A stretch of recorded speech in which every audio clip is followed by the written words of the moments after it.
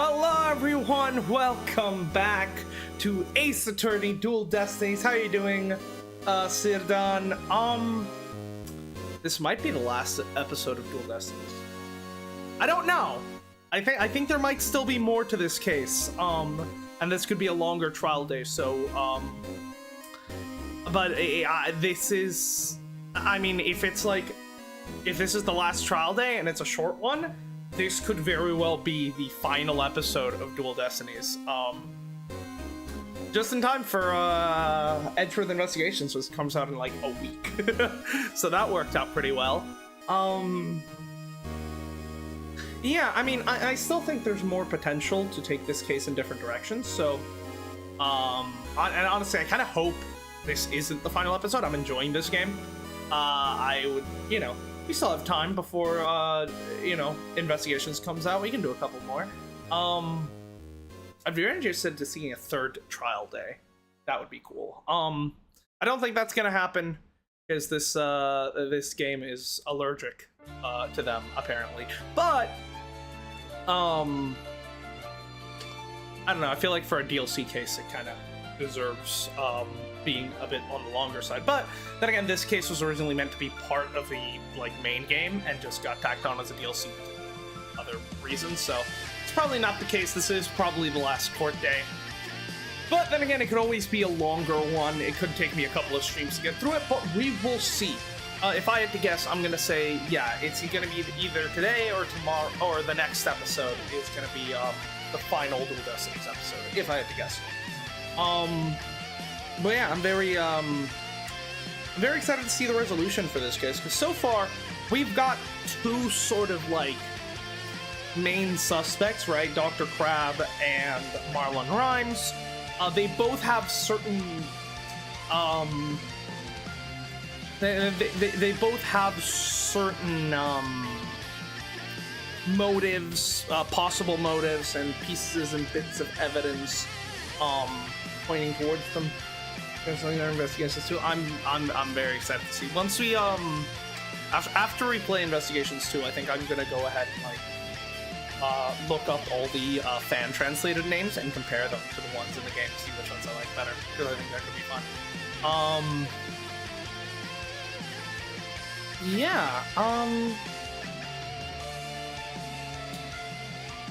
let's just get right into the game. I wanna go through my court record. I'm still making my tea here, so can't exactly start, properly yet. But I do want to at least go through the court record, and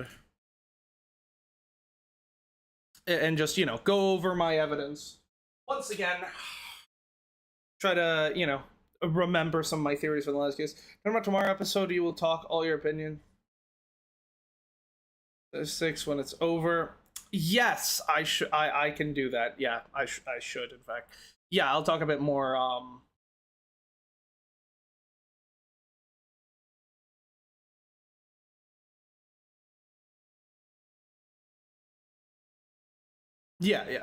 Yeah, I will, I'll definitely do that. I mean, I feel like I've talked about my opinions on this game pretty thoroughly as I've played through it. I don't think my, I think generally anyone that's watched this playthrough has a good idea of what my thoughts on this game are, and I don't think those haven't really changed. But yeah, I suppose it is worthwhile just, putting that in a bit more formal terms. All right, what about Reclaimed? Let's go.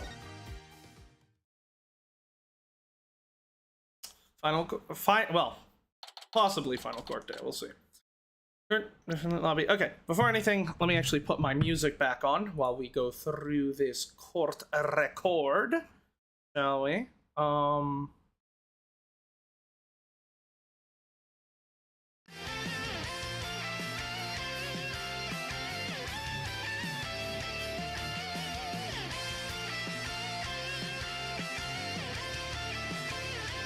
Yeah, okay, let's go through this. Why did I not complain about Phoenix once again?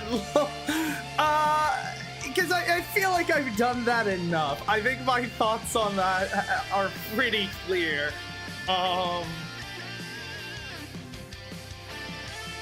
Like, does me saying Phoenix shouldn't be in this game 100 times versus 101 times, does that really make a difference?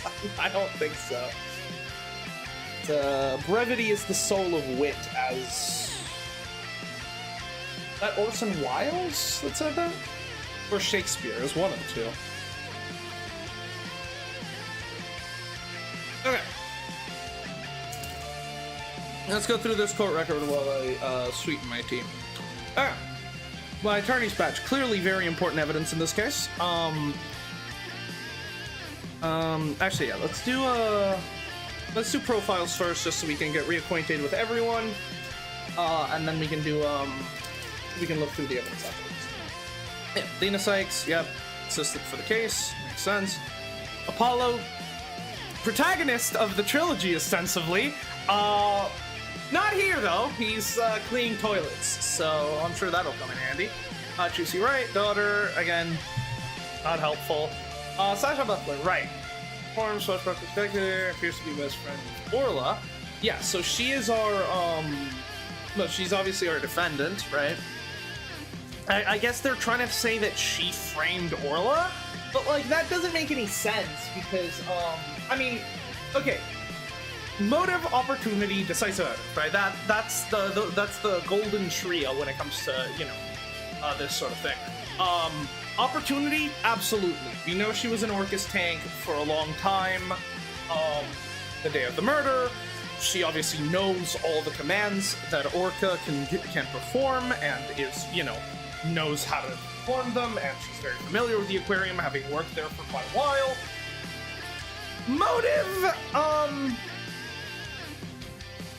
Motive is kind of where it starts to fall apart. She obviously, you know, I mean, there could be something between her and Jack Shipley regarding the death of Azura that we don't know about. But the main thing is that I don't think necessarily she doesn't have a motive to murder Jack. I think she very well could, and I wonder if the prosecution is going to play that angle. I think what she doesn't have a motive for is framing Orla, especially since based on her actions, her framing Orla makes absolutely no sense. And then decisive evidence, I think it's just, yeah, it was just the, like, where she was on the day of the murder. Bobby the Phantom! Orla, we already exonerated you. You're dead. You are worthless to me. Yeah, Marlon is one of my sort of prime suspects right now, mainly because, right, we found the thing that was supposedly belonged to Azra's boyfriend, and we're that was where he was. So we can only assume from there that he may be Azra's boyfriend. Now we know he only started working in the aquarium recently. However, he could have been dating her before he started working at the aquarium a year ago, when things went down, and then yo, let's go. Yeah, see, he could have been dating her before joining the aquarium, and then after her death, he joined the aquarium in order to try to learn what happened. Then maybe he learned that, you know, obviously we know that Orla was supposedly responsible. Maybe he learned that Jack Shipley was somehow responsible for her death as well. That would give him a motive to kill Jack and frame Orla at the same time. That seems like something that would make a lot of sense. Oh, I just noticed a message in the chat. Let me just read that. Just finished sweetening the tea anyways. I'm kind of annoyed that Athena and Pearl are the assistants in this case. I would prefer that they replace Pearls with Trucy and Athena with Apollo. I don't know. I'm perfectly fine with Pearl, mainly just because she hasn't been here in a while. I think it's, you know, it's nice for Phoenix's first trial back to have his old, you know, to have one of his old assistants back. I think bringing back Pearls in this case is perfectly fine. I mean, yeah, I prefer Trucy. You know, but like, I don't mind Pearl being here. I think that's fine. Athena, yeah, I think well, I don't think Apollo should have been the assistant for the case. I think Phoenix should not be involved in this case at all. I think you should be playing as Athena with Apollo as your assistant. So I guess, yeah, technically I agree with Apollo being the assistant. And then in that case, you could have Trucy working, because then, you know, obviously if you're going to have Phoenix as the protagonist, then yeah, I think having Pearls as like the secondary assistant makes a lot of sense, especially since that's the role she played in the original trilogy. And then as for, you know, regular stuff like Athena, and then as for Athena versus Apollo, I am glad that we're getting Athena instead of Apollo, right? If I have to choose between one of the two, this is supposedly like Athena's game, kinda, yet she has like, she gets screwed over by the game at every possible opportunity. Like, any instance where Athena gets more, like, time to do stuff is a win in my book. I'm still holding out hope that if they announce an Ace Attorney 7, it'll be Athena Sykes Ace Attorney. No, that's because it's supposed to be Phoenix case after disarmament. Otherwise, I agree. Yeah, well, that's, I think, the issue, right? I don't think it should be.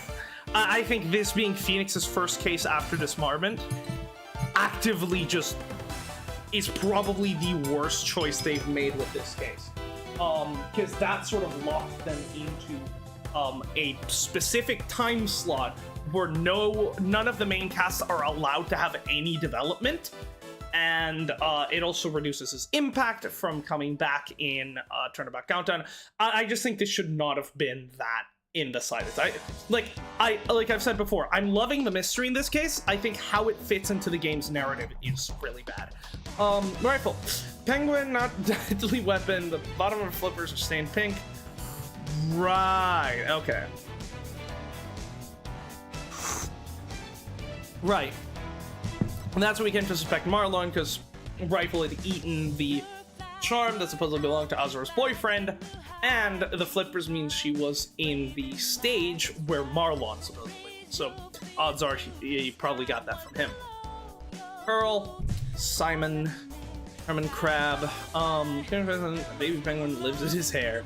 Yeah, Crab is another suspect, mainly because it seems like he had a sort of crush on Azura, so that definitely gives him a motive. And like soon after her death, he sort of wanted Orla to be euthanized, and he was also pushing for it in case of you know, if she got convicted of killing Jack. As for what motive he would have to kill Jack, I can understand his motive for like hating Orla, but I don't see how Jack fits into that. And the main reason why I'm not too convinced about Crab, I feel like the game is sort of throwing Crab at us as a sort of decoy. The reason I don't think it's him is because he's like, after Orla's been proved innocent, he's very clearly been trying to go against euthanizing her, even like paying off the animal rights group and whatever. Like, I feel like that's too much effort to put into something, even like if in reality he does want Orla to die. And the other thing is that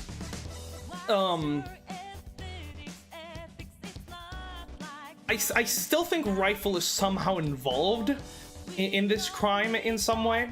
I think I've made a theory about like tracking devices or something like that, and I don't think Herman could get his hands on Rifle too easily because Rifle hates him, so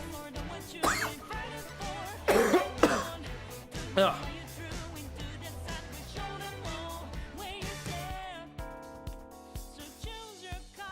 It was dumb, but there was a path they chose, so I would have had for the AJ Caps instead. Yeah, that is fair. To act as like a sort of transition point between Apollo Justice in this game. I can see that. Okay. The whistle, right. Yeah, so Orla can only perform one trick at a time, meaning that singing that was heard, that was not Orla. That must have been pre-recorded, being played through the speakers using the walkie-talkie. Obviously, only aquarium employees know the signals needed to get Orla to perform the trick, so we know the killer must have been an aquarium employee. Fish. Large quantity of fish feeding Rifle the penguin. Not surprising, he is horrible fishy smell. Right, and supposedly Marlon had been feeding Orla, and Rifle, yet not only did we find that Rifle had not, we found that Orla never actually got fed, so what was he doing during that time? Walkie-talkie can be used to broadcast to the aquarium, and we also know, here we go, yeah, Jack Shipley's walkie-talkie, which originally belonged to Azura, was stolen. Now,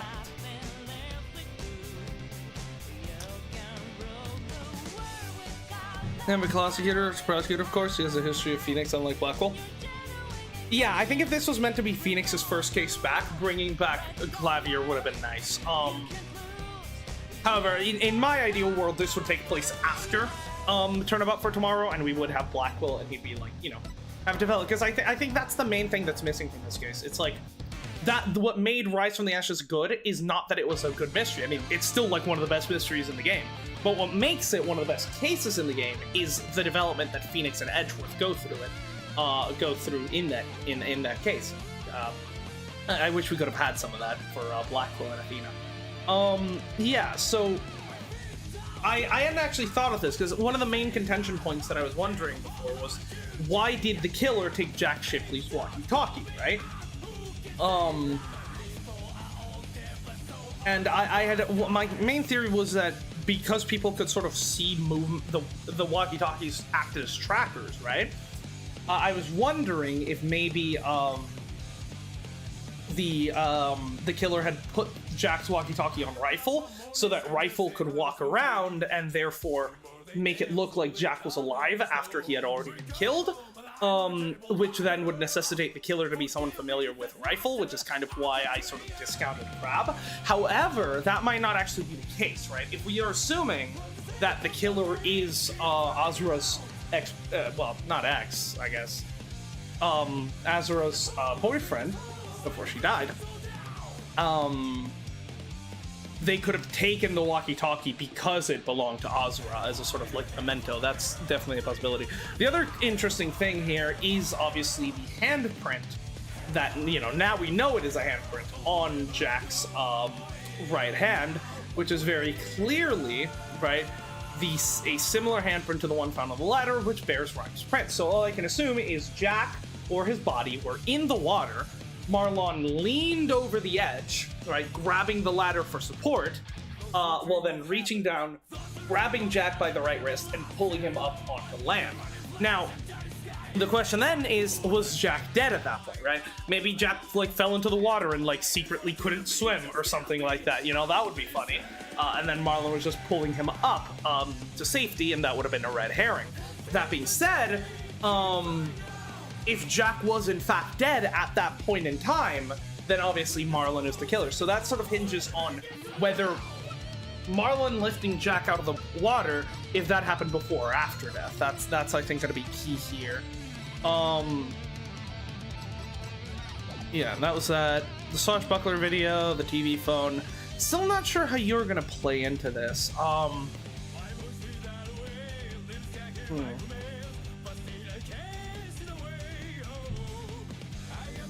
I mean, I guess if, like, you... Nah, I don't know.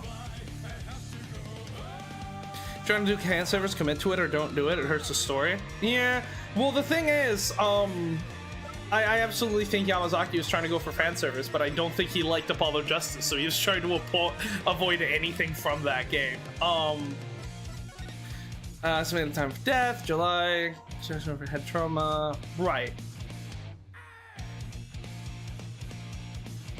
So yeah, it is likely that he was pushed into the pool while it was being cleaned. The question is, was he pushed into the pool early in the morning before, was he pushed into the pool early in the morning, then removed, hidden somewhere, and then brought back once the pool was filled up? Or, but that doesn't make sense, because we know that Sasha spoke with Jack during the pool cleaning, so he must have been alive at that point. Unless his voice had been pre-recorded, but I don't... Pre-recording a whole conversation, that seems difficult to do. So, like, I think it's probably more likely that he,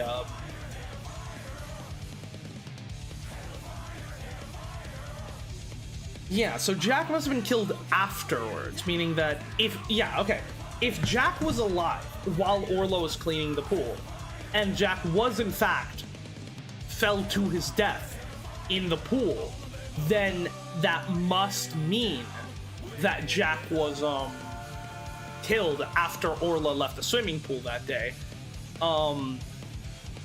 Yeah, interesting. That's the body, we don't need to look at that. Killer whale, right. Year ago, she was killed. Still don't know much about what actually happened there. Skull Rock moved to the show pool during the cleaning time. Right, and that's another thing, right? There was blood on the skull, implying that Jack had hit it when he landed, which means, yeah, if the skull was there when he was thrown into the pool, that must have been after the cleaning took place.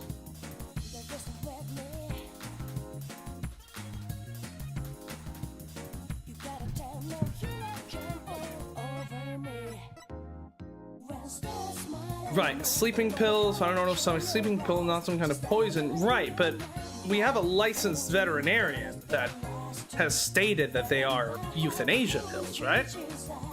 Unless, I mean, okay, either they are sleeping pills, but in large enough quantities they can become poisonous. And that was the thing.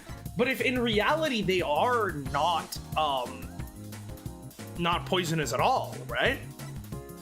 That would actually lead me to believe that Herman Crab, he never actually wanted to euthanize Orla in the first place, and in fact his push to euthanize her was sort of, obviously him and Jack were trying to stop the animal rights group from trying to, or not animal rights group, that's the opposite, animal control group, to try to euthanize her, right? I wonder if he was trying to set himself up for like a backup plan, like, okay, if we fuck up, you know, if we're unable to keep this this animal control group off our heads, you know, off of our neck, and they sort of force us to euthanize it, I can be like, I'm speaking as Crab here, I can be like the, you know, I can pretend that I've been, you know, wanting to euthanize her all along, and I've got these drugs prepared, but in reality, I just give her some sleeping pills, it looks like she dies, the animal rights group is satisfied, and then maybe, like, we can supposedly buy a new orca, and in reality it's just Orla, or Orla can be freed into the ocean or something like that, though generally speaking it's not a good idea to free animals that have lived most of their life in captivity, but I'm not entirely sure, this is a speculation. So yeah, it could have been a thing that, like, Dr. Crab never actually wanted to euthanize Orca, it was actually planning to fake euthanize her to get the animal rights group off of their necks in case they weren't able to pay them off properly. Because we do know that would actually reconcile a couple of things. We know for a fact that Crab had been, you know, he had asked to personally take care of the euthanasia, which, I mean, that could just be like wanting revenge for Azur's death, that's fine. But the fact that on top of that, he was also helping Jack supposedly pay off this animal control group, like, it makes no sense, right? Right, the handmade sign, it was painted by Sasha, and left out in the show stage. It was walked through by Rifle while it was still wet, which proves that Rifle was in that area. And we know that Marlon was there because after she painted the sign, she went to do the pool cleaning, what Marlon stayed outside with Orla. Right, charm right, it's gonna belong to Azur's boyfriend. Torpedo data shows that Rifle ate around 240 on July. Okay, yes. Now the question is, did he eat fish or did he eat fucking or is that just the? I think that might just be the charm that Rifle ingested. I don't think that's actual food.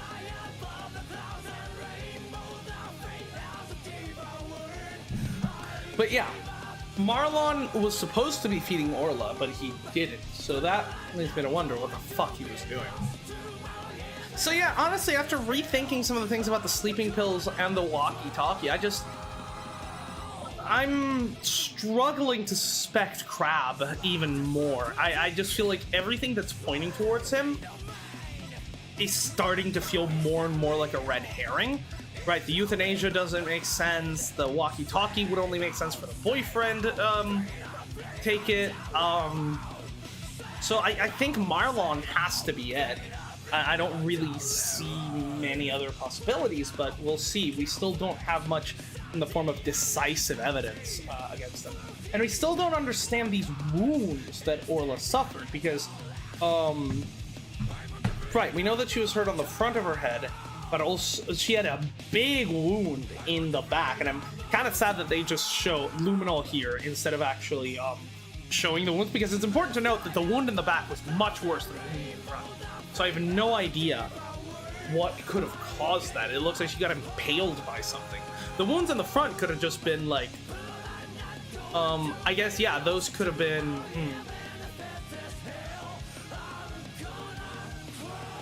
yeah, because I theorized that maybe the pills were meant to cause internal bleeding so that she would bleed out of her blowhole to create the illusion of blood when Jack was attacked, but like, no, that's been disproved. So, yeah, I'm not sure what the wounds on Orla could be. I think maybe the wounds on the front were the ones used to create the blood, but I'm not sure. All right, let's. Oh yeah, and the reason why I'm having a hard time the reason why I'm not just locking in Marlon is that like he seemingly has an alibi at the time where the witness was being set up. So let's see. What? The ship's doctor and Azura are romantically involved? Well, I was very one-sided, I would say. Also, yeah, we can turn off my music now. Unless we want to do a trial with fucking Guilty Gear music. The ship's doctor and Azura are romantically involved?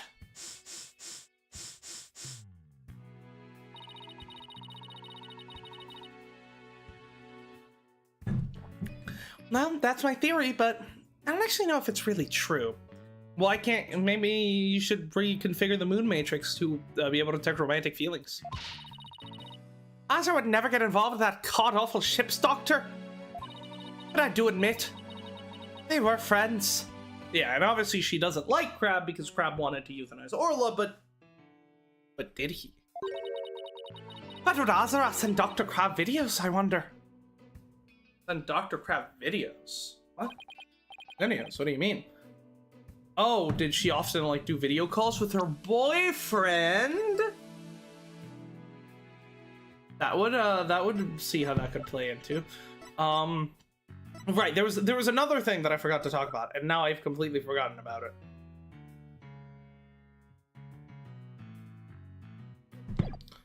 Let me just reread this. Something here sparked an idea.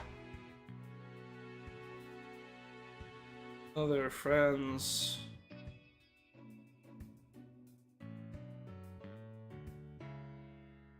I've completely forgotten what I was thinking about. Azura used to send her boyfriend videos of her teaching the orca tricks. Ah, that's interesting.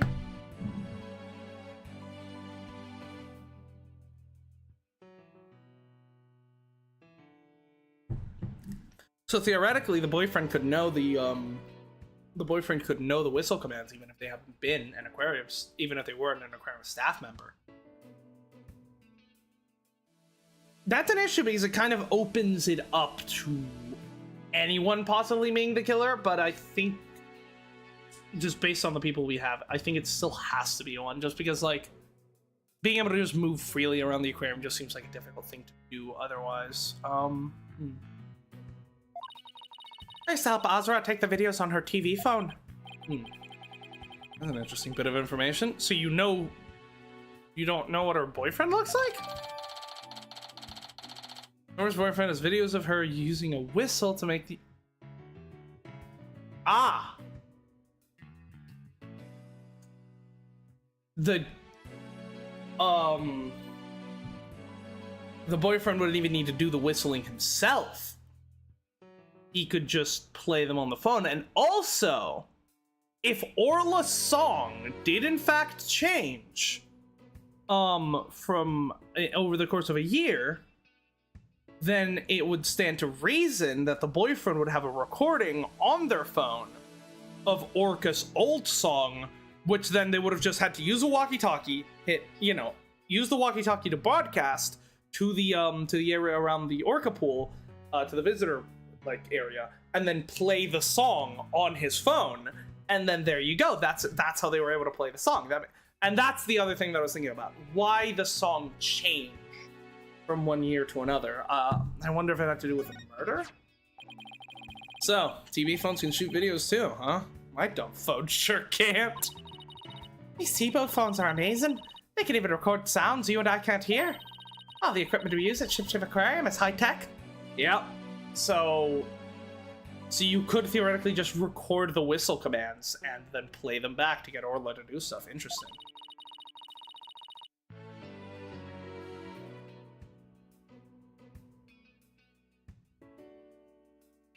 The ship's doctor sends away for all kinds of electronics. All the high-tech stuff Dr. Crab's doing, huh? Anyway, I still highly trust Azra's boyfriend. I still highly doubt Trout. That one's forced. Azra's boyfriend was the ship's doctor. But Dr. Crab found a charm yesterday, and he was really shaken by it. Charm. Hey, leave that alone. That was Azra's charm doing in Rifle's stomach. That charm looked just like your keepsake of Azra's. Yeah, well, she did say she and her boyfriend had matching charms. Were the ship's doctor and Azra really a couple? I can't believe it. No, the question is, how did that charm get in there in the first place? And the only one that Rifle could have gotten that charm from was Marlon. He has to be the boyfriend. I think Dr. Crab will be called as a witness today. There's still so many unanswered questions, but I hope to solve them all in today's trial.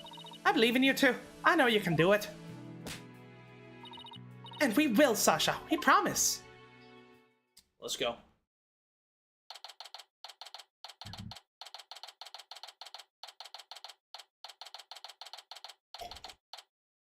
Courtroom number 4. The court is now in session. All rise. Court is now in session for the trial of Sasha Buckler. The defense is ready. Ah!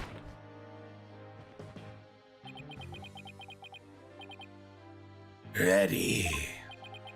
Now I'm completely thrown off. Very good. It appears both the prosecution and the defense are ready.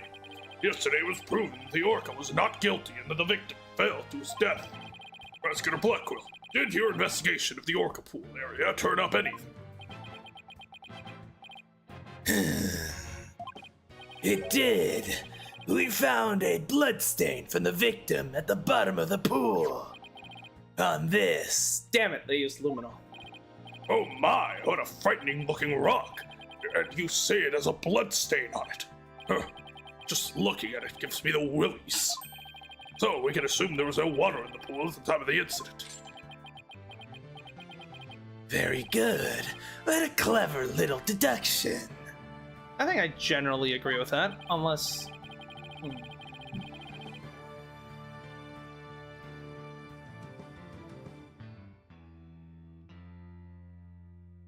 Unless the scene of the murder was a completely different place. Prosecutor Blackwell has completely tamed the judge with his carrot and stick approach. I guess I should have brought a few carrots of my own. Right. Moving along. I have prepared a witness. Buckler was the only one who entered the room, and there was no water in the pool. Yeah, this is what I was wondering about. Because my assumption would be, obviously Buckler would go to perform the pool cleaning. Buckler would have to go in, take Orca out of the pool, then drain the pool, then clean the pool, and then she would refill the pool in and bring Orla back. Right, that should, every step in that process should have been performed well by Sasha and Jack, but Jack never showed up, so it would have been just performed by Sasha. Which means the only time the murder could have taken place would have to be when Sasha was cleaning it, meaning that only Sasha could be the killer. The only way around that is...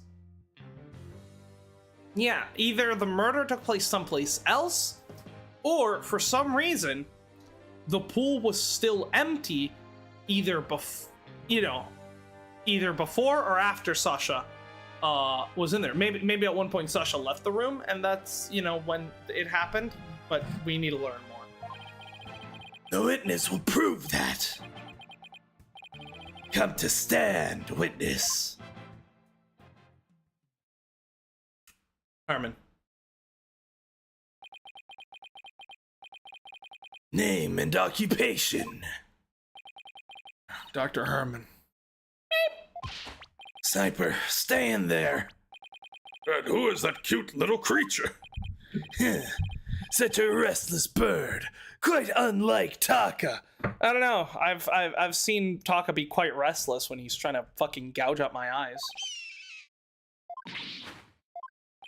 Wow. Chalk one up for Taka. He shut Sniper up with a single sound. God, this is the whole fucking zoo in here. Son of a gun. Dr. Herman Crab. Ship-Shape Aquarium's veterinarian. And, could you tell us the name of your cute little friend there as well? Your Honor, please focus on the case. But it's important to learn all we can about the witness and his cute little penguin. This is Sniper. She is the offspring of the penguin named Rifle. Sniper lives in my hair. She might cause a commotion now and then, but please try to ignore her. I was originally going to call the animal keeper to the stand, but he refused to testify, so I settled on the veterinarian.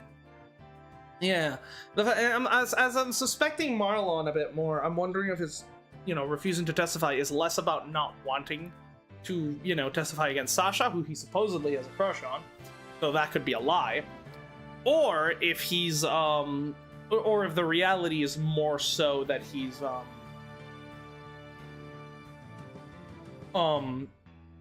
maybe he's maybe he's done a little bit of research and he's seen the reputation that the Right Anything Agency has for extracting confessions out of witnesses, and so he's scared to go up against us. That would be fun.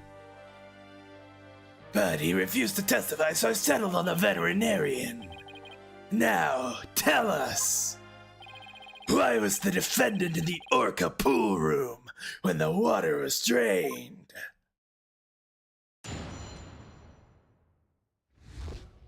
In the Orca pool room. Alright. In the early morning hours of July 20th, Sasha was cleaning the Orca pool room. Sasha and Jack Sipley, the owner, were scheduled to do the cleaning together. During the cleaning, the pool water was drained. While the cleaning was going on, Marlon was taking care of the Orca in the show pool.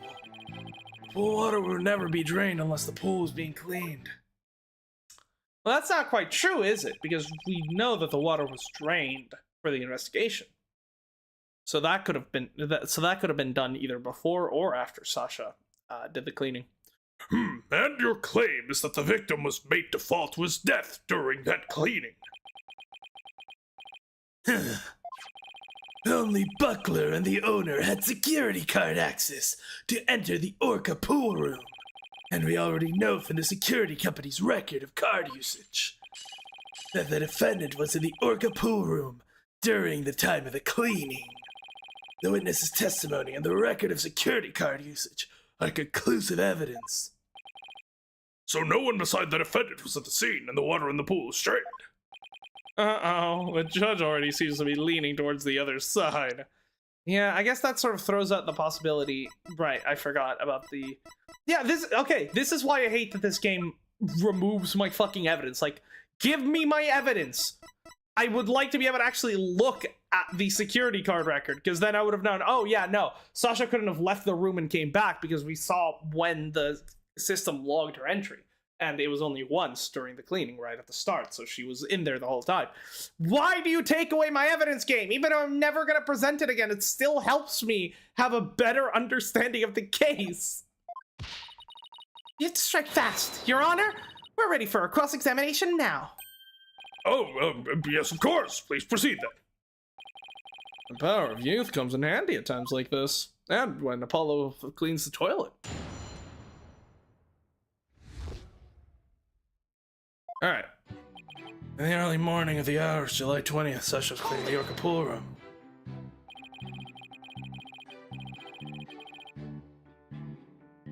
Whoever came up with this idea should be fired? What idea? Oh, the removing evidence. Yeah, it's stupid. Why is the cleaning done so early in the morning? Essentially the middle of the night. I mean, this is a thing that's been in since like the first game. It's just been done, it's just been overused here. Why is the cleaning done so early in the morning? Essentially at the middle of the night. Our aquarium is open every day of the year, without a break.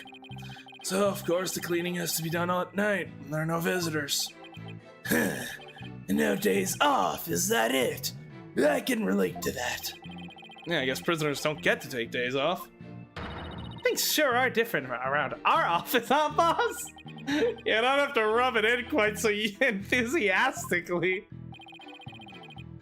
I'm almost convinced it happens in Turnabout Goodbyes. I'm almost convinced there's like some shit like about Gordy or whatever. Oh no, it's definitely been used in the Shu Takumi games. Absolutely. I don't quite remember if it was definitely used in the first game, though I think it was. I'm pretty sure in Turnabout Goodbyes, like the newspaper article about Gordy gets removed or something. It definitely exists. It was just very limited, and it was used to like things that very clearly had no connection to, like, once you had established that a piece of evidence had no actual connection to the case, then, you know, sometimes you would get rid of it. So, was the defendant cleaning alone? No. Sasha and Jack Shipley, the owner, were scheduled to do the cleaning together. Okay. Hold it! But Miss Buckler said that Mr. Shipley never showed up to help with the cleaning.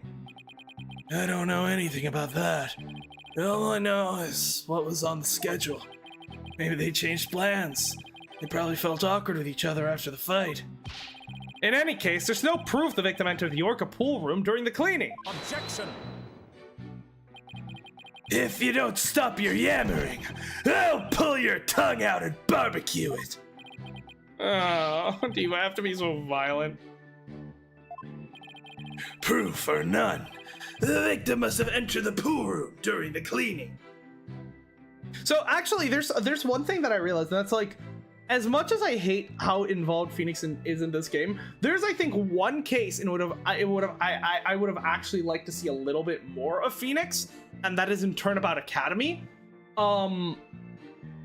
because him and Robin Newman are actually very similar. They're both people who originally just wanted to be artists that then, you know, but were also studying law, who then eventually decide to just do law full time. So I feel like an interaction between the two of them would have been cool, since Robin was very much, Robin was very similar to like, in like her character trajectory to like early Phoenix.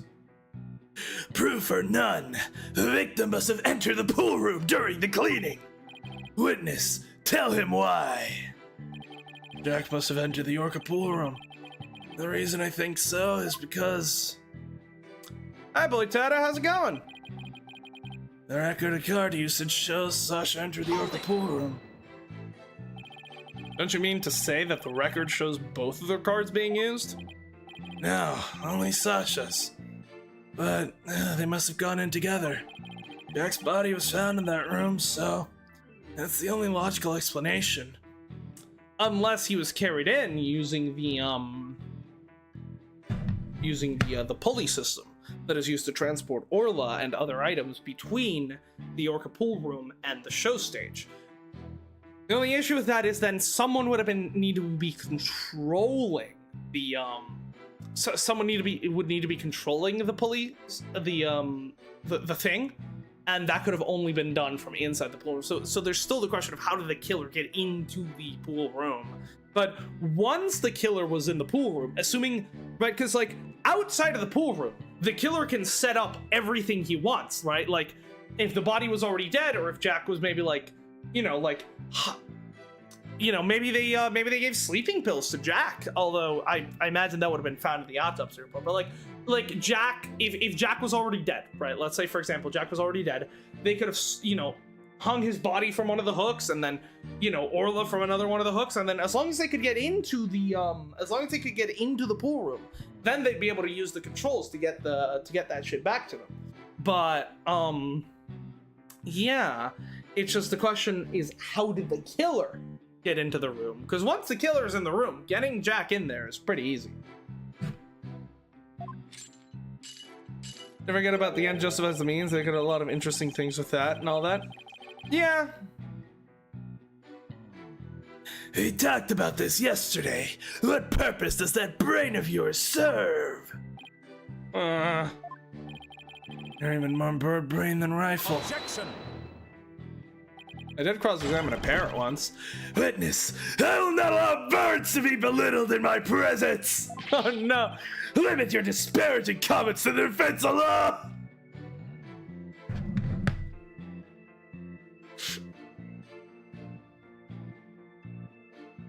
I love that Blackwell just has a soft spot for birds. It's great.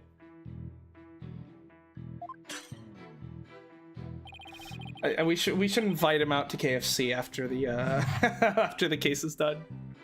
So I get disparaged either way. Great.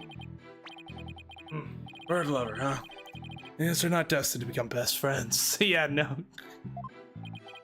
That is fine. All I need is for you to talk about the state of the sea during the cleaning. Alright, fine. I don't know. I think the two of them were made for each other. Yeah, I've even given them similar voices, and I keep sort of mixing them up a little bit. Hold it! Pool is drained. We know that. So the cleaning is done with the pool drained of water. Yes. That's right. They use the hoist there to lower themselves to the bottom of the pool. They can do regular cleaning with water in the pool, but this was an intensive session. I never cleaned my own lab, however. I can see that. Did you think it might be due then? I guess I can't talk though. Well, Sasha and Marlon come in and clean for me on occasion. But I'm too busy myself. I have animals to look after. Like this one, for example. Such an adorable little creature. It lends cheer to this bleak courtroom. Your reaction to Taco was very different, as I recall. The judge is like... There is only pain and suffering in this world. Oh my god, little penguin. Taka is a fine bird too, of course. Please continue, Dr. Crab, quickly now. As I was saying, Sasha was cleaning the Orca pool room. While the cleaning was going on, Marlon was taking care of the Orca in the showroom. Hold it! A very important piece of testimony, that. So Orla was moved all the way over to the show pool. Why is that? Well, it wouldn't do to get her covered in cleanser, would it? Of course she was moved. You don't take a bath while you're cleaning the tub, do you? Excellent point. I usually clean the tub after I take a bath myself. I was assigned to clean the shower stalls yesterday. Bro thinks he's Gato with his random fucking non sequiturs. Holy shit. They were cleaner than an Edo bathhouse by the time I was done. I don't really have much to do in there. I'm just waiting for my fucking execution to come. I'm gonna be honest. It's terribly boring. So like cleaning the showers, fuck yeah, I'll do that shit. I guess Prosecutor Blackwell is the fastidious type. I polished it so well. I bet the inmates are slipping and sliding all over right now. Maybe he's not so much the fastidious type as the prankster type. Look, when Blackwell goes back to prison and the other is like, "What the fuck did you do to our shower?" He's like, hey, look, it's just a prank, bro. It's a social experiment. There's a camera right there. somehow I don't think that's it either. Anyway, cleaning the Orca pool is just like cleaning the tub.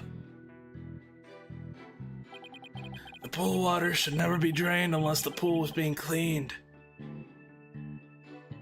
How? I love that this controller just runs out of battery like seconds after I start streaming. It's great. Great stuff. Hold it! There's a possibility it would be drained anytime. There's no possibility it would be drained at any time other than during the cleaning? None. Shut down with a single word. Why are you so certain? Think about it. If the pool water were drained, what would happen to the orca?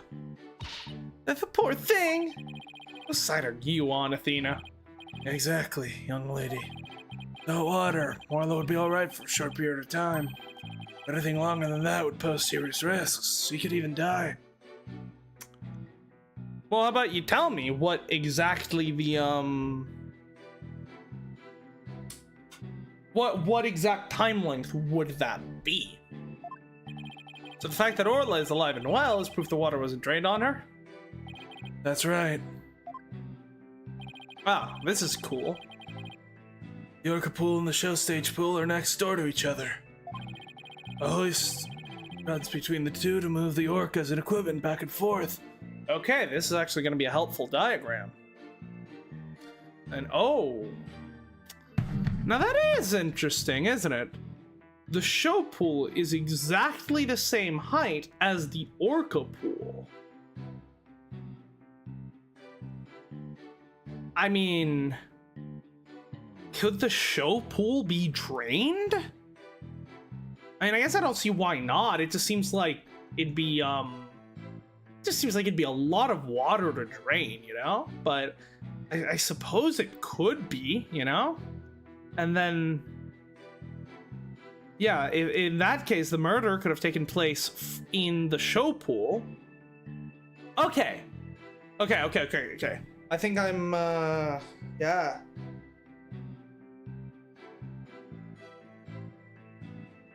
That then... Ah, yes. What does Luke at me say? Svati! Okay. Let me cook. If the water in the show pool was drained, right? We know for a fact Marlon was doing something in the show pool while Sasha was cleaning the orca pool because he was supposed to be feeding Orla, but in fact he wasn't. So he was doing something. Now, what if he drained the show pool's water, pushed Jack Shipley into the pool,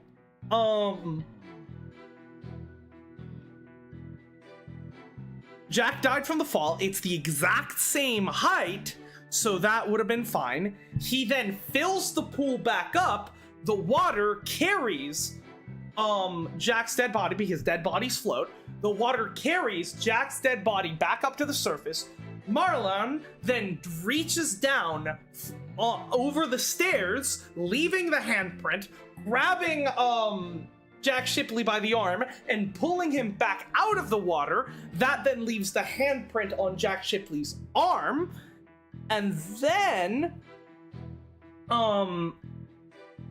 when Orla is due to be moved back into the orca pool, what he could do, right, is well, then there's the you know, the part that I'm still unsure about is how would he then get the body into the orca pool room. I have a feeling he probably hooked the body up to the hoist system, and then assuming he was able to get into the orca pool room somehow, then he would be able to use the hoist system to just bring the body in. The question then is, how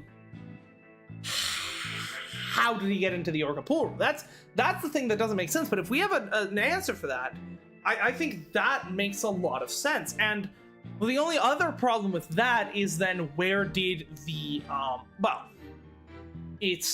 where was Orla when the show pool was drained? Because this, if my theory is right, this all happened during the cleaning, and Orla was supposedly in the show pool. during the cleaning. So I'm not sure where Orla could have been while the show pool was drained. Although I guess this could have also happened sometime after the cleaning, right? If it took place after the cleaning, then Orla would have been in the Orca pool, and then the show pool could have easily been drained without it, you know. That would have made that would have worked. The only question then is, where did the blood on the Skull Rock come from?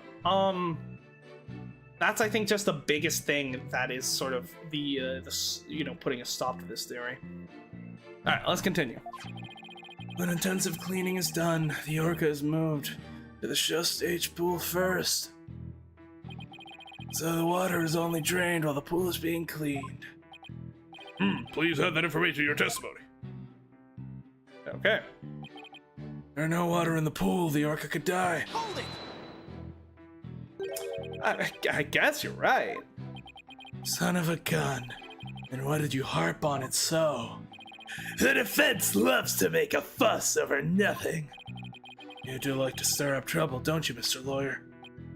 Just like this one. Beep, beep, beep. You're both blue to bad. How rude! Don't compare Mr. Wright to Sniper.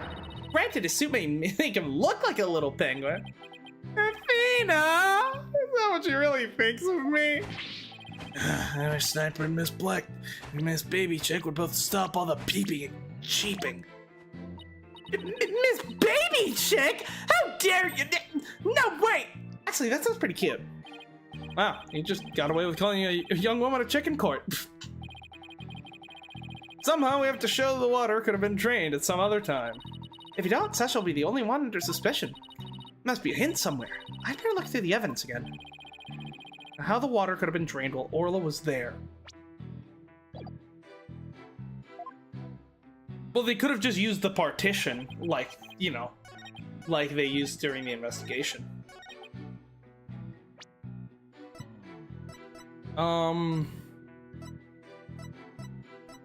Buckler video, TV, phone, Shipley data, killer whale, skull rock, pool bottom. Yeah, pool bottom photo. There we go. If the water in the pool is drained, you say the Orca could die. Is that necessarily true? What are you talking about? There's a way to let the water out without harming the Orca, isn't there? Honor, please allow me to submit this photograph. Look at this photograph! Oh, this is... As you can see, there's no water around the Skull Rock area. If the pool in this state, the victim could have been made to fall to his death. However, there is water on the other side of the partition, and Orla looks just fine. Son of a gun.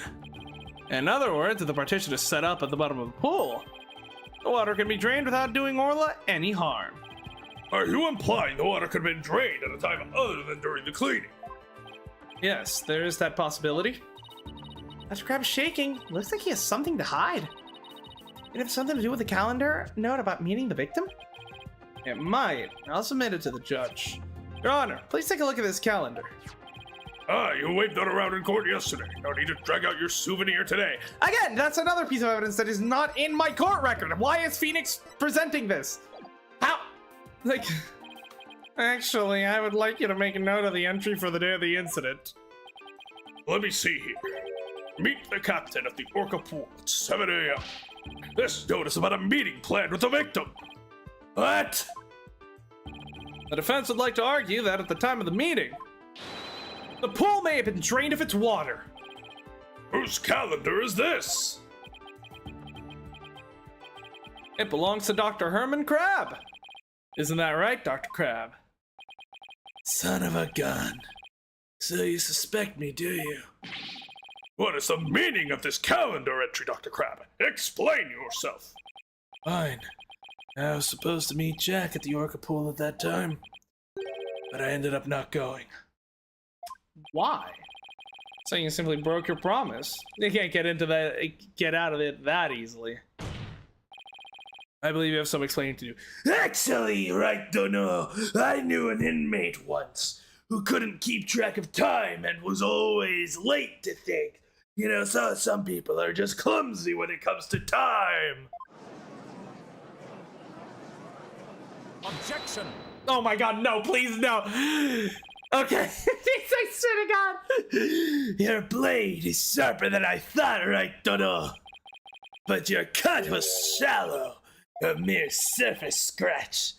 There's a surface no!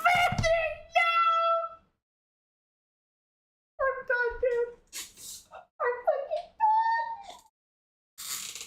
done.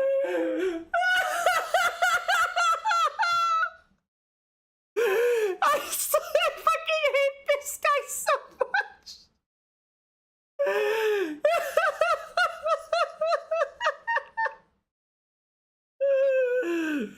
Oh God.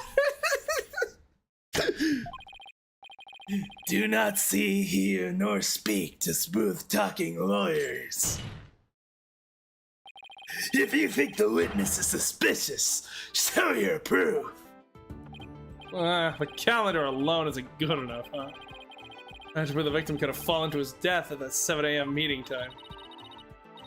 Let's put our head together, boss. The victim could have fallen during the cleaning when the pool was completely drained. Or, using the partition, it could have been at 7 a.m. the water partially drained. What would be the major difference in circumstance between these two possibilities?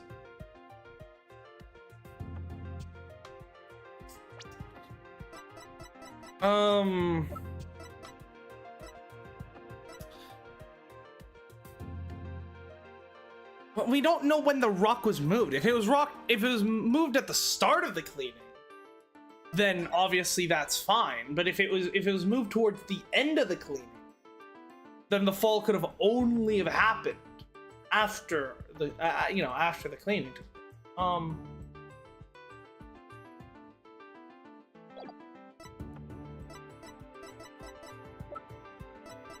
Murder took place after the cleaning, then.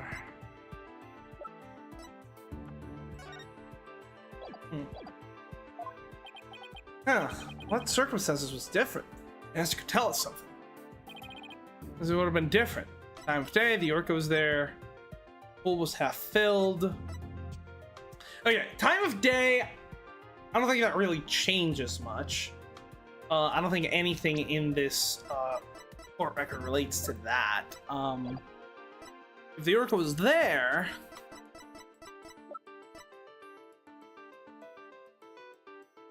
Again, I don't really see...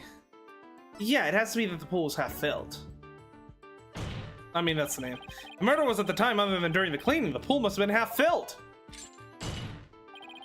I suppose there's half a possibility that the pool was only half filled. But if you wish to make that claim, let's see your proof. Oh, proof? I don't have any proof. In that case, there's more than half a possibility they'll assign you a penalty.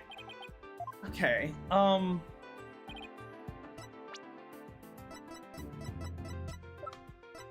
don't think we can prove that Orla was there at the time of the murder. Are we saying that, like, blood splattered on Orla? But it clearly looked like Orla had wounds on her, and that's where the blood came from. Present the fish.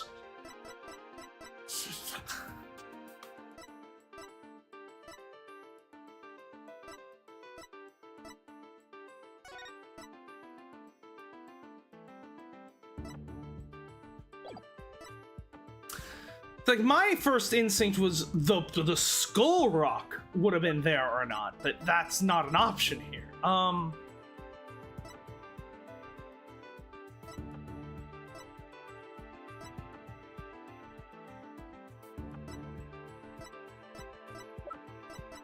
mean, I don't see how the time of day could have any impact, so it has to be that the orca was there. What occurred other than the cleaning deal? The orca must have been there. Oh, you're right. That would mean that Orla witnessed the murder. What's this? You're sheathing your sword so soon? Stop yammering to each other and show me how you wield your sword. All right, then my sword is poised and ready. If the murder was committed at the time other than during the cleaning time, then Orla must have been present at the scene. If I can prove the murder happened right in front of Orla, then I can prove that Miss Buckler's not guilty. I swear to God, if we use a mood matrix on an orca, I'm gonna kill myself.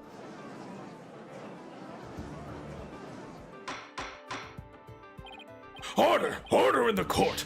Mr. Wright! Are you implying that the Orca was a witness to the crime? That is exactly what I'm implying. And how do you intend to prove the Orca witnessed the murder? What are you going to do? Put the Orca on the stage?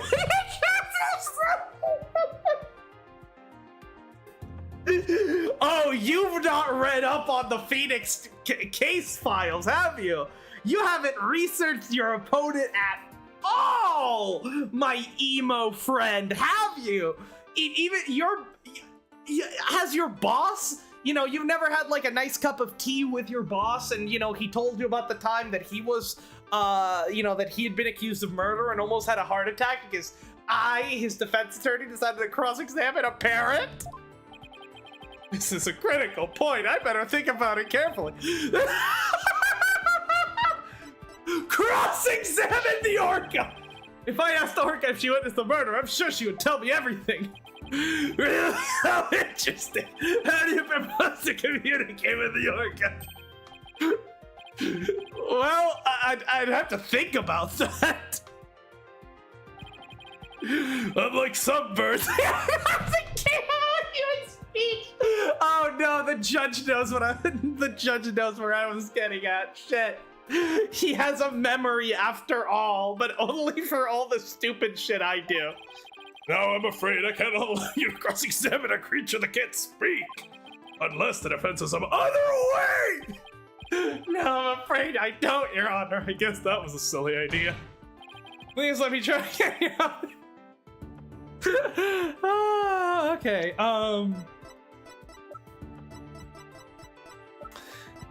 evidence that Orla was in the pool at the time of the murder. I mean, the only thing I could think of is that maybe the torpedo data would have shown something if Orla witnessed, Yes! Or, no, the torpedo data just shows when Orla is in the pool. It wouldn't show what, I don't know if that would help us here. Let's continue with Crab here.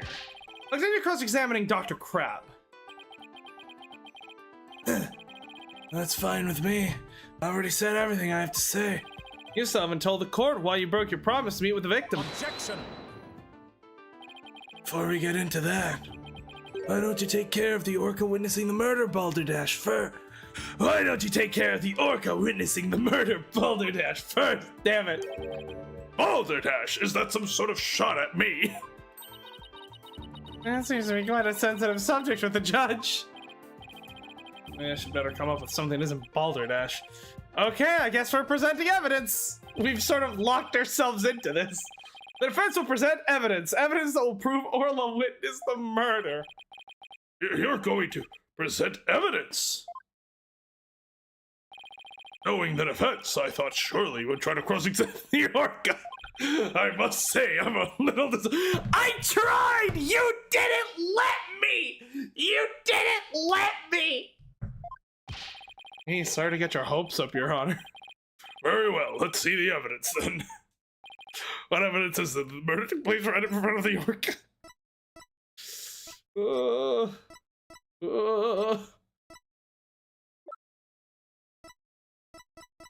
Okay, there are only two things I can think of. Either the torpedo data might say something. Like, you know, I don't know how accurate the torpedo system is. Like, can it like detect like shifts in mood in like can it detect that the Orca was agitated at that specific point in time? The other thing I can think of is the pool bottom photo, that maybe some of the blood on Orla was splashed there when the body was killed, but the body didn't bleed that much. It was mostly internal, so that wouldn't make sense. Then the other thing I can think of is that maybe Orla tried to like obviously Orla would become agitated after seeing Jack die. So maybe she tried to like get over to him by banging her head against the partition. And that it would maybe explain the wounds on the front of her head. That's the only thing I could think of.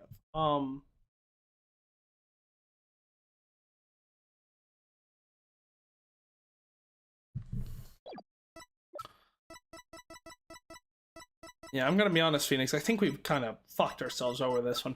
All right, let's go. I'm gonna go with my first thing, the torpedo. I have no idea how that evidence is relevant. I thought maybe if I presented it with confidence, it would all work out somehow. Nothing to say for yourself. It's that hit, Mr. I must have some evidence somewhere that Orla witnessed the murder. Okay, let's go through this one at a time. No, Orla was an attorney in her previous life, Your Honor. I don't think the whistle makes any sense. Nor the fish. No, you have nothing to do with that. Nothing. Head, ceiling, bottom pool, blow head.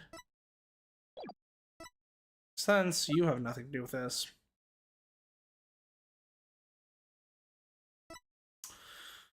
Pool bottom photo. It has to be the pool bottom photo, right? Take that! Yes. This photo indicates where we discovered luminol reactions yesterday. By accident, we got some of the luminol testing fluid on Orla. We were then very surprised to see luminol reactions on Orla's body. Yeah, but there was no blood, but like,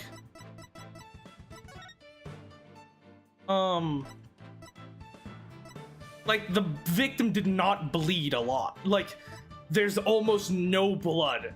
Like, obviously some would have come out, but I don't think it would have fucking splashed Orla. Objection!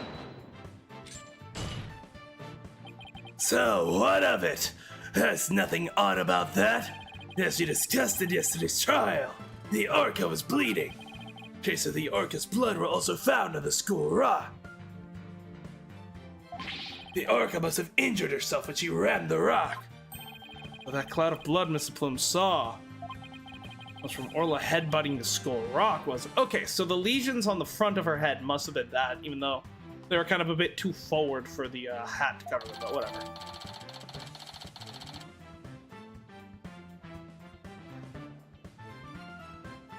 So then, wait, the victim slammed onto it when he fell. Are we sure about that? Do we have we don't have confirmation that the blood on the skull was Shipley's. Those luminol reactions you saw on the Orla are most likely from her headbutting. Yeah, but what about the one on the back? Objection! What's odd is the position of those blood stains. Please take a look at the photograph. Yesterday, Mr. Plume said the blood disappeared when Orla put on the hat. That testimony indicated that Orla's injuries were under the hat area. However, those luminol reactions are in two entirely separate areas from her injuries. This blood stains can't be Orla's own blood from when she was headbutting. Then where did the blood come from? It's my firm belief that it's the victim's blood. The victim was killed right in front of Orla, and the victim's blood splattered onto Orla's body. This feels like a reach. Ah!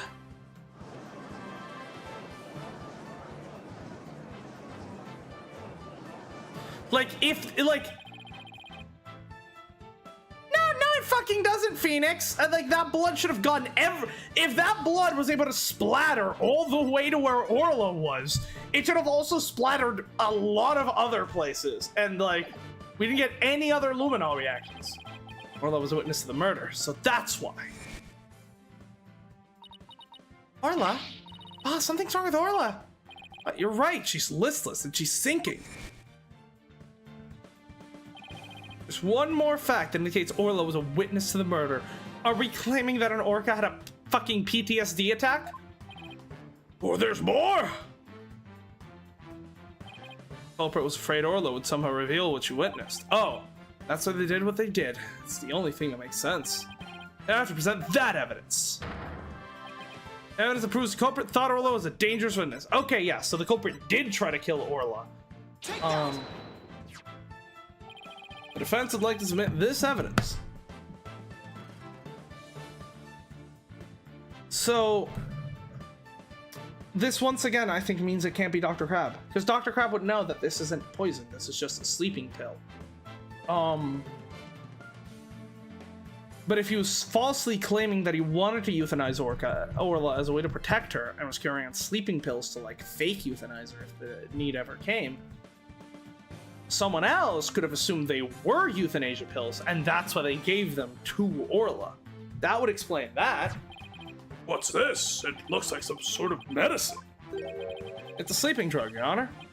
Very powerful one. The sleeping drug was discovered in Orla's stomach yesterday. Culprit tried to drown Orla by putting her into deep sleep. Tried to drown the orca, but why? I dunno. Are you trying to tell this court that the perpetrator tried to kill the orca off to prevent a witness from talking? Yeah, but the orca can't talk. Do you really expect me to defeat me with that feeble attack? My sword has been drawn. I'm not about to sheath my evidence now. Orcas have an enormous potential for intelligence. The possibility that Orla could somehow manage to reveal the truth can't be denied. Cobra believed in that possibility, and that's why they tried to kill her. Yeah, and I believed in that possibility too, and that's why I tried to cross-examine her, but you didn't let me! Dr. Herman Crab, you purchased the sleeping drug, didn't you? What? Does that mean the veterinarian tried to do away with the orca? No, but a veterinarian would better know how to disguise an orca's death. He could even prevent the police from examining Orla's body. And yet he still saved her life. Why, you? Are you actually accusing me of trying to murder the orca? Did he just kick the stand? How dare you! How dare you slander the noble profession of a veterinarian! Ah! Ah! My goodness! One could cut the tension of the room with a knife! Yes, I admit to purchasing the sleeping drug. However, it was subsequently stolen from my lab. That's such a flimsy excuse. No, but it's the truth. It's the truth. What else can I say? Any one of the crew members could have entered my lab. Yes, that weakens my evidence quite a bit. Besides, think about it for a minute. Who was it that treated Orla after she swallowed the drug? It was I. But as I recall, you took quite a while to give that treatment. You didn't even come on your own. We had to go get you. Yeah, because he wasn't aware what was happening. Son of a gun. You just remembered all sorts of little details, don't you, Mr. Lawyer? The orca pool and the lab are far apart. It's little wonder he didn't know the Orla's condition. Well, he could have known through Torpedo. Didn't know. That's highly doubtful. Far apart as they were, Dr. Kraft still had a way to know about Orla's condition. I was like, okay. Take that! I just still don't think he did it. The Torpedo. Yeah, you just had to bring that up, didn't you? With this advanced data system, surely you would have known Orla's condition. Objection! Wait just 1 minute. What is this torpedo? Dr. Crab, how dare you bring a weapon of mass destruction into my courtroom? The Torpedo, or Teleobservation Real-Time Pertinent Data Organizer, is a data system. Unlike yesterday, or until yesterday, Dr. Crab and Mr. Shipley knew about the Torpedo. It isn't legally approved in this country, so it was kept in secret from the police. It's illegal! Dr. Crab, I demand an explanation. Oh no, little the penguin! Oh, look at him! The Crab is the only character that I like in this case that are okay. The rest of you are okay or annoying. I don't know. I enjoy Marlon and Sasha. Yeah, the plume is definitely annoying, but I think that's the point. Son of a gun. You and your big mouth, Mr. Lawyer. Yeah, it's true. I'm using an illegal system to monitor the creatures at the aquarium. The system uses sensors like these. And yeah, there's one in the orca pool too. Yeah, but if it was in the but if the water had been drained. Yeah, this happened with when the water had been drained. So if the monitoring system was like in the chest or something, then it wouldn't have been able to work, I'm guessing. Those sensors send sound waves through the water to gather data on the creatures. Yeah, but where exactly in the tank was this sensor placed? It finds abnormalities in their condition. Torpedo alerts me of the sound. Oh my goodness, how very high tech. But if it's illegal, I will not turn a blind eye. This matter will be appropriately dealt with at a separate time. Now then, Mr. Wright, please continue. Don't worry, I'll defend your fucking aquarium. With the torpedo, I'm sure Dr. Crab noticed the danger Orla was in, but he made no attempt to come to her aid on his own. The reason for that is that Dr. Crab wanted Orla dead. The torpedo didn't give me a warning message. That's why I didn't know there was anything wrong with Orla. And yeah, because the pool was drained. Sensor in the Orca pool wasn't working during the police investigation. Objection! Can you prove that statement? Yeah, he can. Objection!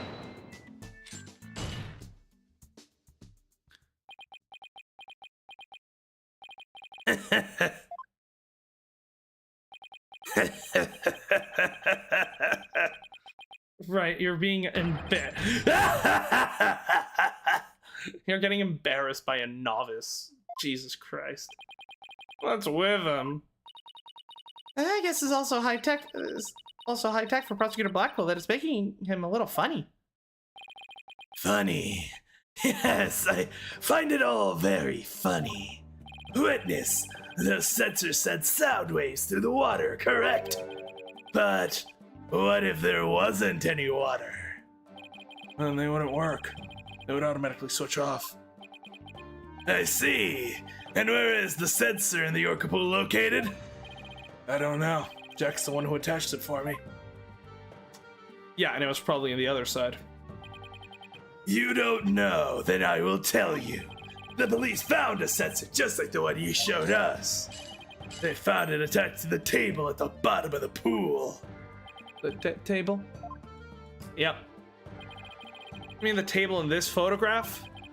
That's right. Don't you get it yet, right, Dono? The table is on the Skull Rock side of the partition. Yep.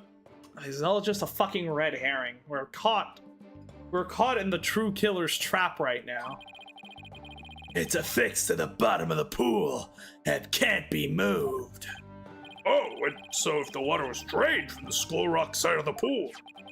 Precisely. Without water, the torpedo sensor would not work. Witness, where did that sensor automatically switch off? Hang on, I'll look it up. The only time lately were during the cleaning 2 days ago and the investigation yesterday. Of course, I knew the pool would be drained when they cleaned it, but I had no idea they drained it for the investigation. No one let me know. That's why I didn't know about Orla's condition yesterday. Dr. Crab really did want to save Orla? Yeah, that's what yeah, Phoenix, stop being stupid. This is why you shouldn't be the playable character, so you can be smarter. Do you hear that right, Dono? Yeah, the water can be drained without harm to the Orca if the partition is used. But if the water is drained from the Skull Rock side, the sensor turns itself off. If the sensor was always on except for during the cleaning and the investigation, it means there must have been water in the pool at all other times. It is never drained. I see, okay.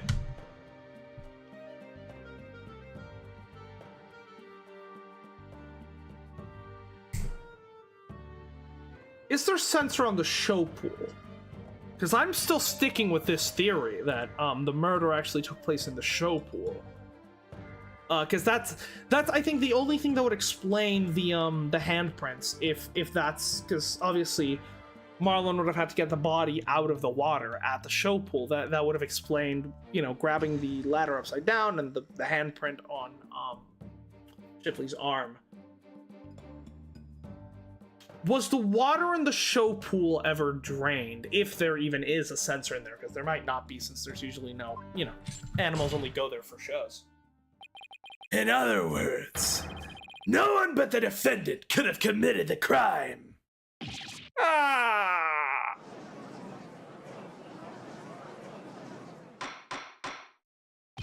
Order in the court.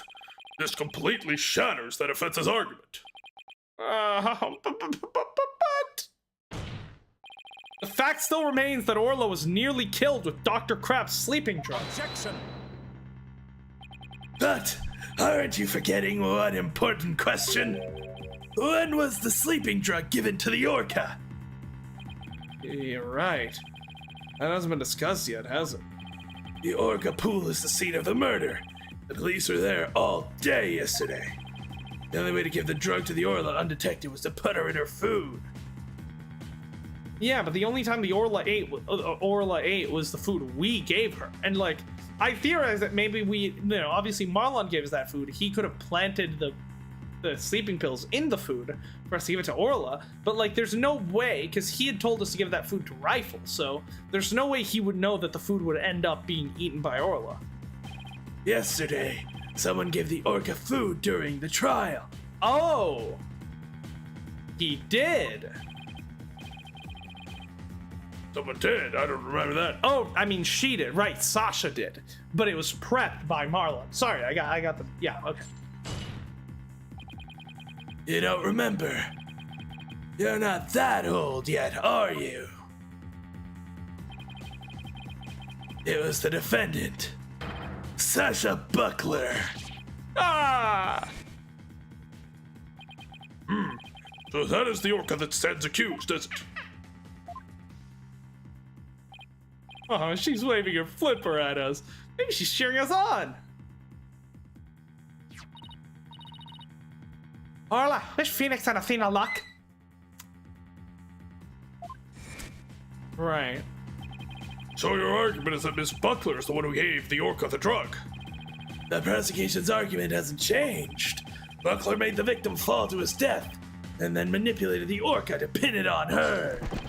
Still not satisfied, she further planned to kill the Orca with the sleeping drug. So then why hire us to defend Orla? Why not just let Orla be convicted of the murder? Convicted. You can't convict an Orca. Now I'm hearing reports of Dr. Crab feeding Orla. We didn't have a hand in Orla's death murder. Why are you still on this, Phoenix? Is there anybody else who could have fed Orla besides such a... Yeah, Marlon fucking Rhymes! If it's true the defendant is the one who fed the sleeping drug to the Orca, then that places even more suspicion on her than ever. Objection! Oh, thank God, Phoenix. The defense objects to the prosecution's claim. Well, you still haven't admitted defeat. Also, ever since I learned that Phoenix's new voice actor is Teddy from Persona 4, I cannot just unhear it. God damn it. Prosecutor Blackquill, I don't appreciate the way you only mention the parts that are convenient for you.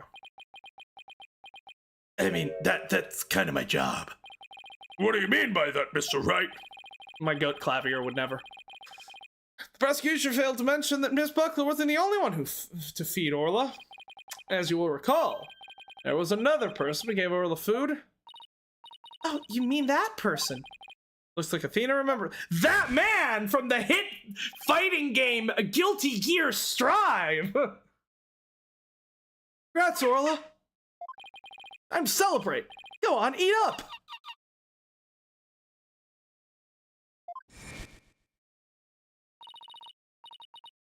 Oh, Mr. Wright, no! I don't want to believe it either. Nah, he's definitely not worse than he was in the trailer. He's definitely a lot better. For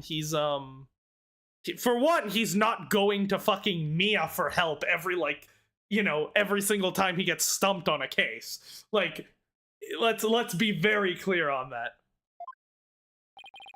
Person who fed Orla during the trial was Marlon Rhymes. Please recall when Orla was found not guilty yesterday. Marlon Rhymes gave the Orca a large quantity of food. The sleeping drug was mixed in with that food. It could be given to the Orca without arousing police suspicion. Now that you mention it, I do remember that flip-flopper feeding the Orca. Flip-flopper.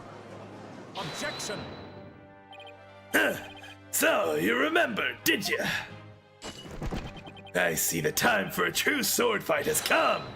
I call Marlon Rhymes to the stand.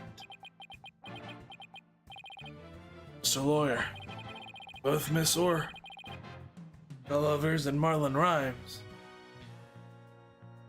Both Miss Orca Lover and Marlon Rhymes are important members of our crew. I don't want to suspect either of them, but I'm ready to accept whatever truth you find. I can respect that. Here, take this. The charm. It's the charm that matches the one Azura Samur's had. isn't it? You and Miss Summers were romantically involved, weren't you, Mr. Crab? What? No, of course not. Sorry to disappoint you. This doesn't belong to me. At the time, I thought it was Ozra's, so I grabbed it. It wasn't hers. Now it's up to you, Mr. Lawyer. Figure out whose charm it is. I will. Thank you, Dr. Crab.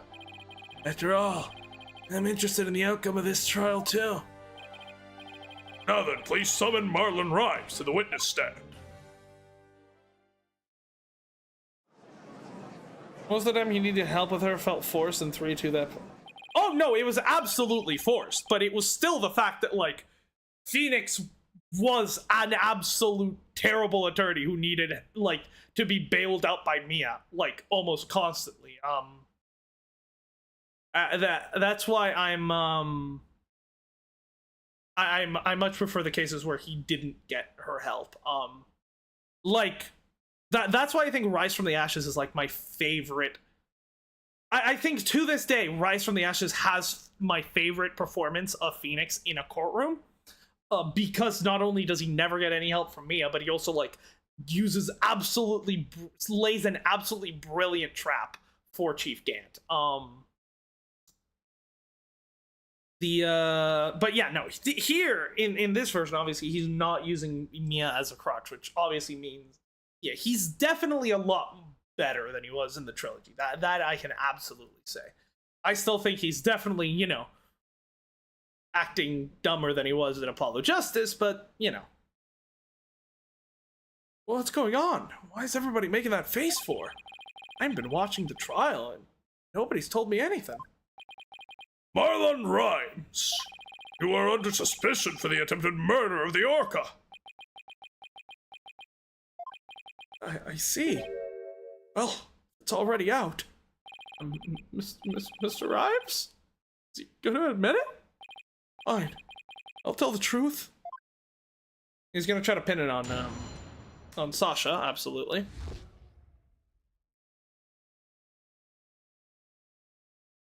Didn't get her help in 1-3 and 2-3. Okay, yeah, but 2-3 is Big Top. We don't talk about Big Top.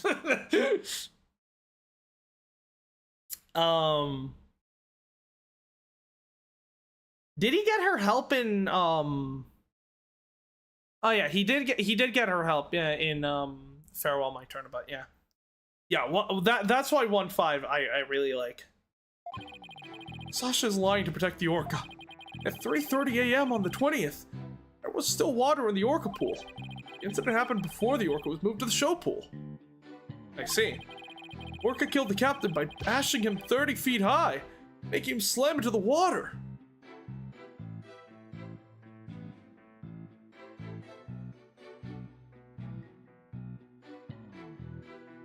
What is bro babble?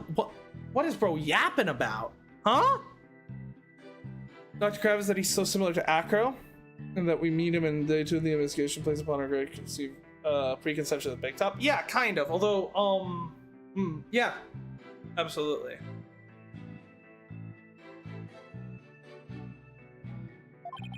So I thought that Orca should pay the consequence. I definitely suspected Dr. Crab, but mainly just because I thought he was like, just because I didn't have any, like, I didn't know anything about it. But yeah, no, I've been pretty much on the Marlon train ever since the last investigation. I thought the Orca should pay the consequences. Now we're back to the Orca again? I did not see that testimony coming. Now wait just a minute. Yesterday Orla was proving innocent. Besides, you said Orla was in the show pool during the cleaning. I don't want to sell Sasha out. That's why I didn't tell the truth. But the fact is, all 3 of us, the captain, Sasha, and me, were cleaning the pool. But Dr. Crab and Miss Buckler both said you were at the show stage. Well, the only thing Dr. Crab knew about the cleaning was what I told him. I didn't give him the whole lot of details either. Maybe he misunderstood. Sasha's lying to protect the Orca. She can't tell the truth. Sasha put blood on the skull rock herself to make a fake blood stain. I think it's pretty brave of her to let herself get arrested to protect the Orca. Mr. Rhymes, how could you lie like that? It's the truth. Besides, wouldn't it be better for you if I wasn't lying? Yorka did it. You win your case.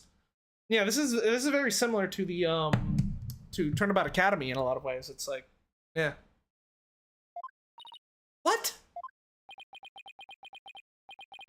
It's all very hard to believe. Well, I believe in my client, and my client believes in Orca, so by the transitive property, I must believe in Orla as well. But if Mr. Rhyme's story is true, Miss Buckler would be innocent and the Orca would be the killer. Meaning if we turned our backs on Orla, we could save Sasha? Having a witness lie to save your own client? What a dirty, underhanded tactic, or I don't know. Objection! Yesterday, the defense proved Orla was not guilty.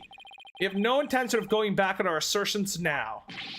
What are you saying, Mr. Wright? All you gotta do is admit the Orca did it and Sasha goes free! Isn't a lawyer supposed to act in his client's best interest? But that wouldn't be acting in her interest. Miss Buckler believes Orla is innocent. And we, of course, believe that Miss Buckler herself is innocent, too. Acting in the client's best interest is an important part of the job as lawyers. Using dirty means to win a verdict would destroy our client's faith in us. That's right. We believe in both Miss Buckler and Orla's innocence. Huh? I just don't understand how you can treat a human and an Orca equally. Sasha or the Orca. You can only save one of them. I don't know about that. Yeah, and he obviously wants he obviously wants Orla dead for what happened to Azura. No, that's true. No wonder I like this case. I like Turnabout Academy too. Yeah, that is definitely a parallel there. So and I guess this is the one good thing that I can sort of maybe assume comes from this case being placed here, and that is that if I would like to imagine that the reason Athena was able to trust Hugh in Turnabout Academy was essentially taking Phoenix's example here of trusting that Orla was innocent, right? And like, you know, not taking the easy innocent verdict. I think I can save them both. All I have to do is disprove your testimony. Oh, yeah? Then go ahead and try. I will do just that. Also, hi, Sakachi. Can't wear down his testimony. I won't be able to save both of them. I have to find a weak spot and start tearing. Rip and tear until it is done. Truth.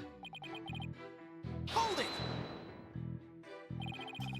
What exactly do you claim Miss Buckler is lying about? Sasha put the blood stain on the skull rock and stuff herself as false evidence. She left fake traces to try and save the Orca. Objection! Witness, if you keep talking nonsense, I will seal your mouth shut. Yeah, Blackwell knows a thing or two about taking the fall for someone else, doesn't he? There's me, who doesn't like any of the post-AJ cases. The defense supports the prosecution's idea. But Mr. Wright, my testimony helps your client. You ought to be happy. I want to say both Orla and Miss Buckler. I won't accept anything else. Now that that's understood, please continue with your testimony. Pirate Slim Shady's about to go down. Fine. There's still water in the Orca pool. Well, we can double check that with a torpedo, can't we? Hold it! When the victim was killed, how much water was in the pool? It was before the pool was drained for cleaning, so it was full. You went into the Orca pool and saw this yourself?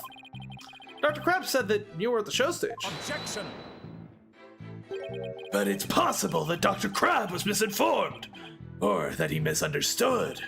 The witness clearly already explained this. Why are you taking this meaningless tack? If you want to play games, Taka here would be more than happy to play with you. We'd better be careful how we press the witness. Taka is watching us like a hawk. Witness, continue. The incident happened before the pool was moved to before the Orca was moved to the show pool. Hold it! So, you're saying the incident took place before the cleaning began? Yeah, I guess so. Captain, Sasha, and I were going to do the cleaning together. It's much more efficient than trying to have just one person do it alone. I mean, that makes sense. In the defense's case, however, more lawyers means simply more lawyers and nothing more. Yeah, that's because you haven't seen our badass fucking triple objection yet. What? You're one to talk. All you have on your side is a cantankerous bird. What about me? I'm up here all alone. You people done? This is a court of law. What the fuck is wrong with you people? You need the witness to keep you focused. For shame, or I don't know. Hey, I was the only one who kept my mouth shut. Anyway, the incident happened in the orca pool before the cleaning started. Orla killed the captain by bashing him 30 feet high and making him slam to the water. Right? Hold it! Can an orca even do that? Instead of a person flying up into the air like that? Yep, of course. I've seen orcas bashing seals 60 feet into the air. I don't think that's a thing. So naturally, Orla could do that to the captain too. What a frightening thought. You mentioned that so casually, Mr. Rhymes.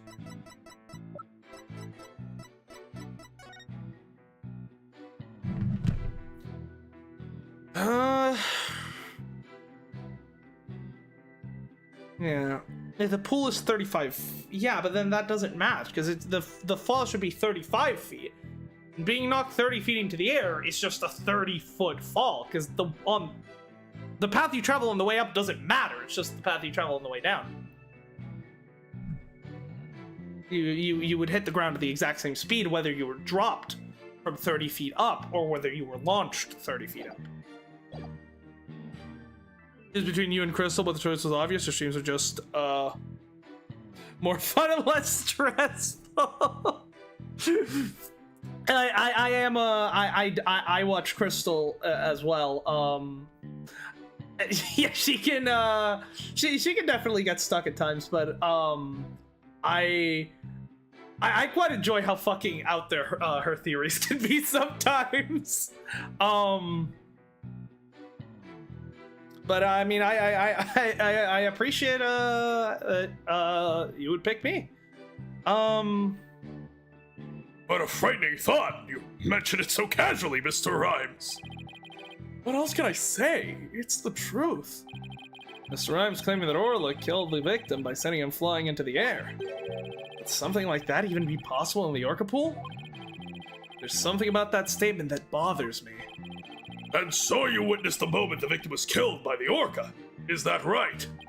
Exactly. So I thought the orca should pay the consequences. Okay. Hold it! But you did. Just not about this incident. And that's why you put the sleeping drug in Orla's food. Ahoy! Yo, yo, yo, yo, ho, ho! Sasha could be found guilty if we let her be, but if the orca died, Sasha could go free!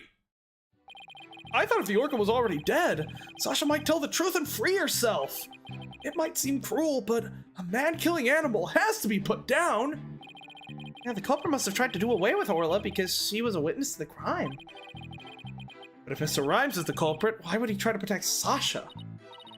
I'm sensing a very complex emotions from Mr. Rhymes. So to this point, I'd sort of been assuming that his feelings for Sasha were sort of fake. Because obviously, I think he's sort of trying to infiltrate the aquarium to find out what happened to Asura and get revenge. But maybe he did actually develop feelings for her. That's entirely possible. I need more information before I can do a proper analysis. I gotta tear down his testimony, then I guess I have to present evidence. Of course, we don't believe Mr. Rhymes' testimony. He's suggesting the murder took place in the orca pool. Unless we can disprove that, we won't be able to save both Orla and Sasha. Okay.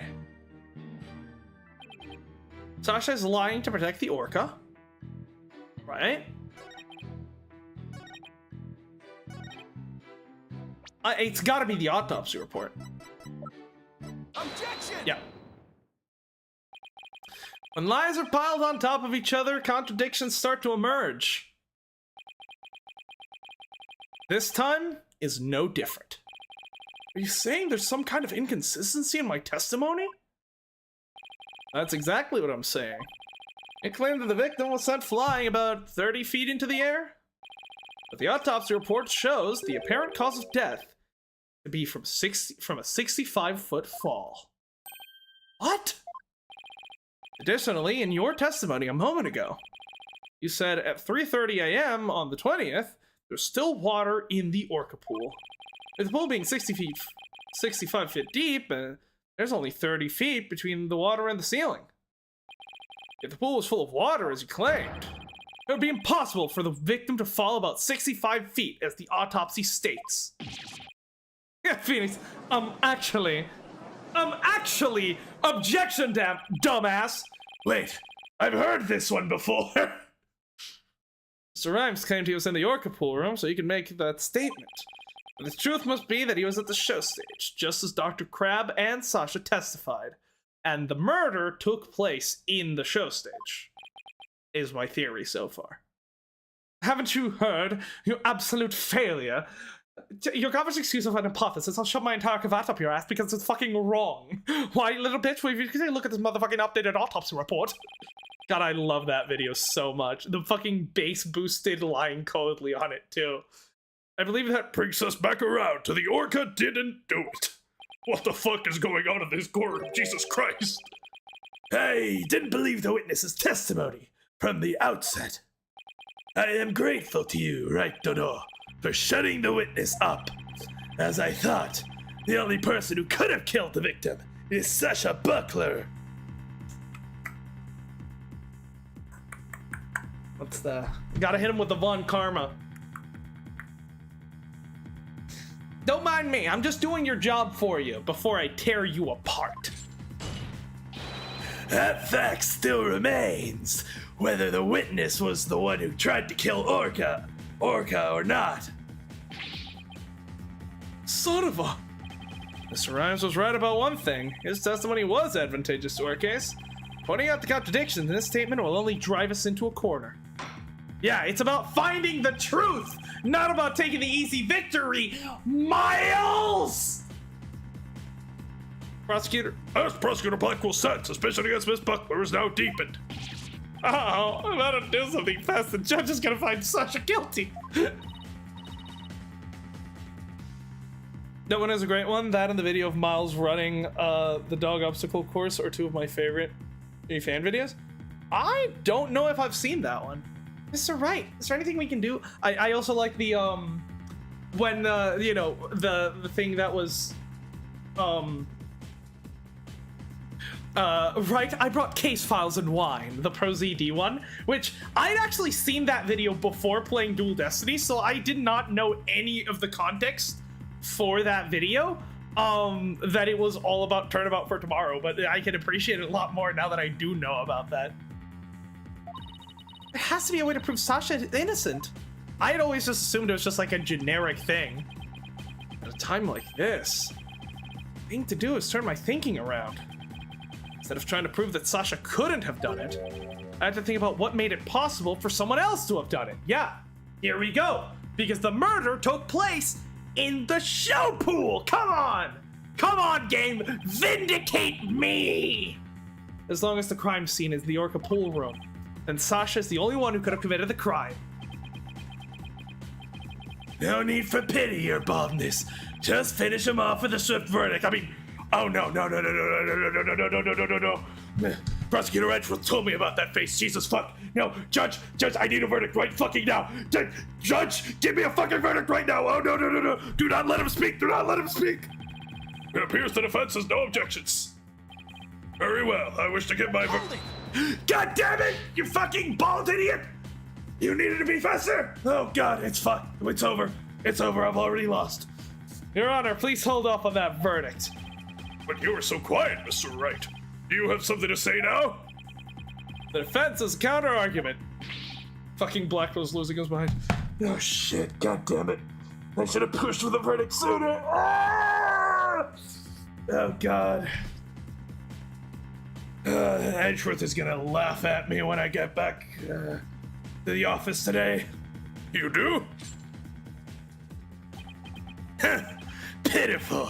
Such desperation. You look pale. Are you sure you're prepared to make this counter-argument? The worst times are when lawyers have to force their biggest smiles.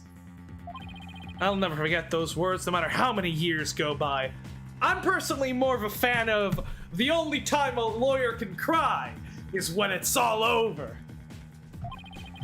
Even though it's probably just a bluff, I'll give it to them with a smile. What if the scene of the crime was somewhere else? That's my goat. That's my 7-year undefeated poker champion right there. The scene of the crime. Somewhere else. What? You're finding fault with the police investigation now. Actually, yes. You got outdone by a fucking 17-year-old with a fucking home bottle, with like a home fingerprinting kit that I got from Emma Sky like 9 years ago or something. As I understand it, the prosecution's argument is as follows. Emma Sky, even when she doesn't show up in the game, saving the fucking day, being the best assistant in the series. Let's fucking go. The scene of the crime was the Orca pool room. Only the defendant and the victim entered the room when there was no water in the pool. Therefore, only the defendant could have committed the crime. That is correct. But if the scene of the crime was not the Orca pool room, then somebody else other than the defendant could have committed the crime. Are you sure you know where you're going with this? I might not be too sure, but I can't back down now. Mr. Wright, I hope that I'm wrong, but this isn't one of your bluffs by any chance. Ha ha ha! Of course not! The judge knows me far too well. And do you have a theory on where the actual scene of the crime was? Yes, of course. Think, Phoenix, think! A place other than the Orca pool where one could fall to one's death.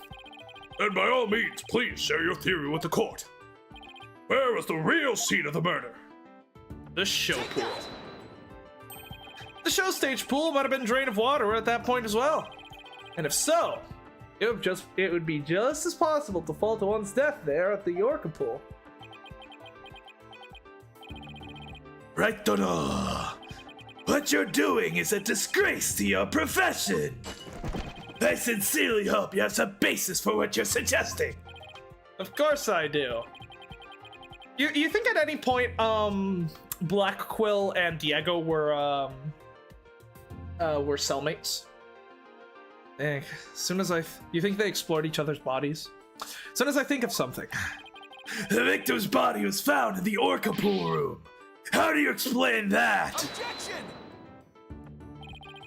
How about if, after the victim was killed in the show stage pool, his body was moved to the Orca pool? How about if? What kind of presentation for your argument is that? You would better have a reasonable explanation how the body was moved. There's no turning back now. I have to think of the way the body could have been moved. Something in the scene that could have been used to move the body. Yeah, the tarp. Take that! The hoist runs between the Orca pool room and the show stage. A stretcher can be hung from the hoist to move things like Orla or the Skull Rock. A stretcher could have also been used to move the dead body. Yes, if the stretcher can move the Orca or the Skull Rock, it seems likely it could also move a dead body as well. Wow, somehow that worked. I just might be able to pull this off. Let's go. We're back to bluffing. If the show pool was the scene of the crime, somebody else could have done it. Objection! You desperately spew conjecture, and now you even make up a crime scene. Oh, Ah! Not again! You don't have the soul of a warrior.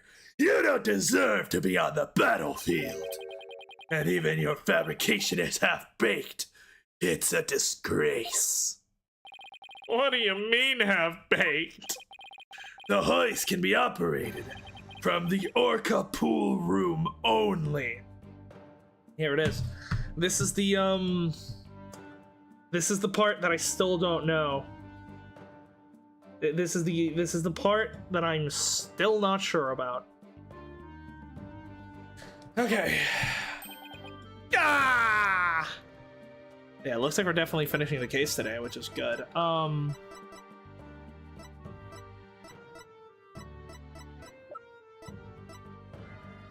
Is the skull rock hollow? Could the body have been stuffed inside the skull rock? That feels a bit much even for this game. Yeah, because like the killer could have just set up the body in the stretcher while they were still in the Orca pool room. I mean the show stage room.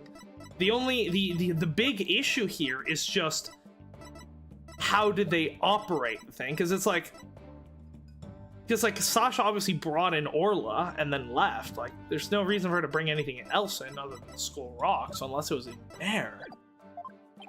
And the only person who entered the Orca pool room was the defendant. So even if the body was moved, the only one who could have moved it was the defendant herself. Ah!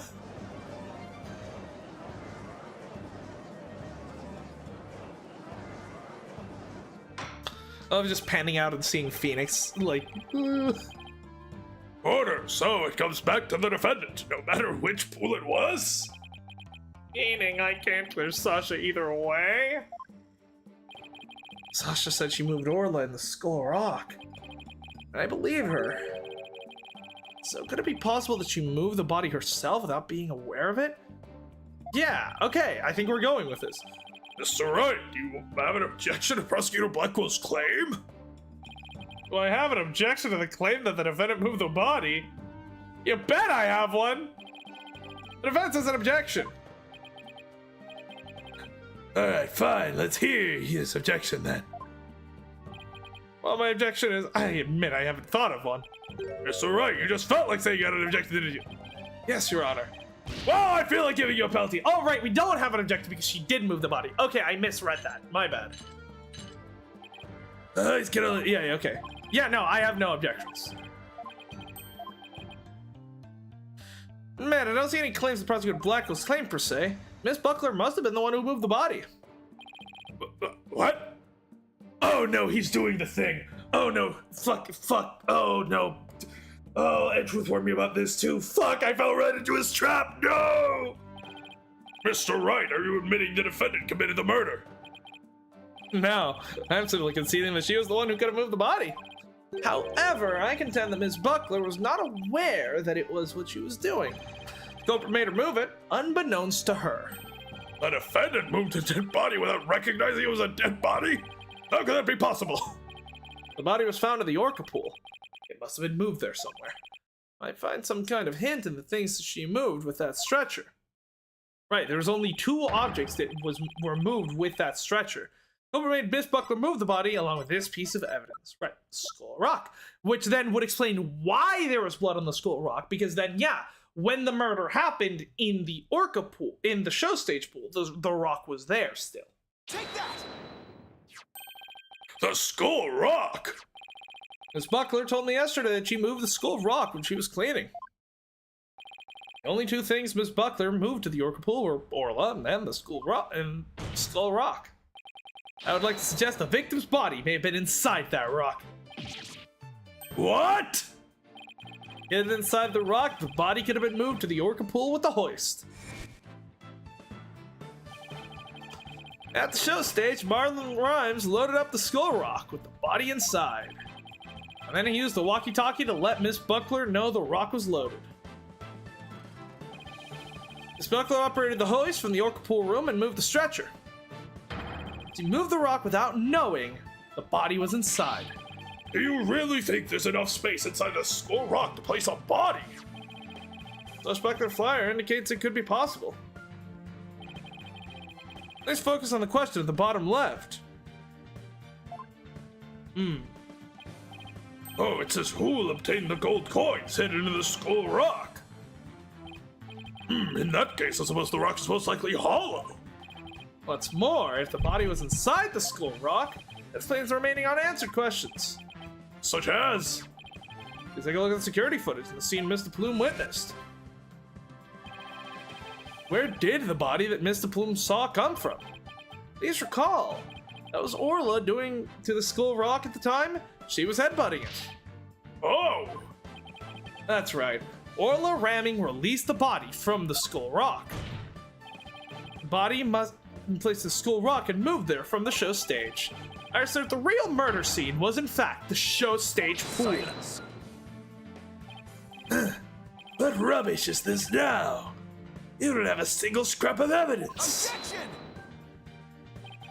It's easy enough to verify what I say. Take a look inside the Skull Rock for yourself. You should find some kind of proof that the body was there. Blood, fibers, hair. Ah! Right, don't know. Bro, he did. Blackwell's gonna go back to the fucking prosecutor's office today, and Miles is gonna be just sitting there, like, sipping tea, like, I fucking told you. Wright does not want to be taken lightly. Mr. Wright, that was incredible. You turned things completely around. And to think it all started with that half-baked bluff, too. Oh, that was a close one. Really have to add that last bit? If the murder took place at the show stage, then who is the perpetrator? It is, naturally, the person who was at the show stage. Howdy. Mr. Rhymes. Weren't you the one who loaded the Skull Rock onto the stretcher at the show stage? Bro is fucking deer in the headlights. Oh, Mr. Wright, that was some pretty smart brain work you did there. Be honest, I never thought you could figure it out. I tried to protect myself, but I guess it came back to bite me. Are you confessing you gave false testimony before Mr. Rhymes? That's perjury! Yeah, Mr. Wright says it's true. Body was inside the Skull Rock. And it's true that the captain was killed in the show pool too. What, he's admitting that easily? Yeah, but he's gonna flip this on either Sasha or someone else. This time, I'm gonna tell you the whole truth about what happened that day. Alright, we're getting closer. Now we've got him. He's just gonna keep piling more lies on top of more lies, and it's gonna be his fucking undoing. In the show pool, the orca shot the captain up into the air. Then the captain came down and slammed into the water. I can still remember the spectator's screams clearly. All Sasha did was move the body. She was trying to protect the orca. When Mr. Plume witnessed the orca finding the body, I freaked. The judge recognizing perjury as a crime? Yeah, sometimes he's got like moments of lucidity in between the episodes of Dementia, you know? Like when he just dropped the most, the most fire monologue when Kristoff lost at the end of Turnabout Secession. So now we're back to the orca again, I see. If you were going to give testimony like that, why did I bother putting you on the stand? Oh no, Simon's having a mental breakdown. All I'm doing is telling the truth. For that day, Sasha wanted to do the old version of the Swashbuckler Spectacular. So I suggested she hide the body in the Skull Rock and move it to the Orca Pool. I was gonna figure out what to do with the body after the show was over. The Orca is the one that killed the captain. It wasn't me, and it wasn't Sasha. So it was Mr. Rhymes' idea to hide the body in the Skull Rock. But if Mr. Rhymes is the culprit, why would he protect Sasha? False charges against Sasha would mean he himself would escape suspicion, so why? Mr. Wright, how about if you leave this to me? Tina, I mean, you heard something. Yep, noise. Discord in Mr. Rhymes' heart. That means somewhere in his testimony, consistency in his emotions. Alright, Athena, a good counseling session. You got it, boss. Alright, therapy time! Huh? What's this? What are you getting, Athena? This testimony is pretty complex. Feelings of deep sadness, intense anger are being called up. Asura's death. These two emotions appear to be running out of control.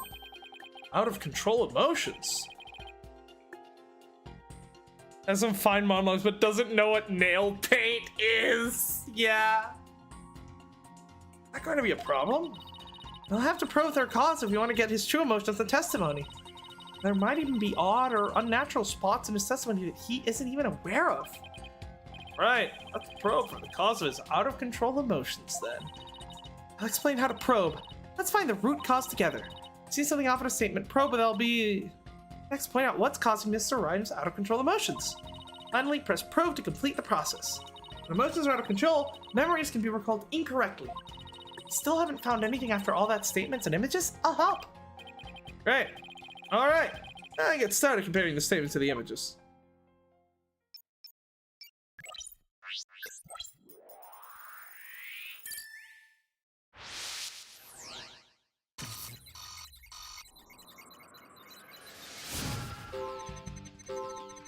All right. Let's see. In the show pull, the orca shot the captain up into the air. Okay. The captain came down and slammed into the water. I still remember the spectator screams clearly. All Sasha did was move the body. She was trying to protect the orca. When as the plume witnessed the orca finding the body, I freaked.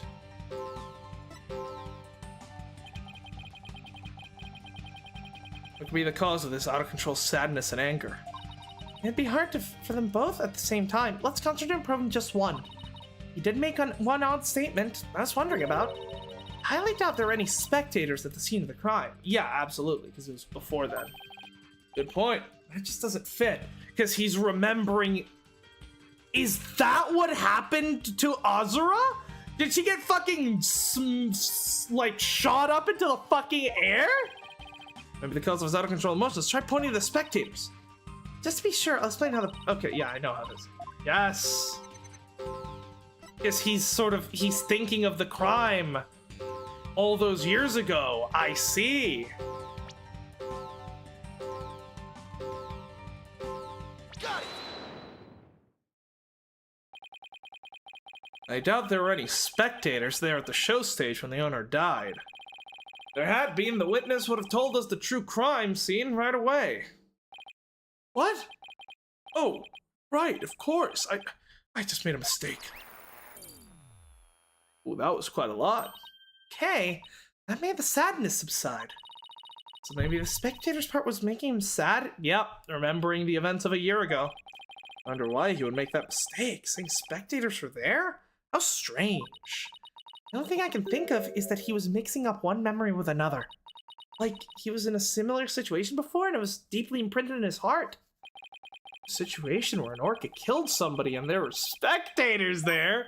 Hey! I think I know why he's mixing up his memories! The Mr. Rhymes mixed up his memories, yeah!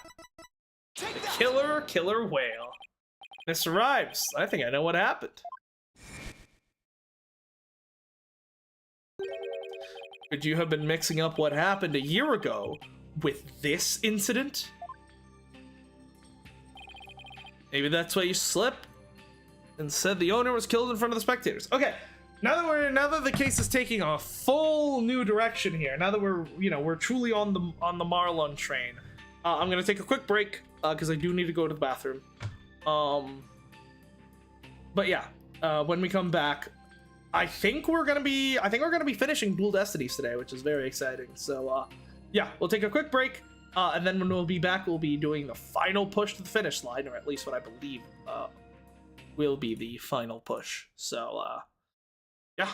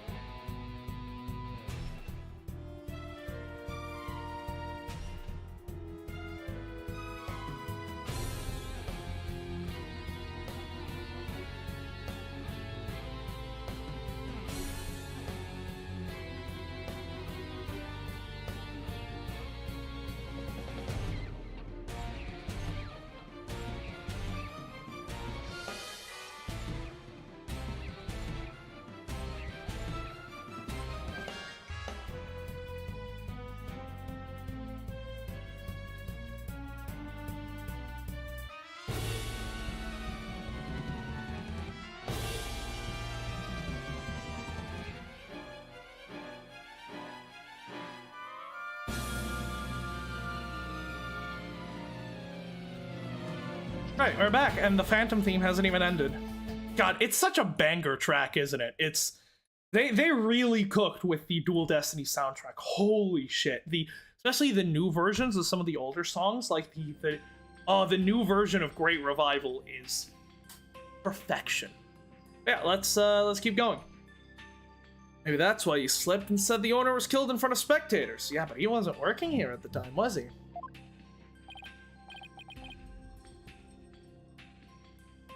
What? How did you? You're right. I did see the orca kill somebody a year ago. What about it? I was just one of the spectators. Right. But you had a connection to this person, didn't you? Really? Just another spectator? There must be a reason why you feel great sadness about this incident last year. Are your chains back? Stop this nonsensical scrutiny of feelings. Just present evidence and prove your point. Boss, do we have any kind of evidence that would back us up here? There is one piece that comes to mind that might explain his sadness. Well, I'm waiting, right, Donor. Let's see this evidence that has to do with Marlon Ryan's sadness. As a result, Summers had an accidental death 1 year ago. This is her boyfriend's charm. Hey! What are you doing with that charm? It was found in Rifle's stomach yesterday. Judging by your reaction, I believe this charm belongs to you. I guess I need to push him just a little bit harder to make him admit him. Yeah, let's get this out. I have a mental breakdown in the middle of court. Let's fucking go. When Mr. Rhymes said the word charm, he was very rattled.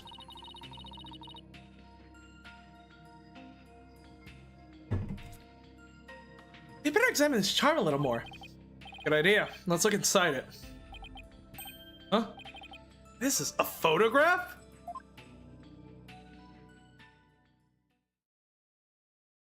There we go. Hey, this is...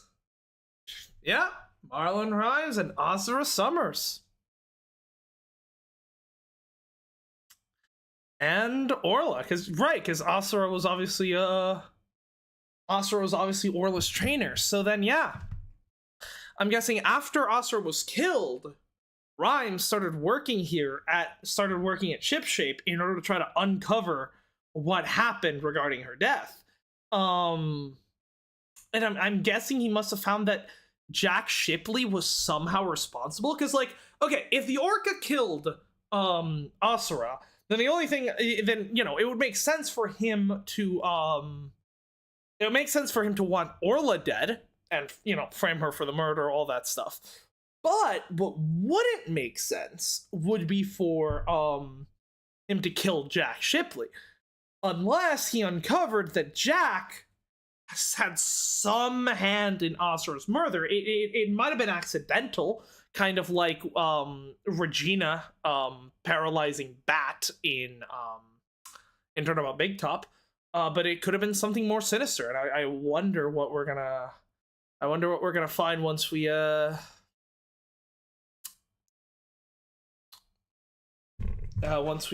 continue down this line of questioning. Azura Summers and Marlon Rhymes.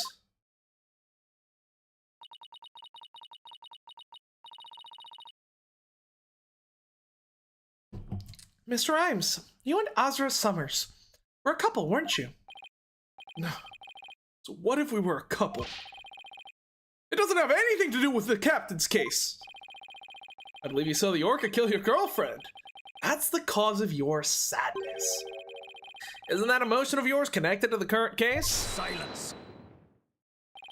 The only thing you revealed was a witness's connection to the victim of last year's incident.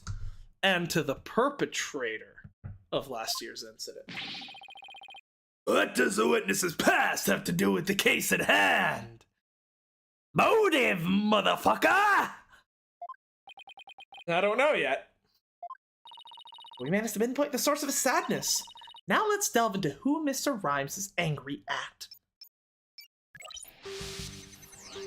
show pool, the orca shot the captain up into the air. It's gotta be the captain. It was slashed down to the water. I can still remember the captain's dead body clearly. All Sasha did was move the body. She was trying to protect the orca. Mr. Plume witnessed the orca finding the body. I freaked. So, well, obviously the only people he could be mad at are Orla, the captain, and Sasha. I don't think it's Sasha. Like, this would be so much easier for Marlon if he just tried to pin the blame on Sasha, but he's still insisting that it was Orla. So I don't think he holds any resentment with Sasha for what happened. I think he might legitimately have feelings for her.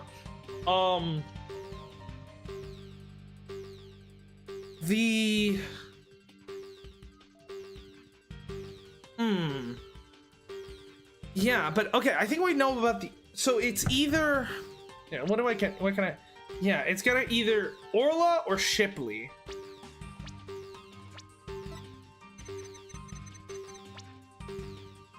The question is, who do we go for?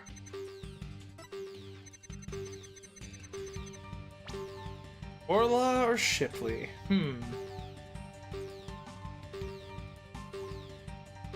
I think Orla is the more obvious one, but I think Shipley has more potential to lead us in an interesting direction.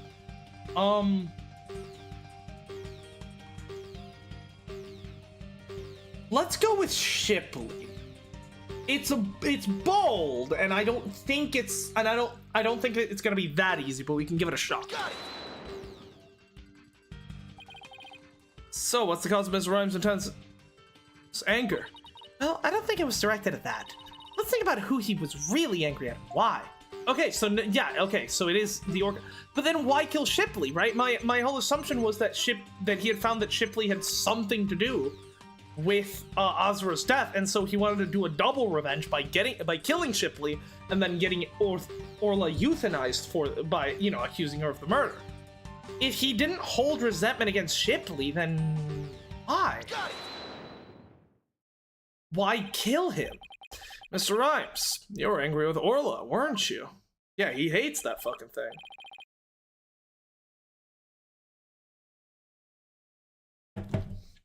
Angry at an orca? Why would I be? Because she killed your girlfriend. You think I have some reason to be mad? Then show me your proof. Well, Mr. Rhymes has a reason to be mad. Yeah. I bet that evidence we just took a look at would come in handy here. This charm indicates you were Asura Summer's boyfriend.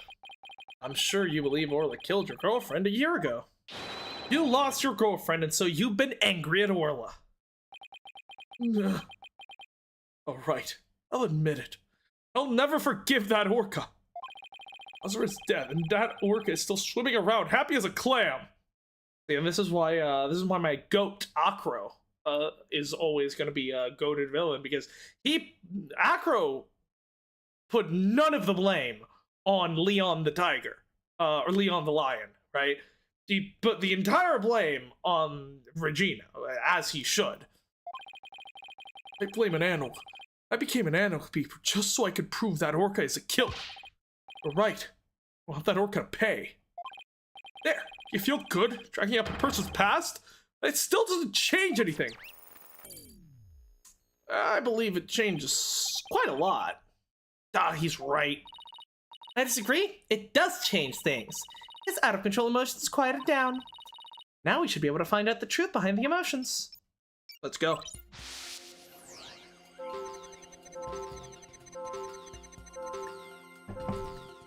Shot the captain into the air, right?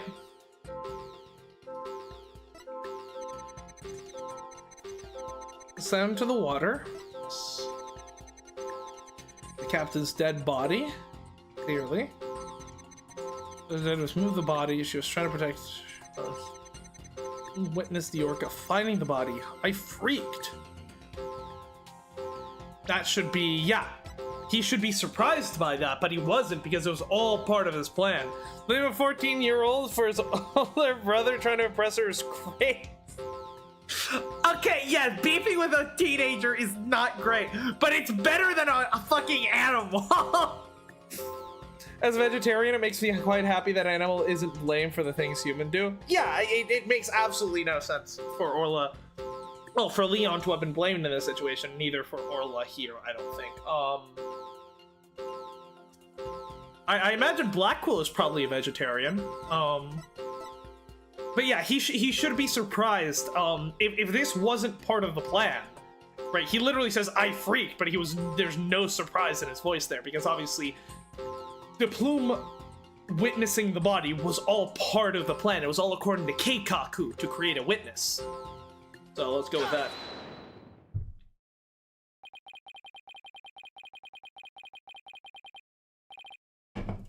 When Mr. Plume witnessed the orca finding the body, you freaked. Really? What are you getting at? Oh, bro, look at him. He looks terrible. I mean, I know that this is just his normal face, but he looks like he's about to shit himself. If Mr. Plume is a witness, Orla is guaranteed to be accused of the murder. Didn't work out exactly as you'd hoped. In order to have Orla put down, you made sure Mr. Plume witnessed that scene. Evil Marlon. Slim Shady is here. All right. And that's the whole thing. So, you figured it out, did you? Mr. Rhymes, are you admitting it? I didn't really want to have to fight anybody but the orca. You'll leave me no choice. Did he just eat all those fish?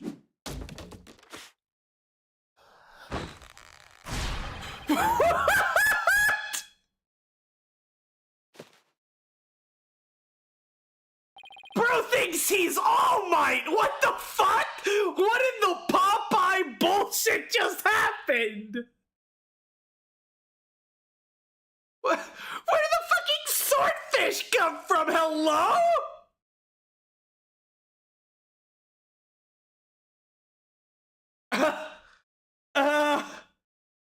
Okay. Let's,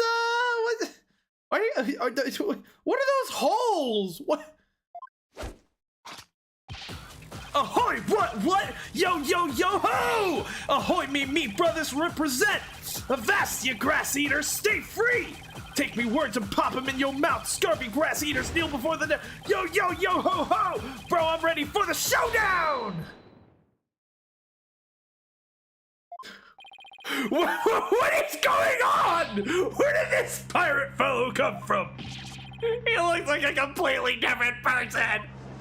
What is happening? On Earth, I don't have order, Prosecutor Blackquill. He's been domesticated. Even Prosecutor Blackquill is at a loss for words. Oh god, we gotta give him a new voice. So I plan to have that wench be a witness. Arr, you cut me out. It be true. Okay, now he's doing a pirate accent. Okay. It be true that I thought the orca's murderous ways should be found out. That's why I schemed to have De Plume see the body. So you admit you deliberately framed Orla. Those holes are likely scurvy signs. What? Arr, it be true, but what skin be that of anybody's nose?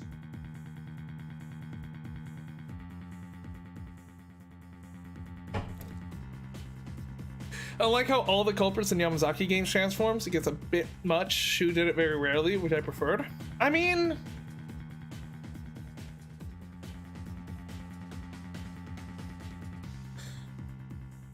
Ted Tonate didn't transform, neither did, I mean, Florent LaBelle changed hair color, but that's about it. And then... I guess Professor Means did transform, yeah. And... like, for the Phantom, it kind of makes sense because that's like his whole thing is like, you know, being a spy with multiple faces. So that one I don't really mind. That Orca be a murdering, scurvy dog. I may have a grudge against that Orca, but I always felt grateful towards the captain. The Orca murdered Azura and the captain, so of course she would walk the plank. Of course she should walk the plank. I don't have a response to that. I agree. It wouldn't make any sense for him to kill the owner. Why would he? But his hatred for Orla, on the other hand, comes through loud and clear. Yeah, that's the... Wait a minute. Killing Shipley doesn't make sense. Who would it make sense for Rhymes to kill?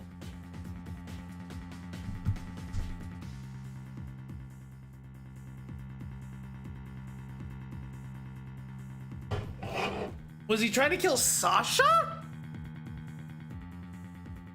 But then why defend her? Why not throw her under the bus in court? Maybe my theory has been all wrong. Your Honor, I think I just became aware of a new fact.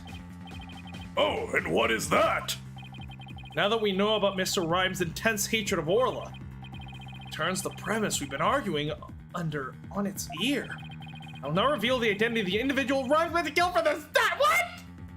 Oh god, it really is just big top shit, isn't it? Oh.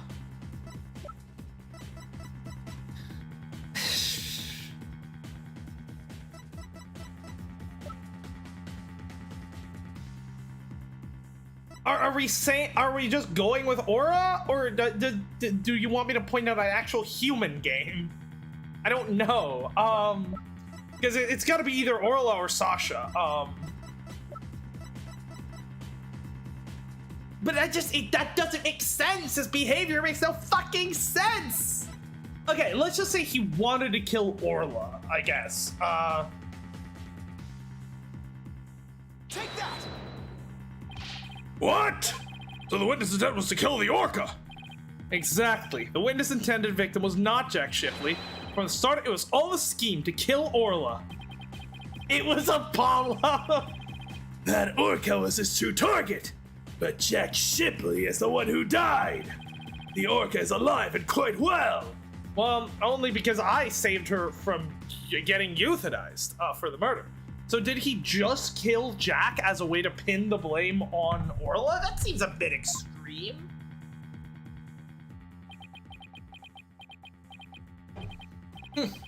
He's right.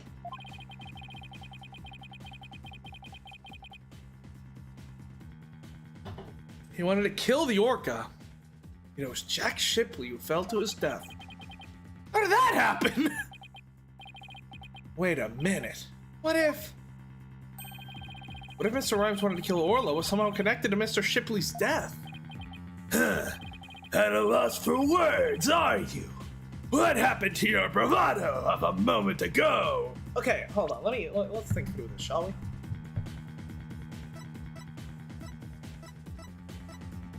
we? Like, I mean, the only thing I can think about here is that killing Shipley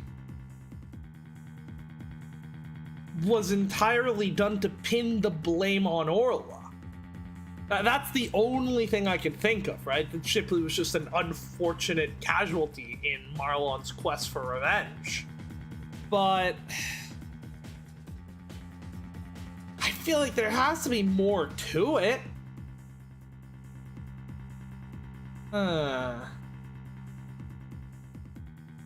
See, what is there any piece of evidence here that we don't understand yet? The whistle, right? Feeding a rifle, right? The fish will prepare Marlon. That's how he poisoned Orla. Right? We still don't know what happened to the walkie-talkie. Still don't know.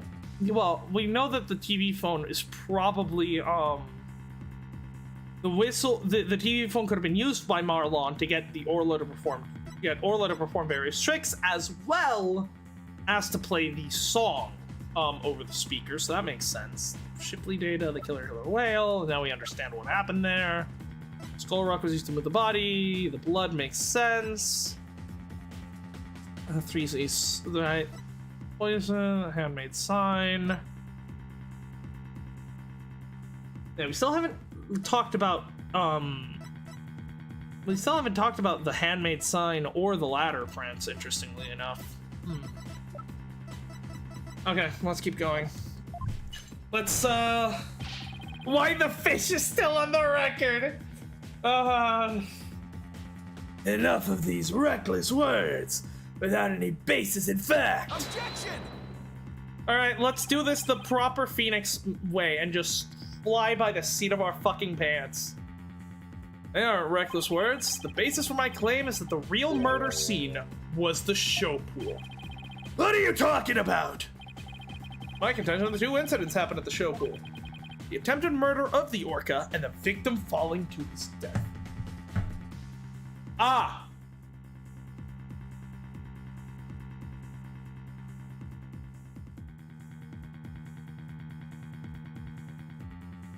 So he drained the pool to kill Orla, right? And then Jack Shipley happened to fall in the pool, hit his head on the rock, and die. That's, I think, what the game's getting at. I guess just the question is that we talked with like Dr. Crab. He testified that there would have been signs that Orca had been like out of the water for a significant period of time.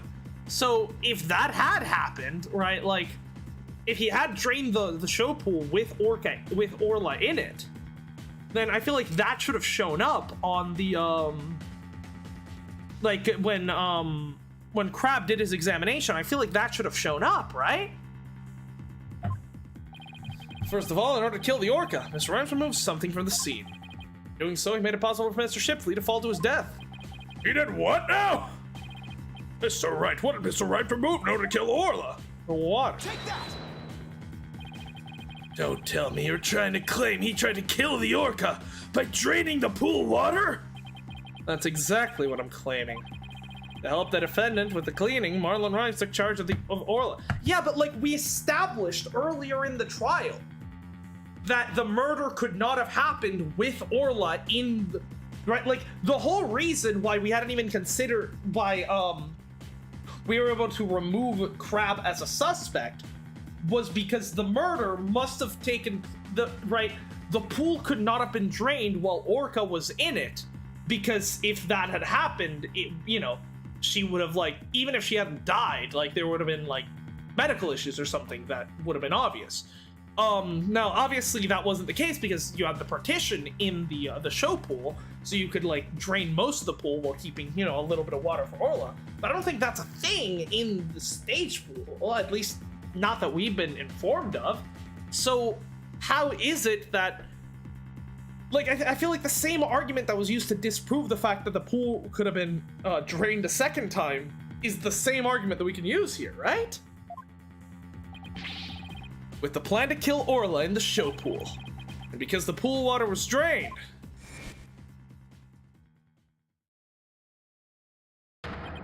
it made it possible for Jack Shipley to fall to his death in the show pool. So it wasn't even a murder, it's just fucking manslaughter? It might not even be manslaughter, honestly. It's like, that's reckless endangerment at best. What? If all he did was, if all he did was drain the pool and Jack just fucking tripped and fell in, that's like reckless endangerment. That's not even manslaughter. Arr, I tried to kill the orca, you say? Can you even prove there was nary a drop of water in the pool? That day, I was simply looking after the orca. Why would I leave the monstrous thought of killing it? Objection! You claim you're looking after Orla in the early morning hours of July 20th. But I don't think you were doing a very good job of it. Yeah, because you didn't feed her. After all, Orla wasn't given anything to eat during that time. How would ye know such a thing? I know because of Orla's record here in the torpedo data system. This system continuously records data on the subject it monitors. Orla's record, we can tell exactly when she ate or didn't eat. Sink me. Nobody ever told me about that dastardly contraption. Only a few of the ship's aquarium staff know about the system. According to Orla's record, she never ate in those early morning hours of the 20th. You plan to kill Orla, and that's why you didn't feed her. Silence. You're wasting time. What proof do you have of that? Perhaps the orca simply wasn't hungry? Nah, he's right. I don't have any proof. If Orla simply didn't eat, then that would create an inconsistency. Where did the fish go? Or fish? Good question. Where did it disappear to? The only thing I can guess is that Rifle ate them. Fish? What does it matter? What relevance does it have to this game? I swear to God, if we have fucking if this fish comes back to being relevant. Cease this stalling with inconsequential questions. Stop delving into the depths of the orca's stomach and delve into the case instead. Objection! Oh, you really thought you were doing something with that one? Wow, that was embarrassing. But wait, it may seem like a small inconsistency. That's an issue of great importance. I think? What are you driving at, Mr. Wright? How could the fish disappear? Somebody must have eaten it. Who came to the show stage and ate Orla's fish? They might have a pretty good idea. There must be a visitor to the show stage that Mr. Rhymes didn't notice. Visitor? Are you trying to introduce yet another suspect at this 11th hour? If you utter more of your careless remarks, Taka won't look favorably upon it. I don't plan to utter any careless remark. My grandfather's deck has no pathetic cards, Kaiba, but it does have Exodia the Forbidden One! My case has no careless remarks, Prosecutor Blackquill, but it does have a turnabout! Whether my remarks will actually be related to the case or not, I don't yet know! Don't worry, boss. If Taka comes this way, I'll fend him off. But do try to keep your remarks careful. Somehow Orla's fish disappeared. Somebody must have visited the show stage, but who? Who the visitor? Rifle. Herman Crab, just eating raw fucking fish. I believe Rifle the Penguin visited the show stage. First an orca, now a penguin? Why would you be saying such things, Mr. Lawyer? I don't see Rifle during the wee hours of the morning. The morning hours. Do you have any proof Rifle visited the show stage? If you be a lawyer of any salt, show me your evidence. Bottom of Rifle's feet were pink for some reason. That fact is a clue that Rifle was indeed at the show stage. Piece of evidence that connects Rifle to the show stage. Right, the sign. You're the lawyer worth my salt. This is the proof that Rifle visited the show stage. Right, because he stepped on the paint, and obviously Sasha made it before she started cleaning the pool and left it out to dry, which means Rifle should have visited the fourth stage shortly after 3 in the morning, or around 4, which is when 8. Take that! Oh my, what a cute little sign. Look at all these adorable little stars. Yeah, and you wanted to put the person who made it in jail. These stars are actually starfish. Miss Buckler painted the sign. In the early morning hours of the 20th, she left this sign at the show stage to dry. Miss Rhymes kept an eye on the sign for Miss Buckler while the paint was drying. Aye, that be true, but what be your point? On this sign is proof that Rifle visited the show stage. Proof the penguin visit? I'm afraid I don't see it. Where's the proof the penguin visited the show stage? Please point it out. His little footsie prints. Take that! A couple of the pink starfish are shaped a little differently from the others. Ah, you're right. They look almost like little leaves. Ah, is Miss Buckler Canadian by any chance? You know, my brother is actually Canadian. The rifle has rifle had pink paint on the bottom of her feet. These little leaf-like shapes on this sign are actually Rifle's footprints. Rifle made these footprints by walking on the sign before it was dry. Ho ho! What cute little penguin prince. The judge is having the time of his life with this trial. So, there are footprints. What of them? Marlon Rhymes was watching over the sign at the show stage while the paint dried. During that time, the penguin paid a visit. According to the torpedo data system, we know Rifle ate something that morning of the 20th. Most likely, Rifle ate the fish meant for Orla that was at the show stage. Orla's snack was a small quantity of fish. The other penguin could have eaten it all. Egad, Rifle ate Orla's fish. Who ye be to say Rifle ate Orla's fish? She could have picked up food anywhere. What does it change the fact that But that doesn't change the fact that I really was at the show stage. After all, I had to help move the Skull Rock. It couldn't have been moved without me. The witness claims he never saw the penguin. How do you explain this contradiction? Both Mr. Rhymes and Rifle were at the show stage. Mr. Rhymes didn't see her. So where could Mr. Rhymes have been at the time? Right, dunno. If you aren't up to the task, I could disprove this witness's testimony for you. Hot take. The judge is at least at the top of the best characters. I would not go that far. I like the judge. I think he's funny, but like,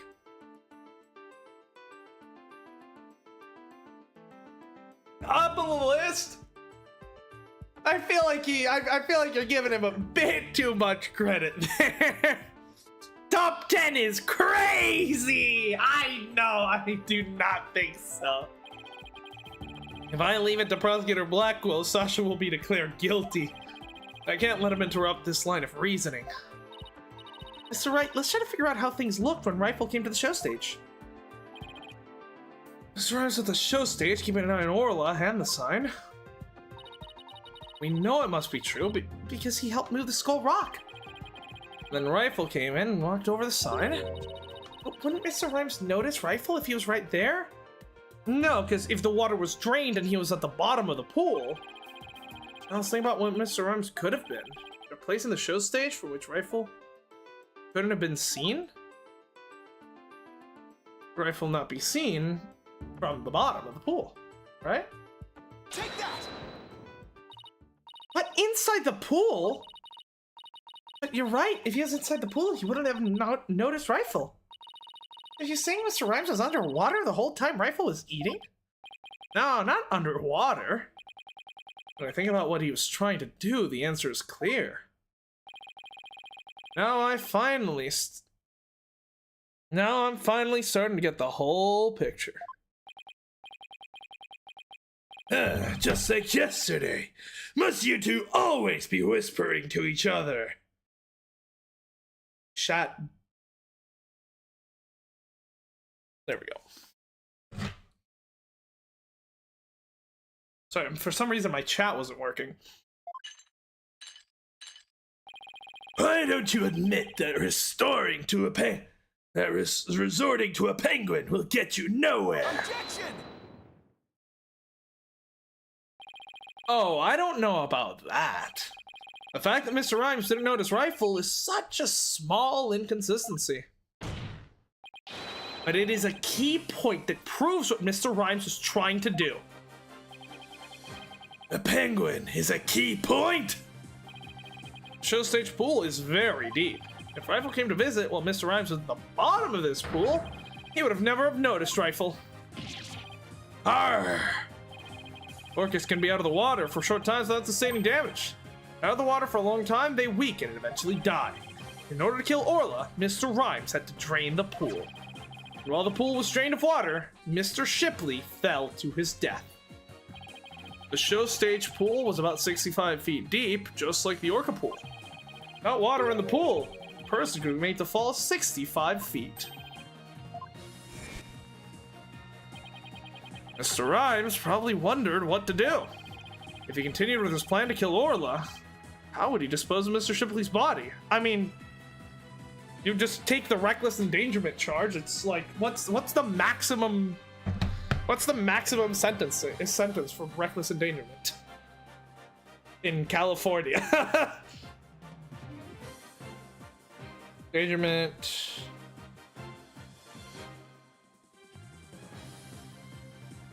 First degree reckless endangerment. Yeah, at max 7 years, then like probably possibility of parole. So he could have gotten out in like a couple of years, but now because he did all this shit, now he's gonna go to jail for a long ass time. Idiot. So he devised the plus with a good lawyer, he probably wouldn't have gotten the full like 7 years. Probably would have only had to be like a year or two in jail. He devised the plan to kill 2 birds with 1 stone. What? How? Mr. Rives went down to the bottom of the pool and put the victim's body in the rock. He then had Miss Buckler move the rock and the body together. Silence. And the witness made the defendant do this somehow, without arousing her suspicion. That's right. Mr. Shipley told Miss Buckler that she couldn't perform in the new show. Miss Buckler became upset and wanted to switch back to the old version of the show. So, Miss Rives conveniently suggested that she should take and hide a prop for the new show. Miss Rives then manipulated Orla, using her singing and lifesaver tricks. But she can only do 1 trick at a time. He schemed to have Orla find the body while Mr. Plume would be standing witness. He saddled Orla with the false charge of murder so that Orla would be put down. What? Go! Bro, he's leaking! So, the fact that the witness didn't see the penguin. Shows that when Rifle visited the show stage, Rimes was putting the body in the rock. At the bottom of the pool, that is. Who would have thought the presence of a penguin could prove the witness's actions? Rifle, my goat, vital witness. It's working just a little further now, and Sasha will be proven not guilty. Silence. You think you've won this battle? You are sorely mistaken. Your theory is based on the notion that the witness can manipulate the orca. Witness, can you control the orca's actions? Of course not. What kind of balance would that be? I'd be but a simple animal keeper. If my memory serves, wasn't Miss Buckler the only one who could issue commands to the orca? Bone. Ah! The judge's blade is sharper than the lawyer's. No, let's not go that far. If you wish to do battle with a witness, you'll need a honed blade. Where is your sword of evidence that Marlon Rimes could manipulate the orca? Ah! Oh, I've got my sword right here. Rimes had to have manipulated Orla in order for his plan to work. How can I prove it? Well, it appears this line of reasoning has become unsustainable. Objection! Athena, let's go! Well, it appears I was mistaken. Athena! I've analyzed the heart of all kinds of people. I have enough experience to see when I look into your heart that you haven't given up. So that objection was my way of speaking up for your heart? She's right. Why would I become a lawyer again, only to give up? I have to keep fighting. Athena, thank you. With your help, I remembered the old right way. The right way? You just made that up, didn't you, boss? Oh yeah, I absolutely did. Your Honor, I'm not finished with presenting my argument. Do you have anything else to ask this witness? You've cross-examined all the witnesses and presented all your evidence. Objection! All the witnesses? Ha! I don't think so. I haven't cross-examined the most important one, the central figure in both cases. The central figure? Let's do it, please.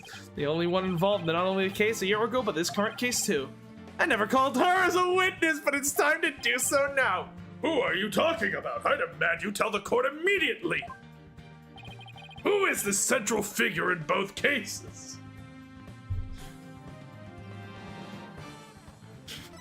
I swear to God, are we actually doing this? Do we actually? Gabe, don't tease me. Don't tease me. You already told me I couldn't do it before. Okay. Central figure in both cases. I don't think Sasha was involved in the case 7 years ago. 7 years ago. God, okay. 1 year ago. So it can't be her. I mean, I guess Norma could have maybe been somewhat involved, but I don't think so. And you're dead, so it has to be. Let's do it. I would like to. I'm not giving up. This is the right way. I would like to cross-examine the Orca. The defense calls the central figure in both cases. Orla the Orca. You intend to cross-examine an Orca. Cross-examine an Orca. Ye must be addled. It be impossible, says I. It's Apollo! This absurdity is beyond the pale! How do you expect to question an orca, a creature incapable of speech, with the moon matrix? Objection! Orla isn't intricately involved in this case. I have every right to cross-examine her! Edgeworth watching this from the fucking prosecutor's office, like, just fucking spitting out his teeth, like having flashbacks to fucking tournament goodbyes, like, oh no, this goddamn it, right? Why? Very well. Do what you will then. But if you fail to garner anything from this little exercise with the Orca, I hope you realize the reward for your effort will be the defendant's guilty verdict. I'm ready and confident. So, cross-examining Orla, huh? That was a bold move, boss. Now all you have to do is figure out how Mr. Rhymes manipulated Orla. That's right. Now it's Orla's turn to help us save Sasha. An Orca defendant yesterday, an Orca witness today. This is truly unprecedented. At least the previous animal that testified to this court can fucking speak. Jesus Christ. And even though this is highly unusual, I'm prepared to allow it. Bailiff, ready the witness telecast. Orla! Do you know anything about the murder? 15 black locks appear!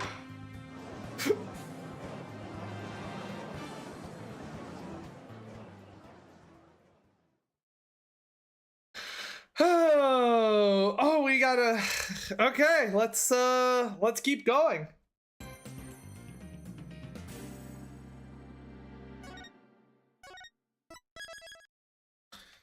Let me just I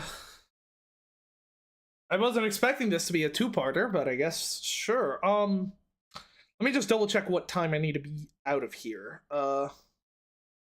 before we continue, because I think we'll have time for the next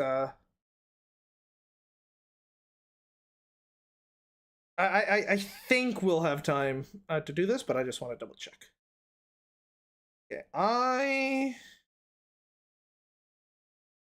need to be out here around like 6, so that gives me like 4 hours. Okay, yeah, cool. Let's go.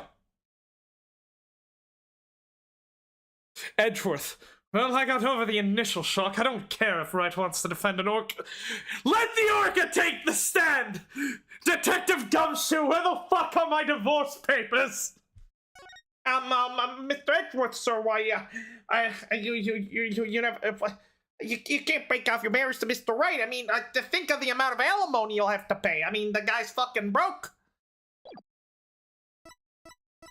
Yeah. July 22nd, 11:21 a.m. District Court Defendant Lobby number 3. Leave it to you to think something like calling Orla, Mr. Wright. Well, she's the only one who knows all the answers, after all. Is it just me, or is this trial going too slowly? I don't know. I might be going a bit slow, but I just talked to Pearls, and she said Orla seems to be feeling fine. Now we have to try and figure out how Mr. Rhymes manipulated Orla. If you put Mr. Rhymes and Orla together, maybe we can get some kind of clue. And I can't forget about that strange set of prints of Rhymes either. I really appreciate you trying to save both Orla and me. I had no idea Marlon hated Orla like that. I feel like I've been shocked by a torpedo ray. You did call a parrot to the stand. What difference is an orca? Well, the difference is an orca can't speak. Of course he would hate the killer whale that murdered his girlfriend right in front of him. Oh, Mr. Plume, you've been watching this trial? Of course, I'm gonna write my next bestseller about it. Oh yes, I came to make a declaration of war. Oh, okay. A declaration of war? No matter what the results of today's trial, I will report the truth in my new book. Even if that truth goes against what I wrote in the Killer Whale. Oh, okay. Character developed for Mr. Plume? I was not expecting this. I don't know what the truth is. Not even about what happened a year ago. Dr. Crab. Azura died right in front of my eyes, in the middle of a pirate show. She suddenly fell from the orca's back and began thrashing around in pain. Oh. Okay.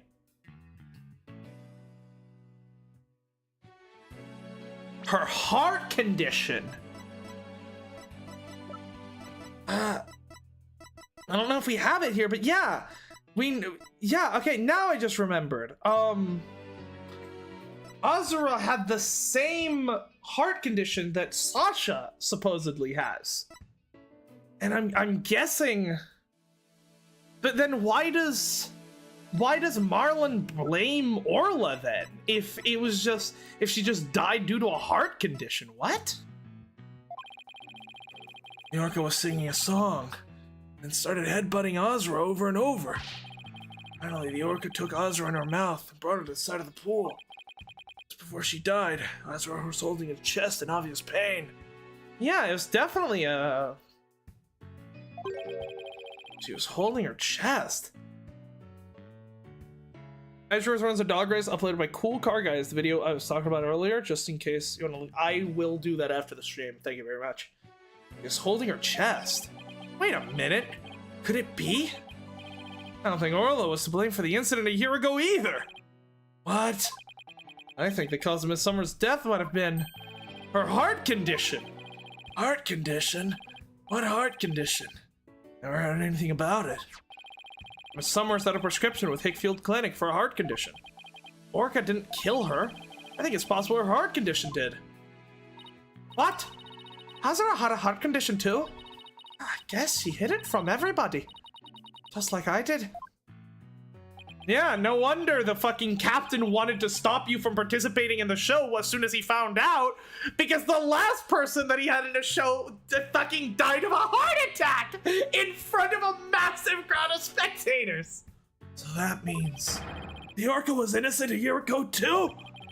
That's just a theory, but I think the orca headbutted Azura to check on her, and then did the lifesaver trick to rescue her. So there was no need to put the orca down after all. So, really did intend to put Orla down. No, Jack and I were against such a thing from the start. But you said you were going to euthanize the orca. Yeah, I've been wondering about that. Dr. Crab. Oh, this capsule. It's not a poison, but a sleeping drug, is it? Yeah, he was just gonna fake her death. That's right. Even if Orla attacks someone, or even if the Center for Dangerous Animal Control demands she be put down, I never had any intention of killing her. I could use sleeping pills to make it look like she was dead, and then set her free. That's my goat! That's my fucking goat! Let's go! That's why I purchased so many sleeping capsules. That's why! And fucking the idiot Marlon thought they were actual poison and tried to poison Orla with them. Let's fucking go. I never considered the possibility that poor woman's death was illness. He seems pretty disturbed to be wrong. I simply want to know the truth. That is why I will tell you who my client is. The day I witnessed the owner's death, I was there at the request of the animal keeper. Marlon Rhymes. That is correct. That day, my client called me to ask me to investigate the orca pool.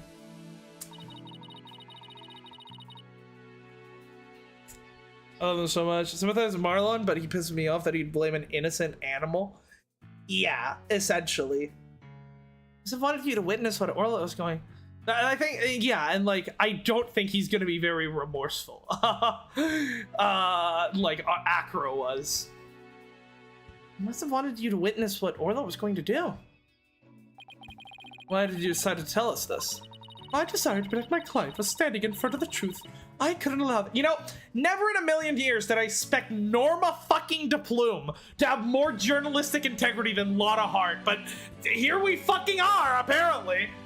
Somehow this woman is the second best reporter in the Ace Attorney series by some insane twist of fucking fate. I am stunned. I'll be watching to see how this all unfolds. Good luck to you, blue and yellow duo. She can never touch my goat, Brushel. Oh, that was quite a bombshell she just dropped, and so casually, too. You remember what I said yesterday, Mr. Lawyer? You'd expose any secret if it would help Sasha. I remember. That's my duty as a lawyer. Well, I just wanted you to know that I don't blame you for exposing the aquarium's secret. It may put me in hot water, but if it helps save the orca, let me clue you in on another secret. Focus on the orca song. Yes, this is the other thing that I've been trying to figure out. She ate Lotta. Orca song, huh? We could be hinting at. Brushel is the best. Oh, Mr. Wright, looks like it's time. All right, let's go back in. You've got it, boss. We're gonna go in there and save Sasha and Orla together. Not the slam on Lotta Hart. Because he's actually like, okay, so we've got like four, you know, Lotta, Brushel, Norma, Miriam. Obviously, Miriam and Lotta are the fucking worst. Norma's pretty fucking bad. Brushel never once gives false testimony. Well, the only thing he ever lied about on the stand was, I believe, about the fact that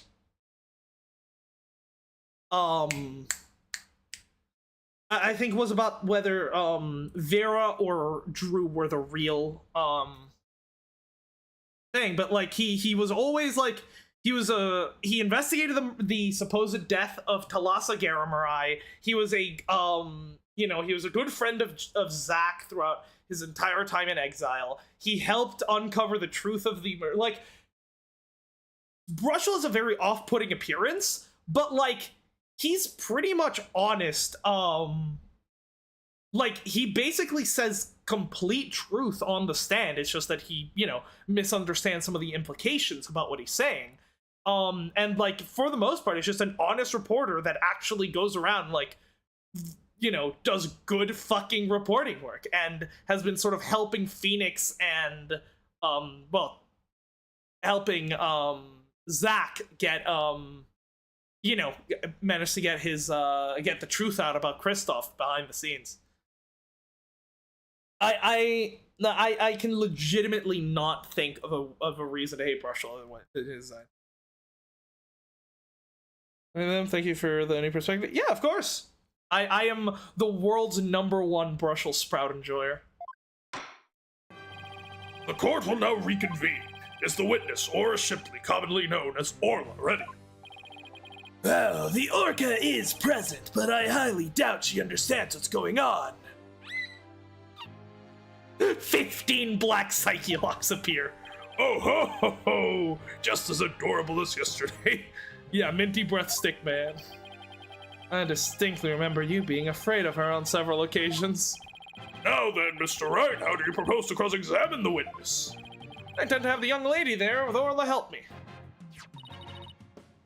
Everyone! That young lady? Didn't I meet her once before, a long time ago? Yes, that's Pearl Fay, my old friend.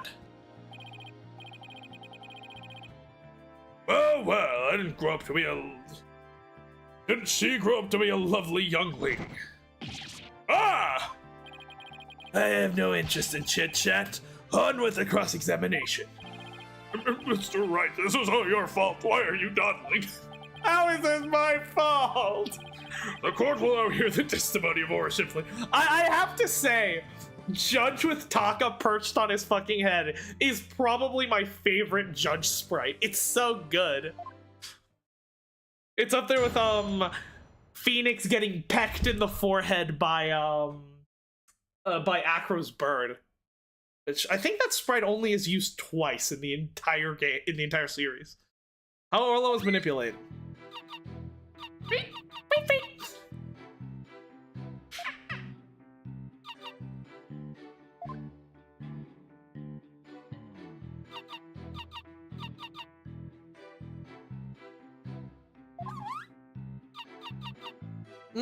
Yes, naturally. All right, great. Okay, you can hand out your not innocent verdict, Your Honor. Mr. Wright. Don't talk to me like that.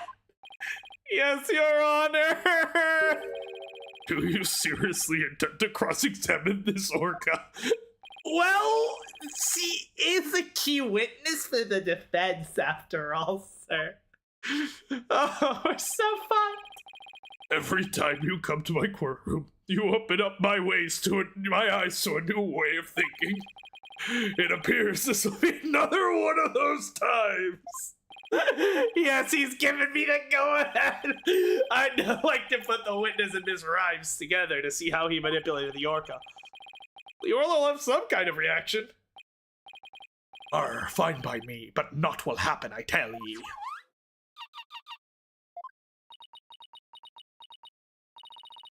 Miss Rhymes was right, nothing happened. I guess I should have expected it to be easy, huh? How did he manipulate her? Right, he used the video. I don't know, I hope you realize that if you can't prove with this cross-examination how Rhymes controlled the orca, your defendant will be declared guilty immediately. Yeah, I realize that. You don't have to keep saying that every 5 seconds. This is my last chance. I need to figure out how Rhymes commanded how Rhymes commanded Orla to do her tricks. Please begin your cross-examination, Mr. Wright. This should be easy. This should be easy. Orla has no reason to lie. She's a good girl. Hold it! Miss Shipley, I'm afraid fleet is not going to get us anywhere. Yes! Oh, just like with Polly, the fucking whole dialogue is gonna be the best. Imagine being the judge. You spent 7 years seeing simple and quick, albeit shady trials, and this fucker comes back. Hey, we're gonna end the dark age of the law, even if even if we need to go back to the ridiculous age of the law. This is your plan of action. If you're incapable of interpreting orca speech, this entire exercise is folly! Objection! You leave the interpretation of Orla's heart to me. All right, girl. What you got to say? Let me hear it.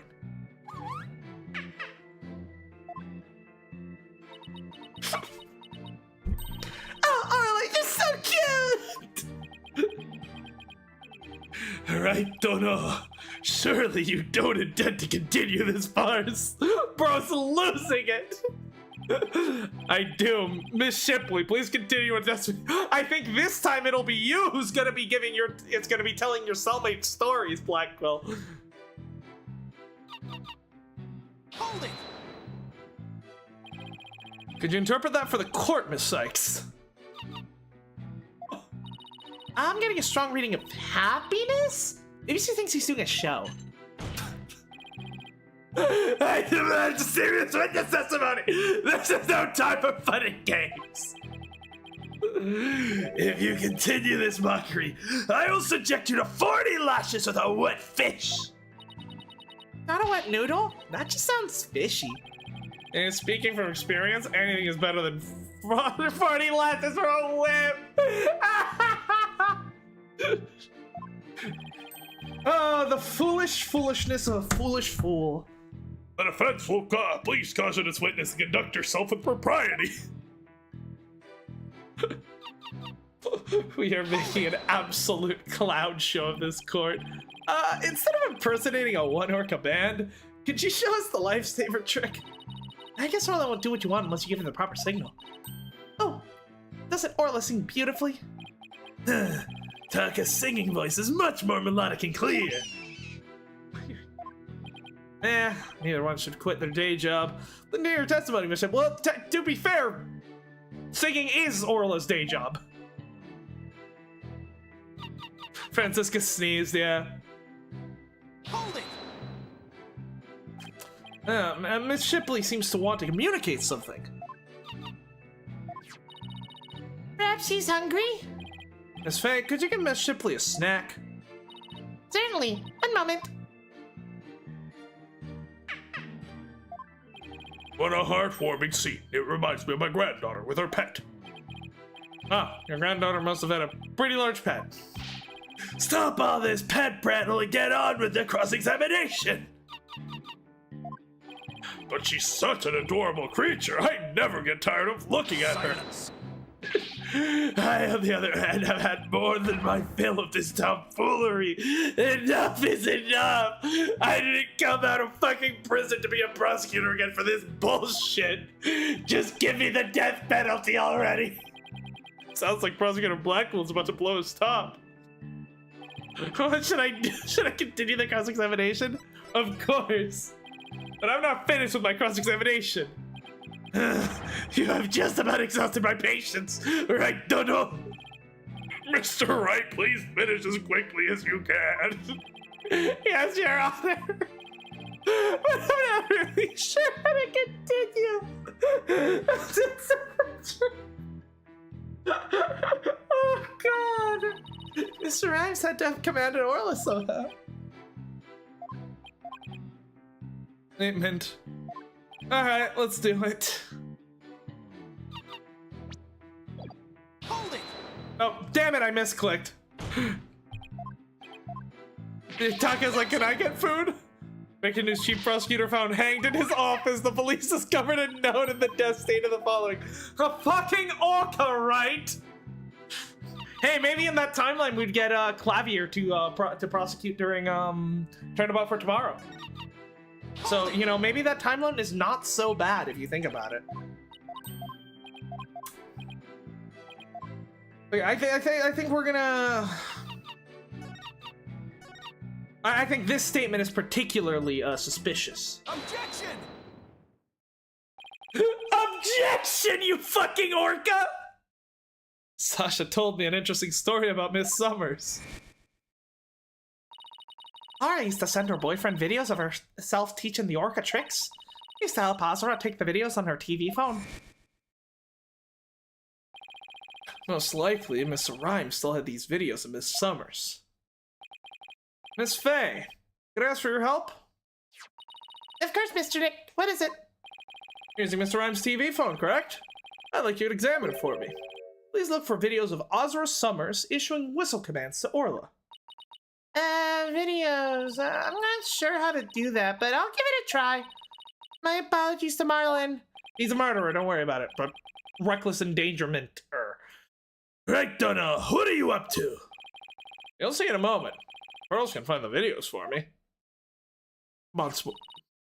Nick, I found them. I found some videos like you described. You did?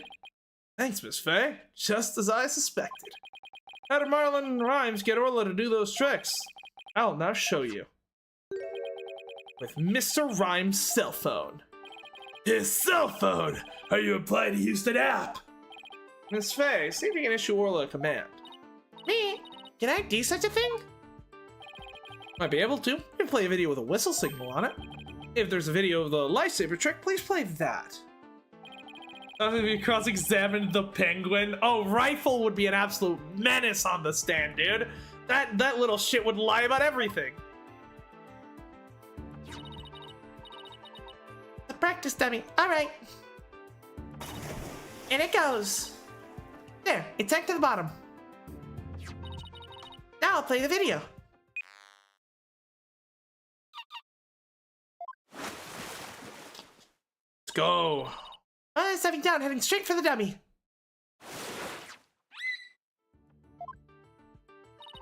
What a smart girl you are, Orla. All right, we got it. Lifesaver check is a complete success, Mr. Nick. Thank you, Miss Faye. You're a big help. And now I have proof. See, this is the difference between Manfred von Karma and a rookie like Prosecutor Blackwell.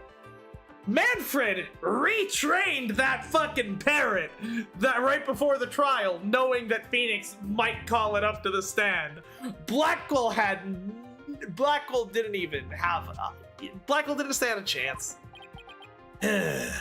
Unbelievably, you actually pulled it off! That was the lifesaver trick we saw yesterday. This Miss Faye and Orca trainer now. No, Your Honor. I'll explain after we try one more trick. Let's see if we can command Orlo to do the singing trick. Miss Faye, if there's a video of the singing trick, please play that. Certainly. Let's see. Is it this video?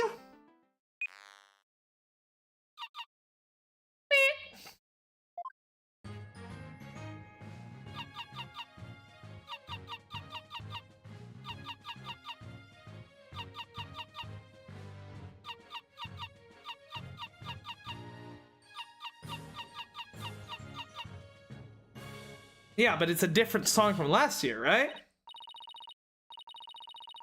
Rookie, that's a bit harsh. Blackwell is corrupt. I mean, okay, technically he has been a prosecutor for 7 years, but he hasn't actually prosecuted most of those years, let's be honest. Oh my, isn't she wonderful? That was the Swashbuckler Spectacular song.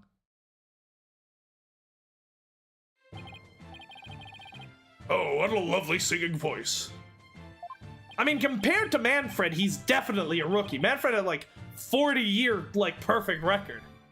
Meanwhile, this guy hasn't prosecuted in like 7 years. It wasn't bad. By the way, how did Miss Faye give the Orca those commands? Marlon Rhymes had something on his cell phone that his girlfriend, Ozra Summers, sent him. There are videos of Miss Summer issuing commands to Orla with a whistle. If they have Orla listen to the sounds of the signals, anyone at all can command Orla. Oh my, anyone at all? Yes, I believe so, Your Honor. All you have to do is play those videos.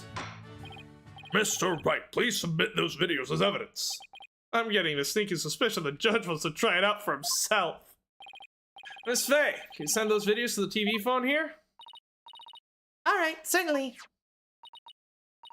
Got him. All right, I'll try playing one.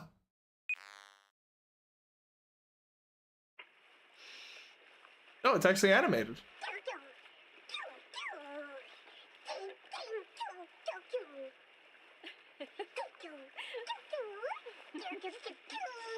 That's a different song. Oh, no. No, that's the same song. So then what the fuck did they... This is the training session a year ago, huh? But... it's hard to tell if the song was the same or different. Wait a minute, there's something about that song that bothers me. Oh, can I actually watch that again? This will be good. The Orca can be commanded using videos on a cell phone.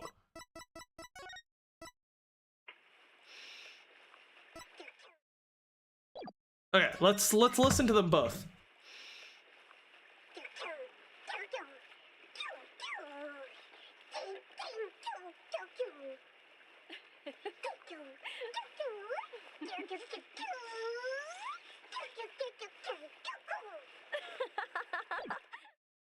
And then the Swashbuckler video.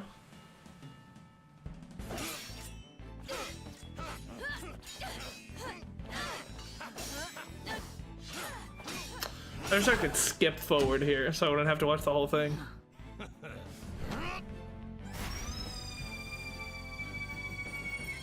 So majestic. Captain Orla, ye made it just in time.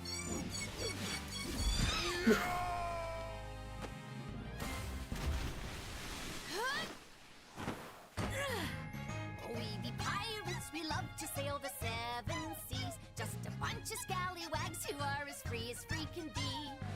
We swim through storms and waves, all because you see grand treasure and adventures waiting just for me. The ending is similar, but those are definitely two different songs. The Orca can be commanded using videos on a cell phone, and that means Marlon Rhymes could manipulate the creature. Arr. Mr. Rhymes, you can't talk your way out of it now. Silence. I have to commend you. That was very good proof. I concede Marlon Rhymes could have manipulated the Orca. But isn't it true the defendant could have done it as well? All she'd have to do is use the whistle she knows how to use so well. Baka. She can only command Orca to do one trick at the same time. That singing wasn't Orca. That singing was pre-recorded. And it was the old song. The song that Marlon had on video. And she wouldn't have had to use those videos. Surely you admit it's a possibility. No, it's actually not. She could have easily had Norma de Plume witness the singing and the lifesaver trick. So he's trying to argue it's equally possible for Sasha as it was for Rhymes, is he? Is that true? Think about that for a minute. That's right. Those were just simple cries. It was singing. Approached the pool, the killer whale suddenly started singing. It kept headbutting when it sang the Swashbuckler Spectacular song. Except it didn't. Culprit made sure Mr. Plume heard the song and saw the lifesaver trick. Witness have shown those two tricks to the witness? Of course not. No, I don't think Miss Buckler could have created the same conditions as the culprit. You challenged me to a battle. I hope your sword is sharpened. You don't have to keep saying that. I've already, cut you down 5 times this trial. Let me see those sword skills of yours. Don't you worry. My sword is drawn and ready. My sword is evidence that the two tricks couldn't have been shown at the same time. Take that. Mr. Plume said in her testimony that she witnessed these two tricks at the same time. However, that fact is inconsistent with how Orla performed tricks. How Orla performed tricks? What are you talking about? Orla can't perform 2 tricks at once. She performs only 1 trick per whistle signal. That's how she's been trained. In other words, it would be just like with a dog. If you tell him to both sit and shake, he won't do them at the same time. Am I understanding it correctly? Yeah, that's the idea, Your Honor. I wonder if the judge is a dog. No, he's... Oh no, Detective Gumshoe lets me play with Missile anytime, whenever I have to go down to the precinct.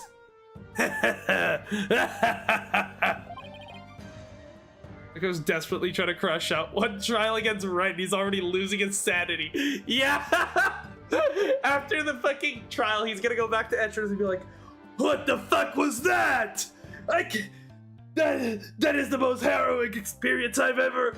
What the fuck? and then Entrance is like, yeah, now try to imagine that happening to you while you have a crush on him, and he's your childhood friend. Jesus Christ, I almost killed myself 30 times. What a farce! So are you saying the witness somehow managed to produce an impossible scenario? If the creature's own trainer couldn't do it, how could I? Yeah, it's a mystery, isn't it? Boss, you don't have to agree so cheerfully. The defense is claiming that Marlon Rhymes manipulated the Orca. It's probably worse for Blackwell in psychology training, manipulation skills failing him. Yeah, even the master psychologist Blackwell is unable to break past Phoenix's unshakable bluffs. But if you cannot explain fully how this was done, your argument doesn't hold water. If you can't straighten out your own theory, would you like me to straighten you out? No thank you. So Orla can't do 2 tricks at a time, but Mr. Plume saw her do it. This logical inconsistency means there's a flaw somewhere. To study Wright as a psychology wonder case? Was Mr. Plume lying? Or is it not true that Orla can't do 2 tricks at once? But Mr. Plume had no reason to lie about such a thing. Really is impossible for Orla to perform 2 tricks at once. And maybe either the lifesaver trick or the singing trick was faked. Yeah, Obviously, you can't fake the lifesaver trick, but you can fake the singing trick. Faked. Yes, maybe Orla can only perform one of those tricks. But it was made to look like she performed two. Silence. How cool it would be in a game where you play as a prosecutor in court and you face Phoenix in the last trial for once all the bullshit would be at your expense. Ace Prosecutor would actually, I think, be a really interesting version of this game. Because obviously, like, you play as a prosecutor in the investigations games, but you never go to trial. I think that could be pretty cool, definitely. Yeah, I wonder if we'd play as like a new character or someone we already know. It'd be interesting to like maybe play as Burn Faraday, maybe. Maybe. How do you expect to conduct a sword battle with conjecture? Sounds like I'd better present some evidence here and fast. Although I am concerned for your profuse sweating, Mr. Wright, allow me to ask you. Investigations games should have been Ace Prosecutor games. Yeah, well, the investigations games were originally meant to follow Emma Skye as she did investigation work in Europe. But they switched it to Edgeworth in the last minute because Edgeworth was more popular. You probably lose every case. I mean, Wright has lost cases before. Twice, in fact, but yeah, those were kind of special circumstances. But it would be interesting to see the nigh unbeaten Phoenix Wright actually be defeated. But it could definitely be interesting. I'd really like another time jump if we get a new trilogy of Ace Attorney games. Just have another time jump and have like Phoenix with like starting to have gray hair and like maybe a beard. Can we get fucking DILF Phoenix, please? Lifesaver trick, the song was faked. The defense wishes to argue that the singing trick was faked. And on what grounds do you base your certain the singing trick was faked? We don't have Norma's testimony. I guess we present the video. Take that! This is a recording of a recent Swashbuckler Spectacular. In this recording, Orla sings the same song she sang for Miss Faye earlier. Mr. Plume said this song was different from the one that was sung a year ago. The song is different. Please listen to the song in the video from a year ago. Sent to this cell phone.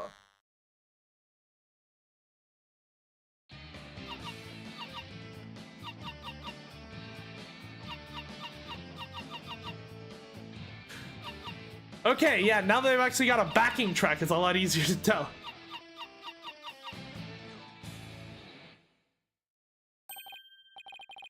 Phoenix with a beard is now my worst nightmare. If you look up old Phoenix Wright, there's like an edited sprite of like Phoenix with like fully like white hair and a full beard. But like, I think it would be nice to have him when he, you know, that stage where it's like still has, you know, like starting getting streaks of gray. I think he would look absolutely badass. Yes, sounds quite different from a song Orla sang for Miss Faye earlier. And yet, this is the same video Miss Faye used to issue commands to Orla to sing. Red is already a DILF, so he became a father at like 27 or so. I think he meant Silver. Yeah, Silver Fox. But I don't know. I feel like he's still a bit. We don't have his age, but he should be like in his 30s. I feel like 30s is a bit young to be considered a DILF. I feel like you need to be at least in your 40s to be a DILF. But yeah. But yeah, Silver Fox, absolutely. Having Mr. Plume listen to the song recorded in the cell phone video. The true culprit made Mr. Plume think Orla was singing the song from a year ago. Kristoff, Gavin, Ace Attorney, where instead of Psyche-Lux or Perceive, the minigame Kristoff would be trying to forge evidence. Only Marlon Rhymes, the owner of the cell phone videos, could have done this. Silence. But Mr. Bloom said she heard the orca sing right in front of her. How do you claim he made her think that? How is the song recording played? Using the walkie-talkie through the speakers. I intend to explain that too, of course. What? The answer lies somewhere in the Orca Pool Visitors Corridor. Let's play the song recording by using this. Take that! Black will probably think, like, I imagine like Edgeworth is like, what do you mean, Detective Fulbright? Wright wants to defend an orca. Hey, Prosecutor Blackquill, I believe I have a new case for you. You like animals, don't you? Well, I'm more of a bird person than a fish person, but Yeah, whatever. Shut the fuck up. Do you want to take this case to prosecute an orca? yeah, sure, might be fun. I've got like nothing else to do. They just made me clean the fucking showers. I spent all day yesterday doing that. I'm bored out of my fucking mind here. So yeah, I'll take the fucking case. Oh, this will be fun to watch. Like, do you think Edgeworth set Blackquill up here? Like, what the fuck? This is the biggest, like, little bitch boy Blackquill up against Ace Attorney Phoenix Wright. This is like the biggest blowout I've ever seen. This is ridiculous. This is getting almost as bad as Phoenix going up against, you know, Diego in Trials and Tribulations. This is really bad. We're destroying this poor man. Mr. Bloom heard the song while she was in the Orca Pool visitors corridor. There's a speaker in that corridor, so that visitors can hear the orca sounds. And you claim the song was played from that speaker. How? Here's how Rhymes played the song over the speaker in the visitors corridor. All right. I believe this was my theory from all the way in the beginning. Take that! Mr. Rhymes could broadcast the song and the video to the speaker by using a walkie-talkie. And he couldn't get Orla to do a trick by, and he could get Orla to do a trick by letting her hear Miss Summer's whistle signals too. He played the singing through the speaker and made Orla do the lifesaver trick. All of this was the doing of the true culprit, Marlon Rhymes. Ah! This is what you did, isn't it, Mr. Rhymes? It did it! Now we can save both Sasha and Orla. There's heard rumors that Blackwell's supposed to be a powerful prosecutor. Edgy Poo thought he should get a taste of Bluff Right. Well, no, Edgeworth legitimately has respect for Blackquill as a prosecutor. That's why he's allowing him to prosecute and like pursue the Phantom case. But like, I have a feeling he purposely chose this to just, you know, just have him humbled a little bit. Just leave it at Captain Wright's swashbuckling lawyer to any case. Also, I was watching someone play Trials and Tribulations, and I realized that according to Luke Atme, supposedly Gatto had been like, apparently Edgeworth himself had claimed that Gatto was the greatest prosecutor in the country, or some shit like that. Which I have no idea if Gatto just straight up lied about that, or if like Edgeworth was trolling Phoenix. I don't remember agreeing to that name. So it actually was possible for Mr. Rhymes to manipulate the orca. I'm stunned. I see we will need to hear more from this witness. Mr. Rhymes, the time has come for you to tell the court the truth.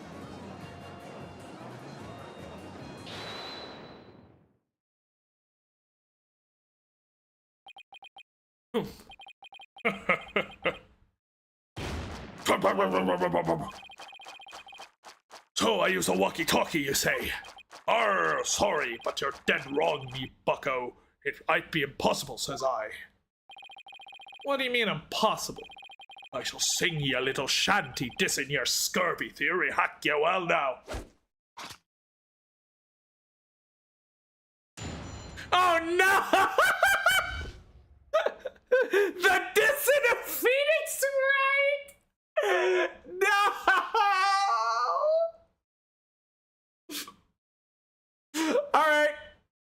All right, we gotta write a diss track. Write anything, agency. We can do a diss track, right?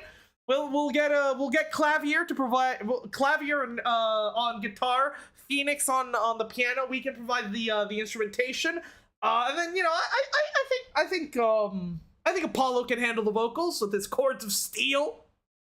Kept saying that Phoenix is dumber in Dual Destinies, but we've been constantly bullying Simon this entire case. Well, Phoenix is definitely dumber in Dual Destinies than he was in Apollo Justice. That I will absolutely stick by. But he is still much smarter in this case, and like in this game, than he was in the original trilogy. I'm not arguing that. He's definitely a much more experienced attorney. And Blackwell just has no way to deal with him because, like, he was able to use the psychological shit on like Apollo and Athena in Monsters Turnabout and Turnabout Academy, but you know, against Phoenix is like unshakable bluff. His psychology is fucking worthless. It's like Phoenix counters him perfectly. Also, I like this Marlon just jamming out here. Why is Rhymes eating raw fish that he threw on the ground? That's how. That's why he's so buff. It's like Popeye spinach. Yo, walkie-talkie be broke for real. Mr. Lawyer's freestyle got no appeal. Broke before the plume on the scene. Broke before Wright could have a dream. Legit doof during cleaning time A, but Bill sucking lawyer spitting lies. That orca, you don't listen to me, K. Kill the captain? Yo, you sound cray-cray. I mean, it was okay. Clavier, hit it! Acting, baby! Let's rock, alright?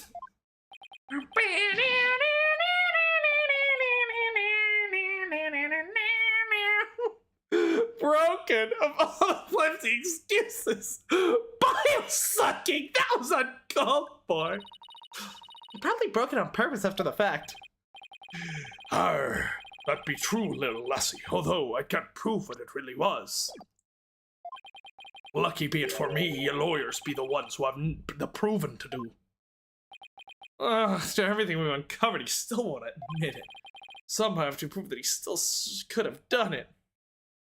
The Dissonant of Phoenix Wright, featuring Clavier. Nah, Clavier would help us on this one. The Dissonant of Marlon Rhymes, featuring the Gaviners. Walkie-talkie be broke for real. Mr. Walker's freestyle got no appeal. Yeah, but he could have just taken... Okay, well, this can actually be true, because that's the other mystery that we had. Why did the killer take Captain Jack's walkie-talkie? And if his was broken, then that explains it pretty easily. Mr. Rhymes, are you sure it was your walkie-talkie that was broken? Of course I be sure, although it doesn't have me name written on it or anything. But he can't prove it be not me walkie-talkie now, can he? I'll never save Sasha this way. I have to figure out how he got to command Orla. If Rhymes couldn't get a command to the Orca, your theory crumbles. Everything you've done will all go up in smoke. God, I wish Clavier would come back just for things like that. It'd be so funny. Honestly, probably the only prosecutor who would be ruffled by this. Yeah, probably. I don't know. I feel like I'd like to see more, and this is again something that I would love to see in if we got an anime adaptation of the second trilogy. There's this great animatic for Apollo Justice called using the song Fish Inside a Birdcage.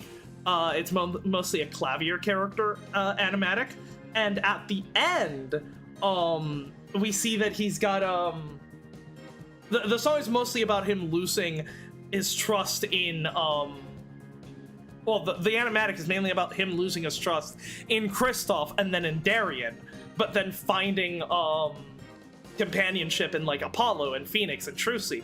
And so at the end you have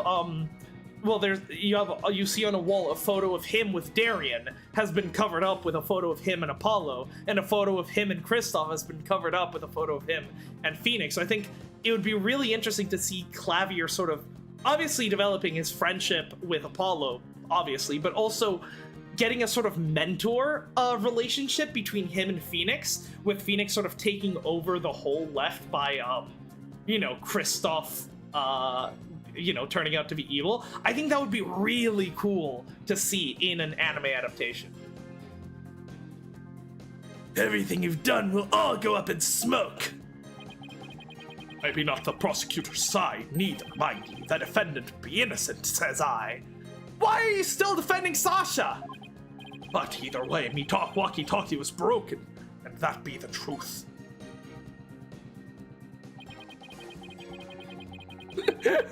My freaky ass lawyer here, 69 God, freaky. He'll fall. Here, freaky ass lawyer here, 69 God, freaky ass lawyer here, 69 God. Yeah. Run for your life! Run for your life!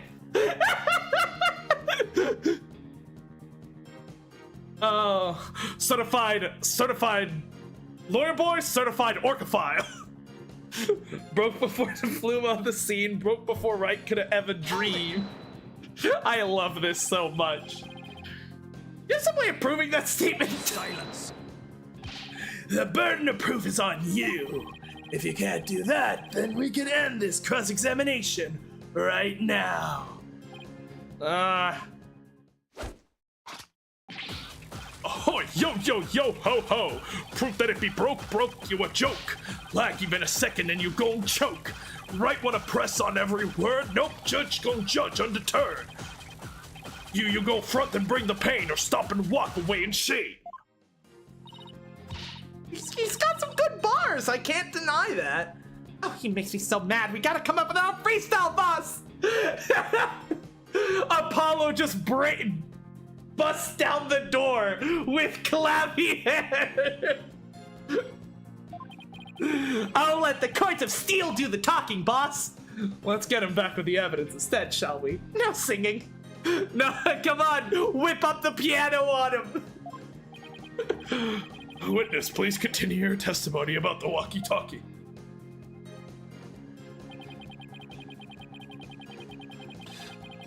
So I looked it up and put it in my watch list. It's very good.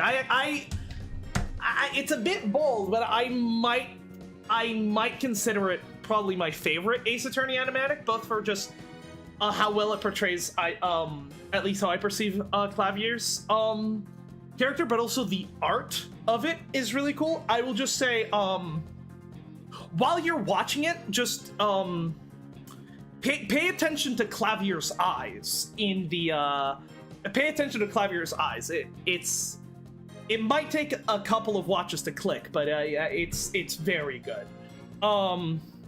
Should go through the cleaning time, eh? But Bill sucking lawyers spit Lies, aye. Cleaning time, aye. But Bill sucking lawyer spit lies. Hold it. You made a big blunder. What happened? After I helped Sasha with the cleaning, I dropped it by accident and broke it. You wish to see it? I still have it with me. It does indeed appear to be broken. With me talkie broken, there'd be no way I could have done what you said. I wouldn't have given the orc any commands. Oh, your walkie-talkie broke. Is that just so convenient? Mr. Rhymes, I think you broke it on purpose. Miss Lawyer, none of your false accusations, if you please. I broke it on purpose. What be your proof? I don't have any proof. His walkie-talkie was broken. It throws a monkey wrench in my whole theory. God, where is Apollo's perceive when we need it? And you let Pearls borrow his cell phone so casually yesterday. Has already been confident it wouldn't be able to prove anything. You never get me to agree that Puck's door could be innocent. If something be not done about her, she'll get Sasha one day too. That orca killed the captain, it weren't me. So, you intend to continue the claim the defendant is innocent, do you? What is it called again? Fish inside a birdcage. I think if you just look up Fish Inside a Birdcage, Ace Attorney animatic, it should come up. But I won't stand for that. Now then, right, Dono, what's your next move? Your Honor, I would like to examine the walkie-talkie, if you don't mind. Certainly. Here you are. Let's see if there's any way to tell when the walkie-talkie was broken. Gave Orla the command, then it couldn't have been broken at the time.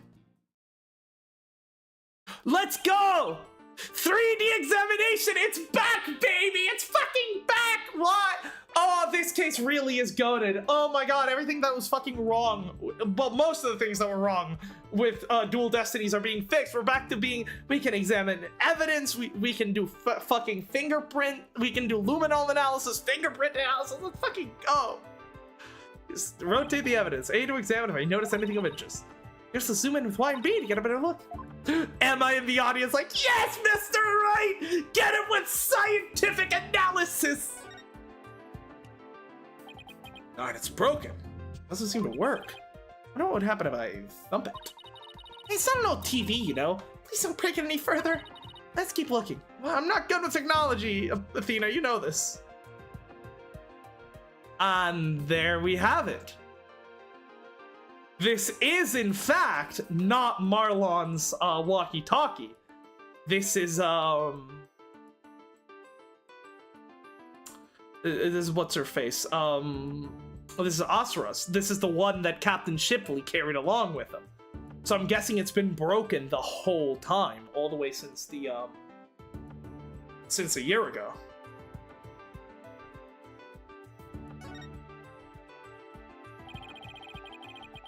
Wait for Spirit of Justice? Ooh, okay. Walkie-talkie shaped like a sword. Pretty clever, but I don't see anything odd. Well, that sword walkie-talkie in and of itself is pretty old, I guess. But let's keep checking it out.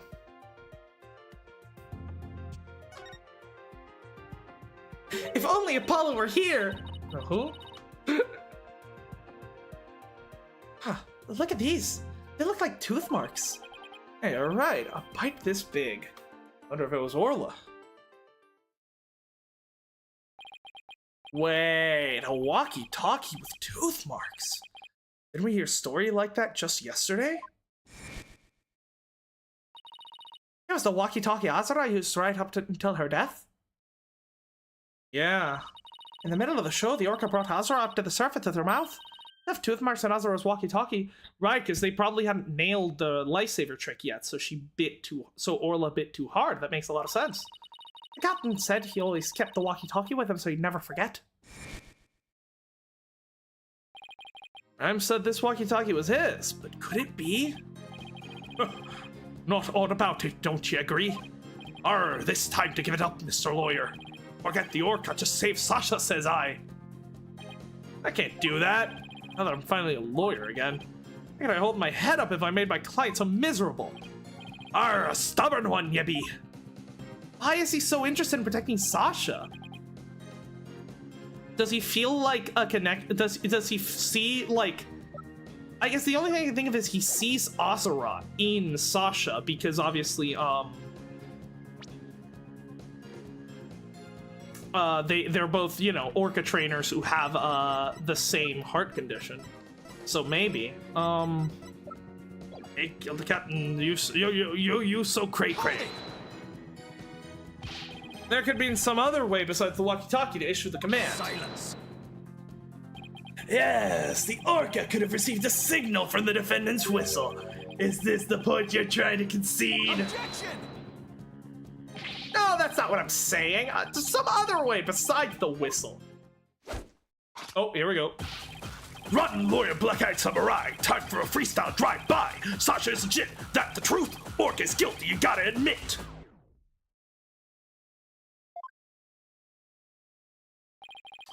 I tell ye, it be all the orca's doing. If you don't belay all this bilge, I shall diss ye with some more rap. Oh, I believe you've already been doing that. We tried pressing him, but it doesn't change anything. Oh, I don't know about that. The statements might not have changed, but the meaning of one of them may have. Really, you caught something? That one statement just might be the breakthrough we need. Yep.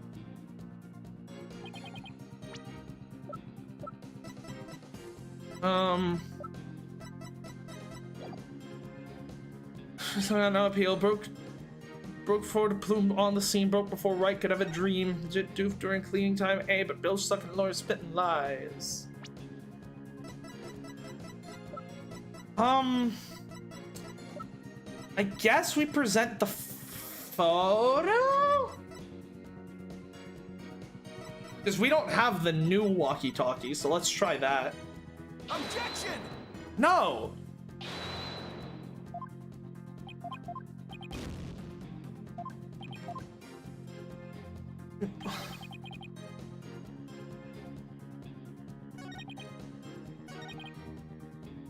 Hold it! Are you sure it was your walkie-talkie? Got a stolen broken walkie-talkie from somebody else. Okay, here we go. It needed me to press this. You be accusing me of thievery, let me see your proof. Alright. There's evidence that who you stole the walkie-talkie from. Take that! Oh! Right. Okay, I'd assumed he stole it from Asura because it was like hers, but no, he stole it. Okay. Yeah, I get it, Gabe. I just you wanted to bear. Yeah, okay. Ahoy! Yo, ho, ho! Yo, me bucko, you be trippin'? Ain't we going all in? You say the walkie-talkie be not mine. The proof you just presented doesn't prove aught. I guess you're right. Oh god, we're gonna die from his freestyle. God damn it. I agree, that piece of evidence doesn't tell us anything. That's enough. I'd see no further prolonging the shot. I thought it meant like I thought it wanted me to present that to show like, oh yeah, this is Asura's walkie-talkie, but no, it wants me to show the autopsy report and show that the captain's walkie-talkie been stolen. Okay. Defendant's case to submission to overturn the prosecution's claim. This court finds the defendant, Sasha Buckler. Congratulations, you played yourself, idiot.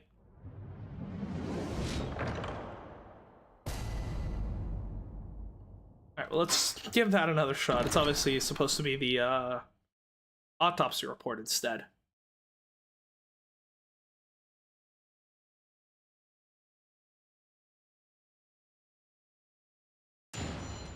Alright, let's go.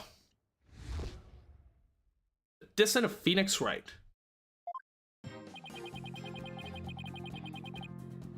Alright, let's try this again.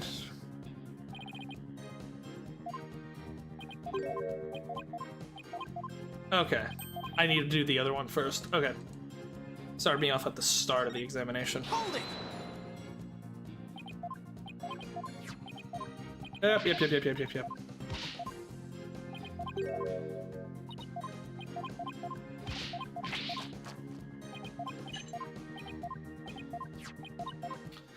Alright, let's look at the teeth marks.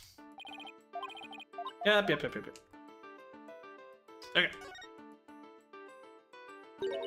Yep.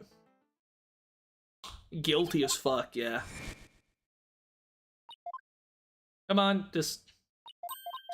God, this is so long.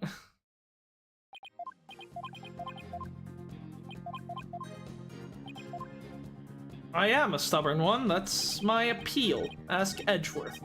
I got the stamina of a fucking rabbit. Hold it!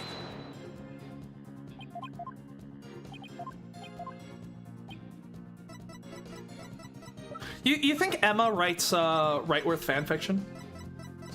Alright. Take that! Shipley Dado. Here we go. According to the defendant's statement, anime blooper reference? I have not watched the anime blooper. I still haven't finished watching the anime. I need to do that at some point. The only one I know is "The killer delivered the bear." According to the defendant's statement, Mr. Shipley talked to her on this walkie-talkie before his death. However, no walkie-talkie was found near the victim's body. Methinks the police just didn't look hard enough. Besides, the captain's walkie-talkie wasn't broken, be that not right? You would write it with Maya. I don't think Maya would be that interested in Edgeworth fanfiction, I'm gonna be honest. Emma, absolutely. She's got a massive crush on Edgeworth. So this walkie-talkie is not to do with mine. I'm not sure that's true. The victim fell to his death. It's quite possible his walkie-talkie broke in the fall. You saw the walkie-talkie after the victim's death, didn't you, Mr. Rice? Silence! I will not allow such leading questions, right, Dodo? Alright, let's,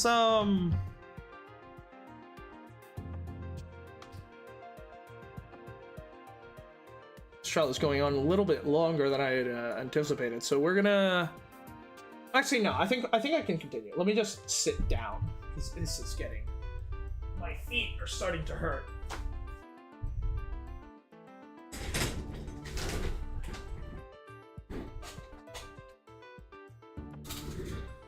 Ugh. Alright. I'll not allow such leading questions, alright, Dodo? There we go. If you claim the walkie-talkie belonged to the victim, show me your evidence. Well, no, Pearl absolutely does not ride Edgeworth. Remember, Pearl is a staunch Maya Phoenix shipper, so she would never join in on that. Certainly, I plan on doing just that. Please look at these tooth marks here on the walkie-talkie. Tooth marks? Ah, yes, I see them. The victim's walkie-talkie was a keepsake that used to belong to Ozra Summers, who died a year ago. These tooth marks were left by Orla when she carried Miss Summers in her mouth. If this is Mr. Shipley's walkie-talkie, then Mr. Rhymes' walkie-talkie is still unaccounted for. God, I am so hungry. I'm gonna go eat. I'm gonna go get some Popeyes after we're done with this stream to celebrate. Maya would be a beta reader? Okay, yeah, I can see that. I can see that. She'd make sure that Emma got the characterization right, since she only, she only worked with Phoenix briefly. Although we can assume that Phoenix actually met with Emma at some point after the events of after getting disbarred, because he obviously got his hidden camera on his beanie from her. She probably set it up for him. And Mr. Rhymes' walkie-talkie is still unaccounted for. So she hasn't said anything about shipping Phoenix and Maya in Dual Destiny, so maybe she got over that. That is true. She maybe has matured and can now appreciate Yaoi. You see, Which means he couldn't have used it to command the Orca after all. and that's not all, Your Honor, because obviously that's probably due to her shipping Phoenix and Maya is obviously due to her being brought up very particularly by Morgan. So in her time going to like public school and shit, it probably broadened her horizons. The only one who could have taken the victim's walkie-talkie is the culprit himself. Arrgh. The fact that Marlon Rhymes had the victim's walkie-talkie is proof that he murdered Jack Shipley. It's pretty good. We got motive, we got opportunity, and that's the decisive evidence. Arrgh.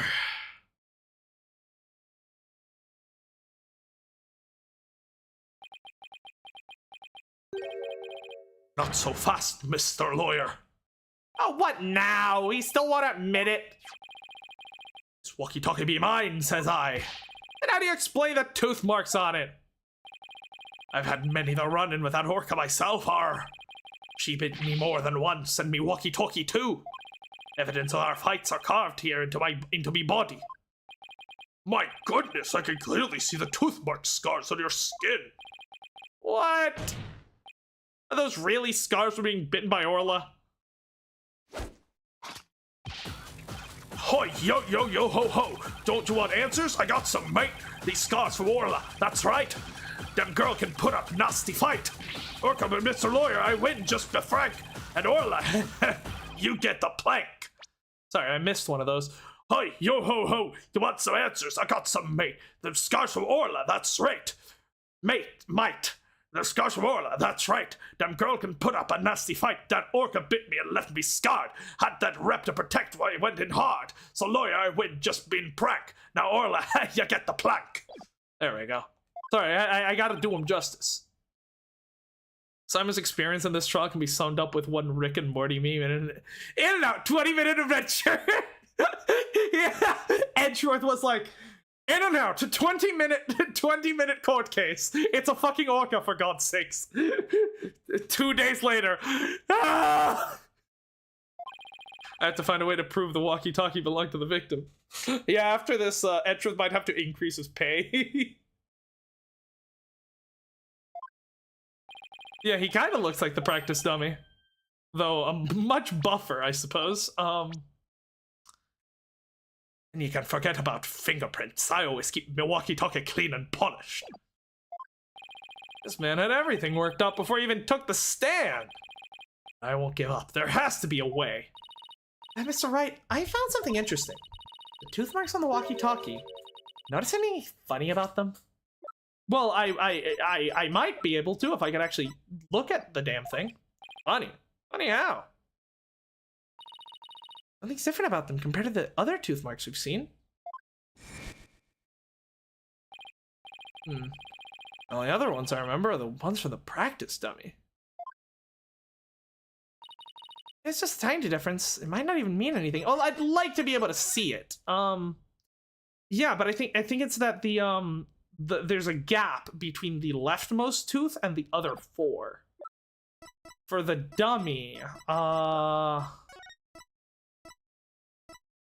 we can't see the dummy, but the dummy, it looks like it's mainly, maybe. Right now, we need to consider every possibility we can, no matter how small. I can figure out what difference.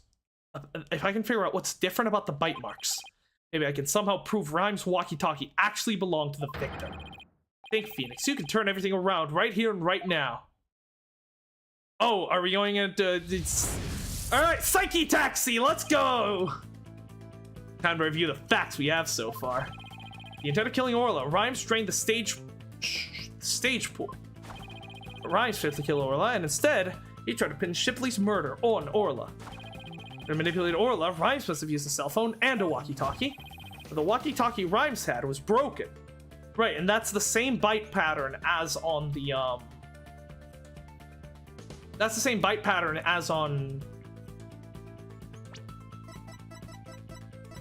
As here. But I didn't get to see the one in the dummy too well. Talkie Rhymes had is broken. I think it's the victim's walkie-talkie, that one he kept as a memento of Ozra Summers. Find a way to prove that it is, indeed, the victim's walkie-talkie. Which piece of evidence left on the walkie-talkie can prove it is? The Orca's tooth marks, right. Maybe Orla's bite has changed over the years. Yeah, it's definitely different. 2 pieces of evidence, tooth marks, the walkie-talkie and the dummy. Striking about these 2 pieces of evidence. Tooth marks are different. Imagine Trucy finding a right with fan fictions. Honestly, I don't think Trucy would be even fazed by that. That girl scares me sometimes. Look closely, I see 2 different bite patterns. 2 variations. Was there a trick of Orla's that had 2 different variations as well? The show song had different variations, yeah.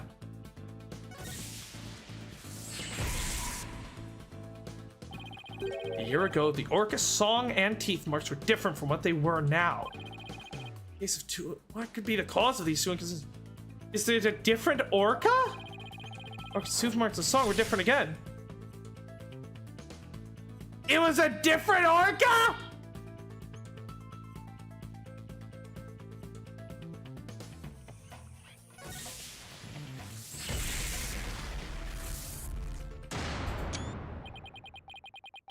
I'm starting to think. There are 2 different Orcas, the one a year ago and Orla now. And if once a year wasn't... Also, I'm pretty sure, like, Edgeworth and, like, Phoenix and Edgeworth have literally gone on a date to one of Trucy's shows. I don't know, like, Trucy knows that, like, I'm pretty sure Trucy sees Edgeworth as her stepdaddy, you know? Obviously, Phoenix is Lord Daddy. And if the Orca a year ago wasn't Orla, it means the bite mark on the walkie-talkie isn't Orla's, like Rhymes said it was. Now I can finally prove the walkie-talkie belongs to the victim.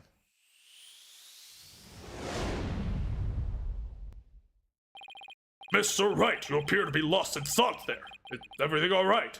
I mean, at least you're not fucking getting up in the witness's face like that young kid, what was his name? Mr. Fine used to do. I just realized something astonishing, Your Honor. You may have outsmarted me, but I outsmarted your outsmarting. Your face is what's astonishing, right, Dono? Your rudeness is what's astonishing, Prosecutor Blackwell. What is astonishing thing you realized?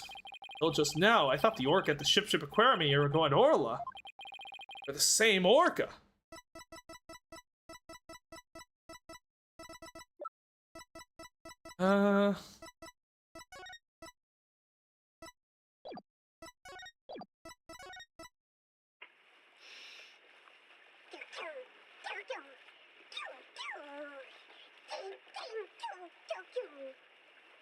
I think.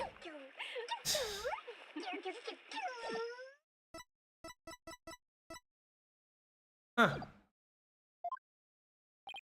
However, two inconsistencies led me to a new fact.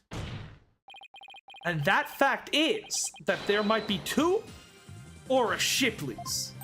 What? Two different orcas? But that's impossible. What is happening? Order in the court. Explain yourself. What is the basis for this preposterous claim? Orcus show song a year ago and the Aura one now are different. Yeah, and that's what, I guess that's what Crab was trying to tell me. Focus on the songs. The Orca show song a year ago and the one now are different. I believe it's because the Orca a year ago was a different Orca. Two different Orcas, two different songs. It explains the show song contradiction. What be this Bilgewater talk? I don't understand. I'm talking about the truth. Truth that will finally catch you out in your lies. And the tooth marks on the walkie-talkie were Orla's. But that's not true. Two different bite mark patterns on the walkie-talkie and the dummy prove this. What? Two different patterns, ye say? Silence. While I can see that there's a possibility that two different orcas exist, bite mark patterns alone are not proof enough. I want more conclusive evidence.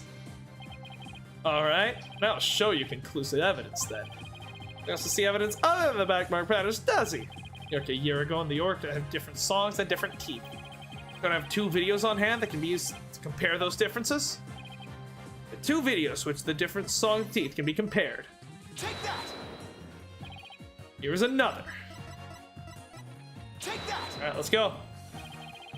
Please compare these two videos, one from a year ago and one more recent. As discussed, the two orcas are singing two different songs. Please also pay special attention to the appearance of the two orcas' teeth. How exactly do you claim their teeth are different? Let's look for shots in the two videos where the orca's teeth are shown. This is insane! This is Orla in the recent video of the Swashbuckler Spectacular Pirate Show. Right, she's got all her teeth. As you can see, she has all her teeth. What a healthy smile she has. I'm a bit envious. Now let's take a look at the TV phone video from a year ago. There we go. Just as I thought. Their teeth are different. See, this is why I kind of wish we were able to like pause the video and like play through it. I feel like I could have maybe caught that if I'd gotten to examine things better. Oh, I believe this smile looks a little different from all the ones we saw a moment ago. As you can see, the orca from a year ago has one tooth that's broken off. Ah! If the teeth are different, then... Yes, if the teeth are different, they of course leave different bite mark patterns. Practice dummy, you can see Orla's uniform pattern with all the teeth intact. On the walkie-talkie, you can see that one tooth is missing from the pattern.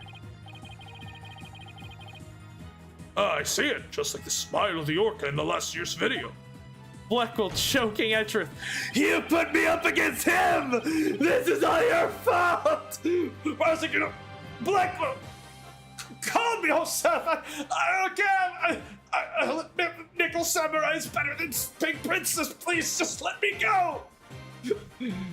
The tooth marks are all on the walkie-talkie were not made by the orca we know as Orla. They were made a year ago by a different orca. Dude, different orcas. I can't believe it. The statement that tooth marks on the walkie-talkie were from Orla was a lie. So this dude was trying to get revenge on the wrong fucking orca, dude. Jesus Christ. As if he couldn't get worse. The truth is, the walkie-talkie was stolen from the victim, Jack Shipley. And the only person who could have stolen this, the true culprit, Marlon Rice. Oh, we got the front-facing... The front-facing of Jack... Yes!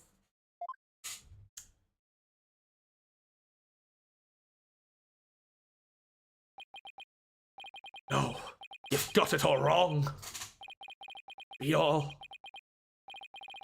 fault of that orca. Which fucking orca?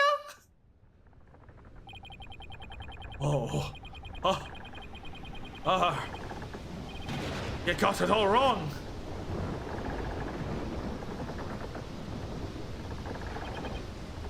Blimey! It be the orca's fault. This can't be! Ah!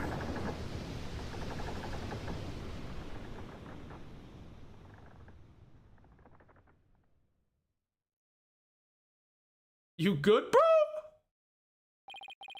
Once again, I'm too weak to help anybody. What the fuck are you talking about? You were trying to get an innocent fucking animal convicted of murder. What the fuck are you on about? Well, it would appear we should hear more from the defendant about Aura Shipley. Sasha Buckler? Yes, Captain Judge. Is what Mr. Wright claims true? Are there two different orcas?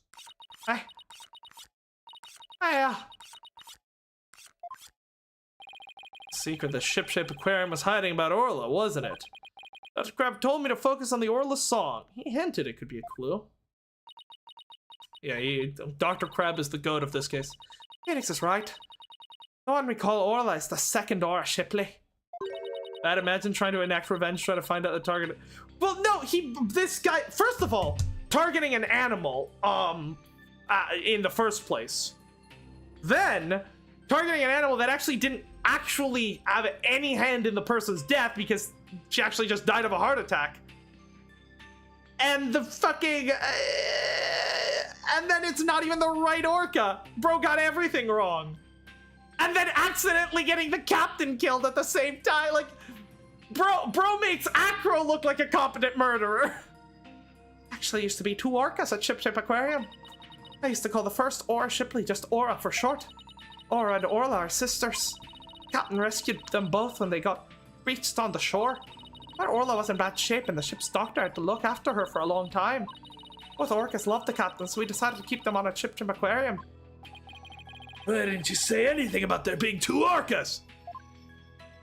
Well, because after the accident a year ago, Aura was put down. What? Aura's dead! The Center for Dangerous Animal Control demanded it. Apparently, the captain of the ship's doctor begged them. We put the first one down, so please leave the second one alone, they said. Anyway, after the accident a year ago, Captain told us he was going to put Orla in the pirate show as Aura Shipley. He asked us to keep quiet about Aura's death until the time was right. What a surprising and complex tale. So what I'm learning from this case is that the Center for Animal Control are fucking dicks. Did all Ship Aquarium employees know about this? No, just a select few of us. Mr. Rhymes, did you know about it? Of course not. How could I? Tell me, Mr. Rhymes, did you plan on killing Orla from the start? Yeah, I planned to do it during the cleaning, and I drained the pool. I figured if I didn't do something about that beast, Sasha's life was in danger. Sasha trusted that orca just as much as Azura did. I wanted to protect her. Couldn't help Azura, and I felt like protecting Sasha was the least I could do. My duty. I built up my strength so I'd be ready to kill the orca. I even fought with sharks. But the captain realized my plan and tried to save the orca. And that is why you killed Jack Shipley. Ah, now the report for the crime lab. What do you mean the report for the crime lab?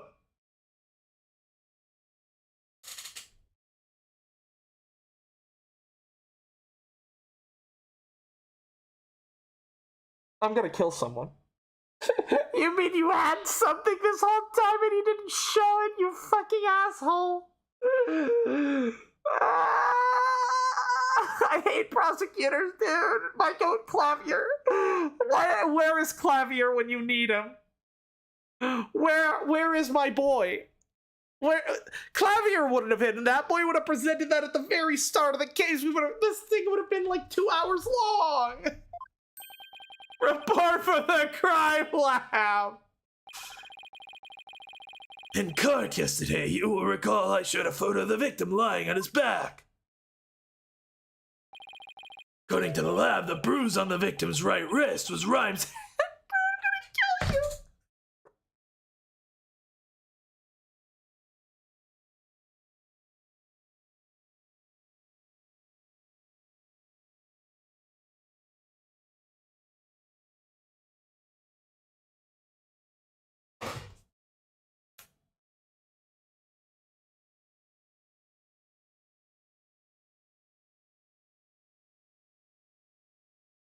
I'm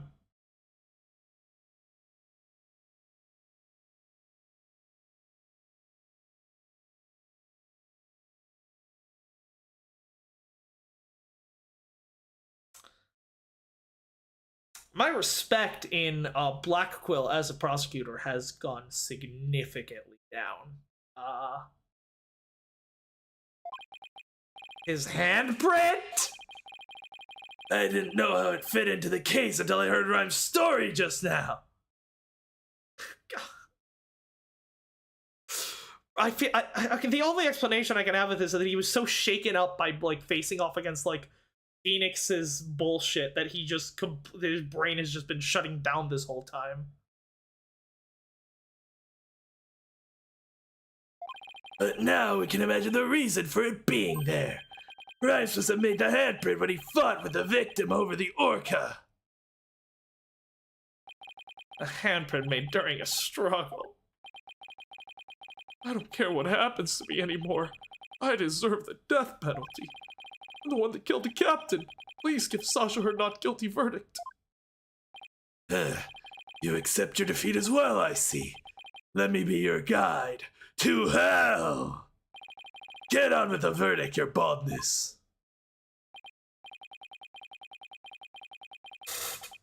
It's technically the first one, so technically does grows after this? I guess. It seems this unprecedented trial that began with Orca as the defendant has finally come to a close. Sasha's saved. Orla's gonna be so happy. God, I swear to God, if Clavier was on prosecution, this case would have been done in like a minute. He would have been, her forehead, we just found a handprint. It's Marlon Rhymes' handprint on the victim's body. Do you want to convict him right now? Hell yeah, Clavier! Let's get his ass! Hack tongue, baby, let's rock! And then he would just proceed to fucking tag team him. Like, Rhymes' handprint on the victim's right wrist.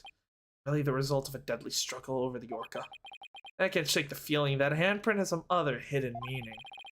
Not going to end without revealing the whole truth? Very well, this court finds the defendant, Sasha Buckler.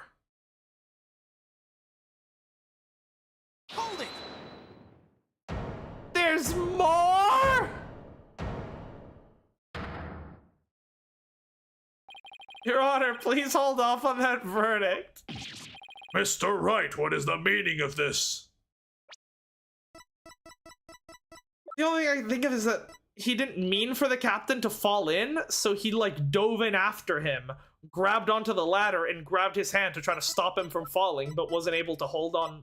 It wasn't able to pull him up because he wasn't on his fish steroids at the time. I would like to further explore this new evidence the prosecution just submitted. What complaint could you have? You're about to get your not guilty verdict! Oh, you still have so much to learn, Simon. You have no... Now you know how Gumshoe feels. The feeling of starving to death. I can imagine Edgeworth and Clavier are just at the prosecutor's office, like, drinking some tea together, like, watching the trial. So, boss, is that what you had at Blackwell take on this case?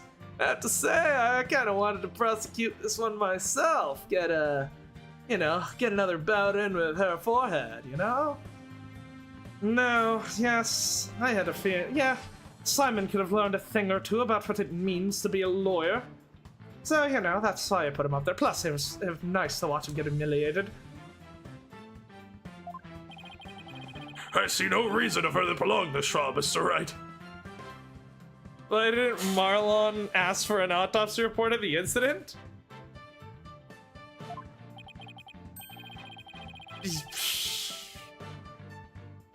Because he's stupid.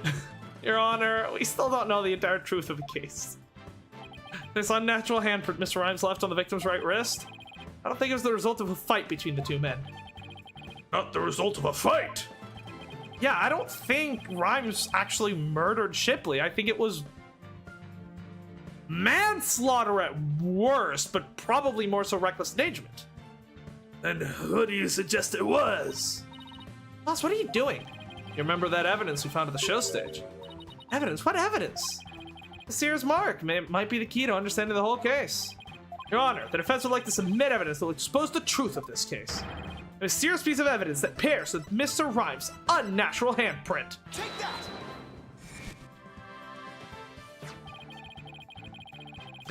Marlon Rhymes left behind a very unusual set of fingerprints at the show stage.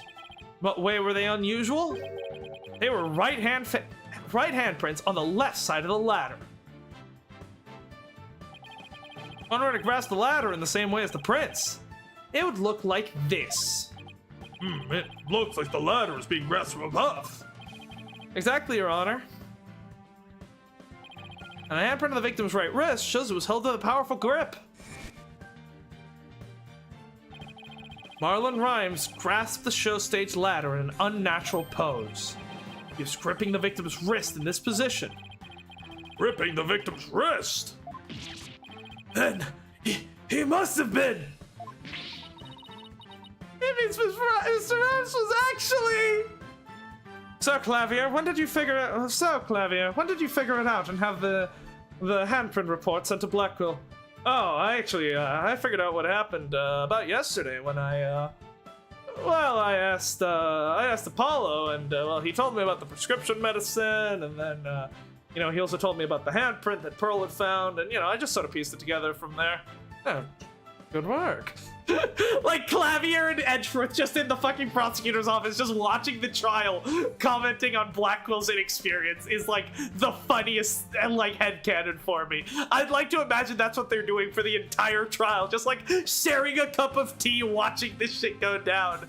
Someone said that he got defeated in case 2, and since this trial likely takes place after that, Simon might have grown after that case because of Phoenix's actions, I suppose. Bro's getting humiliated. That's right. He coupled the unnatural handprint with the mysterious fingerprints.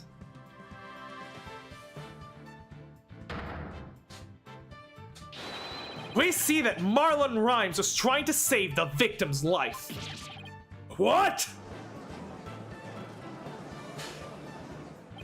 Is this the first Ace Attorney case without an actual murderer? But that can't be.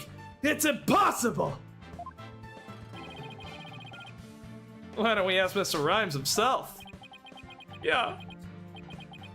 That's why he said I couldn't save anyone. Mr. Rhymes, we want to hear the truth directly from you. I gotta hand it to you, Mr. Lawyer. You got skills. Why? Why did you have to figure it out? It doesn't matter what happens to me anymore. I'm ready to die. But is the defense claiming true? Captain, found out I trained the stage show pool. He rushed to the side of the pool, frantic to put some water in for the orca. And then he slipped.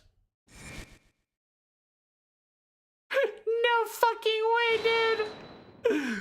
Captain, give me your hand.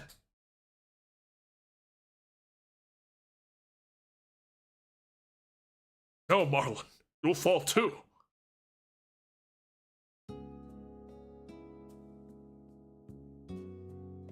Forgive me, Marlon. I didn't realize what deep pain you were in. But please don't blame Orla. It's nobody's fault. Not Orla's, and not yours. Hey! Captain! Robbie Rotten!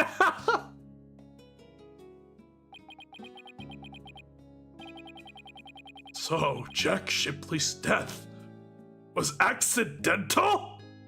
Is this the first time this has happened in an Ace Attorney game? There's no killer? Holy shit! Why didn't you tell us that you didn't kill the victim? Because I have no right to live anymore.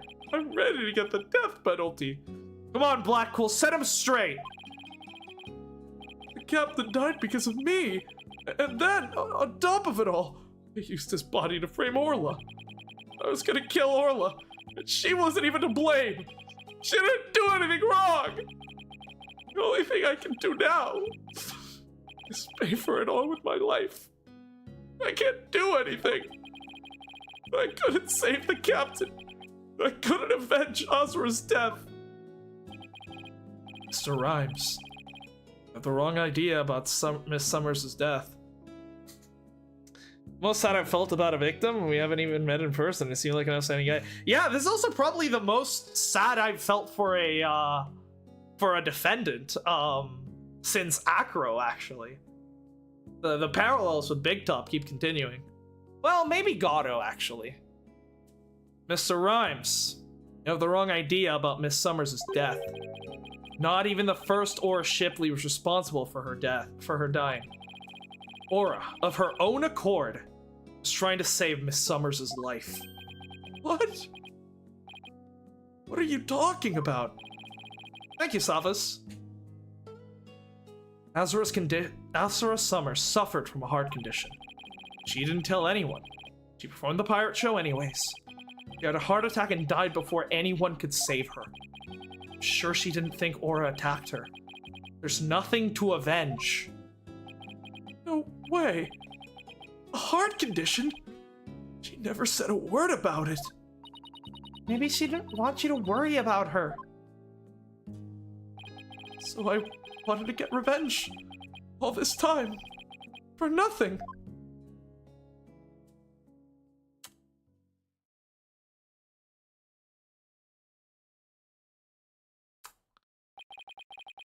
So, neither case was a murder. Not a year ago, and not this time either. Your responsibility in this matter is great, but I believe you can be rehabilitated. Yeah, it's reckless endangerment, tampering with a crime scene, a bit of perjury. That's about it, though.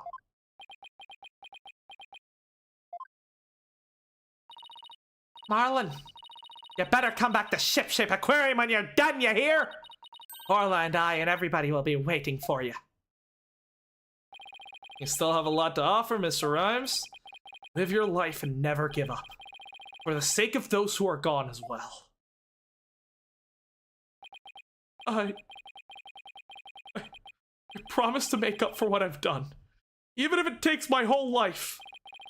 Mr. Wright, Sasha.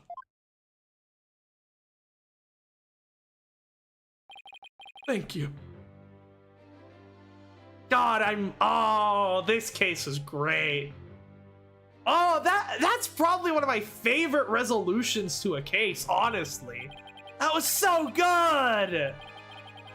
Well, I have seen countless trials, but never one that ended like this. I don't know how, Mr. Wright, but you always manage to turn things around. I think all this excitement has taken a few years of my life. Is that praise? Or a diss? Now then, this court finds the defendant, Sasha Buckler, not guilty! You fucking did it! Oh!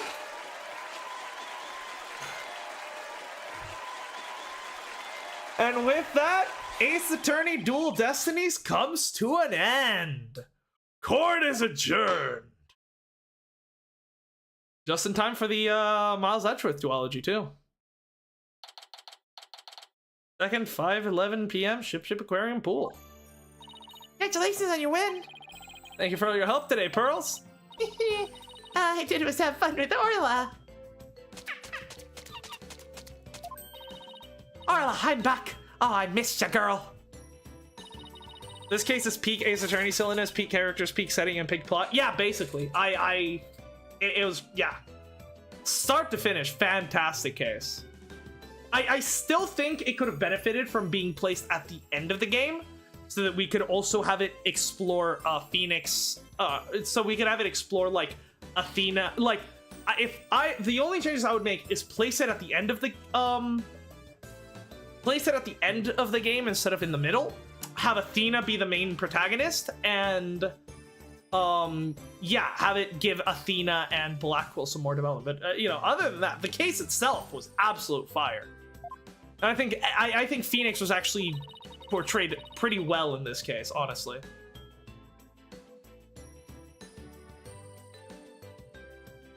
Simon's gonna return to himself drunk as a horse, wondering how it all went wrong. Meanwhile, Edtrith, hi, yes, his initiation is complete. Yeah, fucking Edgeworth and Clavier, they're in the prosecutor's office just laughing their asses off. Phoenix, Athena, I really want to thank you from the bottom of my heart. Marla and I are both really grateful. I will now act my gratitude with a little performance. Arr! Miss Orca lover, don't you think you'd better take care of your health first? All right, fine. I promise no more shows until I'm better. I don't want anybody to worry about me after all. Good. Glad that's settled. Hey, buddy, Mr. Lawyer. You just had to blab every single one of the aquarium's secrets, didn't you? I'm sorry, Dr. Crab, but revealing the truth is what being an attorney is all about, and give Apollo a bit more attention. Well, yeah, I think if Athena was the lead on the case, you could have Apollo as her assistant. Because I really like Apollo and Athena's dynamic, especially because it can sort of switch around between one of them being the assistant and one of them being the lead. I really enjoy it. Satisfying to punish Simon the entire case. That is true. Yeah, Phoenix absolutely destroying Simon is actually kind of worth it. I would not mind Phoenix being the lead for this case if the game, but the problem is the game already has too much Phoenix right. Like, if Phoenix wasn't the lead for Turnabout for Tomorrow, I would be absolutely fine with, like, I think I would be perfectly fine with, like, Phoenix showing up in, like, the first case to save Athena, and that's it. Then Athena and Apollo doing the rest of the game, and then the DLC case, you get to play as Phoenix, because, you know, nostalgia, but, like, the game's already had too much playable Phoenix, you know? I think that's just mainly the issue with it. End of Dual Destinies and just ignoring Apollo. Like, as Apollo got in the second game is filler. Yeah. I'm sorry, Dr. Crab. Yeah, it's funny. Obviously, in Apollo Justice, Apollo was obviously the main character, but he had no relevance to the story whatsoever. In this game, he actually gets relevance to the story and, like, a direct connection to, like, the big, like, case with the death of Clay. And then he becomes not playable after a single court day. I'm sorry, Dr. Crab. Ah, that's alright. I'm glad. It's kind of hard to tell. Alright, although, thanks to you, they know we're using the illegal torpedo system. And I think we'll be able to wiggle out of serious repercussions somehow. Oh, don't worry, I'll have Apollo take on your defense for that. The writer lady is advocating for us, saying the law itself is to blame. Said she's gonna look into getting the law changed. Well, go Mr. Plume. He sure is a powerhouse. There's one thing you didn't figure out, by the way. Keep this to yourself, will you? You don't want it getting out publicly. Remember that appointment I had written down in my calendar? Oh, you mean meet with the captain at the Orca Pool at 7 a.m.? Right, we never figured what that was about. Change the first half of the turnabout for tomorrow and have Athena defend herself like Phoenix did. Yeah. Well, I don't think it should be Athena defending herself because that would pit in the blame on Blackquill. I think it should, if anything, it should be Athena defending Blackquill and basically getting to the, like, I feel like the issue with that case was having the whole case be on, like, okay, well, we're trying to defend Athena by pinning it on Blackquill and then defending Blackquill. I think it should have been the other way around, with Athena defending Blackquill at her own expense and basically trying to get herself a guilty verdict. She proves Blackquill is innocent and almost get herself a guilty verdict. And then maybe you can have Phoenix come in and defend her. I think that would have been fine. But absolutely, at the very least, as soon as Athena was no longer being considered for the murder, as soon as Athena's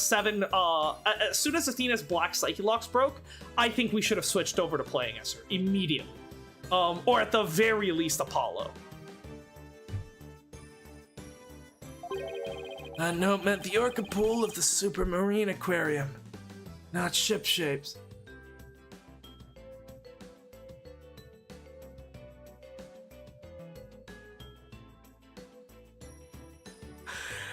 You sly bastard, you! You did it! You fucking did it, you crazy bastard! You saved the original too! Why were you supposed to meet there? Jack and I, we visited the Supermarine Aquarium once a month. Any idea why? Holy shit! My cheek muscles are hurting from smiling! Dr. Crab! And fucking Jack Shipley are the biggest Giga Chuds I've ever seen in an Ace Attorney game! That's what I'm talking about! That's why he's the MVP! That's why he's the GOAT! The GOAT! To get dolphin therapy treatments? Ah, my face hurts! Ah!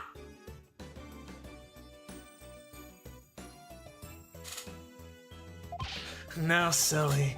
Remember I told you. Jack and I were against putting the orca down from the start. What? You mean? We just pretended to put the first Aura Shipley down. The Supermarine Aquarium is harboring her for us. What? So that talk about large amounts of money you were paying them. Once a month, the owner and the vet disappeared from this aquarium, and I came to find that each time a large amount of money was being paid out. You're paying for Orca's care. You wouldn't believe how much fish orcas eat. Now that it's been proven she was innocent all along, I think we can bring her back soon. Until then, keep it under your hat, okay? Puts on beanie. I love this app. This is actually peak. Okay, no, this case is actually just shot up so far up in my ranking. Holy shit. This is A tier. Absolute A tier. Holy shit.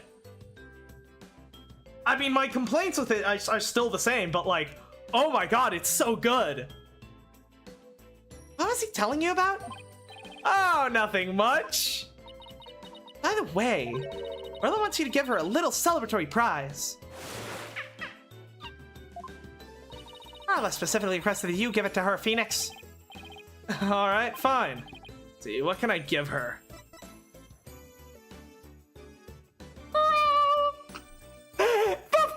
Is this why the fish is part of— Kill her! Give her the poison! It's gotta be— let's go— give her my attorney's badge! Take that! Orla, it's coming a day late, but congratulations on your verdict.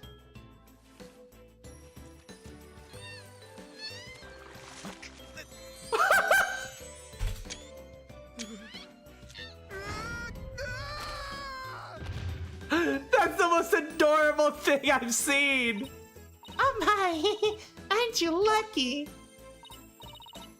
That's Orla's best trick, the thank you kiss! Orla, I want to be next!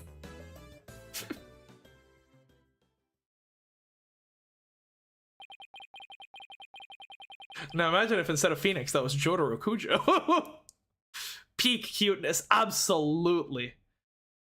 And so the curtain fell on my first trial in years.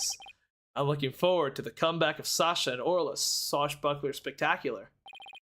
After all, I made a comeback of my own. As a lawyer. The Comeback King! A few months later... Ooh, are we getting some more juicy stuff? Oh no, we're getting this again.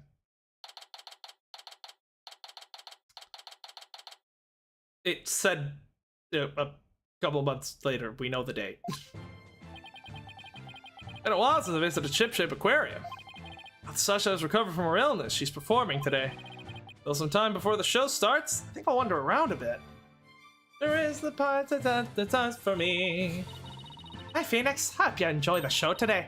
The Orcas are excited and ready to go. Oh, I'm sure I'll enjoy. Wait a minute. Did you say orcas?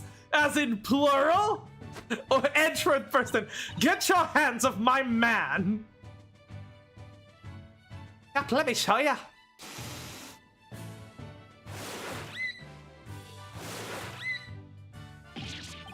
Two auras? Don't tell me! This is getting out of hand! Now there are two of them! Yep, you caught it right. Aura Shipley the First has returned to Ship Aquarium. We be the three pirate sisters are. We be out to stop the evil Scalawag League, led by Red Stash and the giant octopus. Who's gonna be playing Red Stash? Now that Jack's dead, is it gonna be Marlon? Is he already out of prison? I guess maybe they gave him like community service or something. I don't want to get in the way of their rehearsal. Guess I better go. Well, if it isn't Blue Boy, did you come for my book signing? Oh, Mr. Flume! There's a book signing? Yes, my new book is just out. It's called Ship Aquarium. Don't pull the plug. I would like... this might be an actual good book. Is this episode taking place after the main game? Maybe. Yeah, she got them to approve the use of the torpedo. I'm grateful. Yo! Norma de Plume! Alright, we're 50-50 on reporters in this series being assholes or good people. Let's go. Why does she keep coming to my lab to bother me every single day? My next work will be entitled Sniper, the Penguin Leaves the Nest.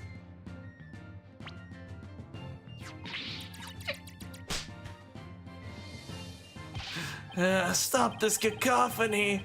Why am I surrounded by carping females? Gee, Dr. Kraft gets all the ladies. I guess I'll leave him to it. Nope, it's almost time for the show. Where have you been, Daddy? Polly and Athena already went in. While we were waiting, I bought some souvenirs to take back to the village. So how to keep you waiting?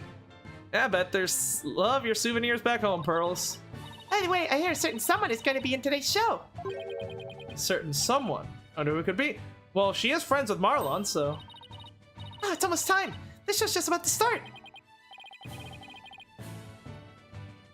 Let's go to the show stage, then. I saved you all the seats, mister, right? I'm glad I don't get to clean toilets today. Imagine if it's Simon that's playing Red Stash as self-punishment for getting his ass handed to him in court. When Edgeworth said he needed me out of prison for a while, I didn't expect this. Better not. I think they'd call security. You're welcome to the pool anytime, Athena, but Red Stash is the best swimmer of all. Huh? We got playing Red Stash's role. We're on Orla ready to go. Yeah, I know that voice. Yep, you minnow it. Marlon is back and he's playing the role of Red Stash. Let's go! It be the next new Swashbuckler Spectacular. Hope you enjoy it, me buckos. Oh, this is so peak. Holy shit. But we don't get to see it? And so, our pirates No! set sail for bluer seas under a sunnier sky. That's disappointing. As for me, I set foot into the world of law once more as a full-time lawyer. Yeah, even got invited to Themis Academy to give a speech. Simon's the octopus. Now, Simon's the random ninja samurai that shows up in the second act for no explainable reason. Yo, new special bonus. I have seen this one before. The fighting.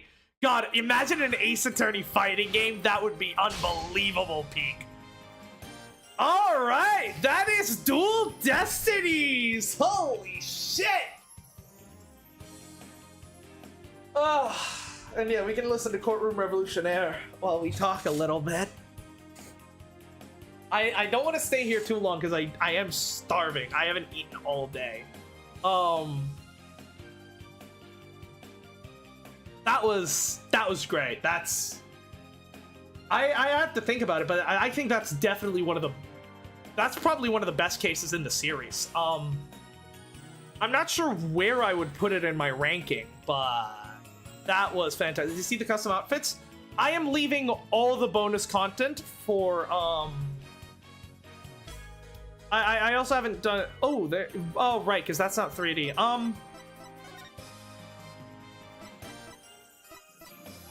Yeah, I'm gonna oh,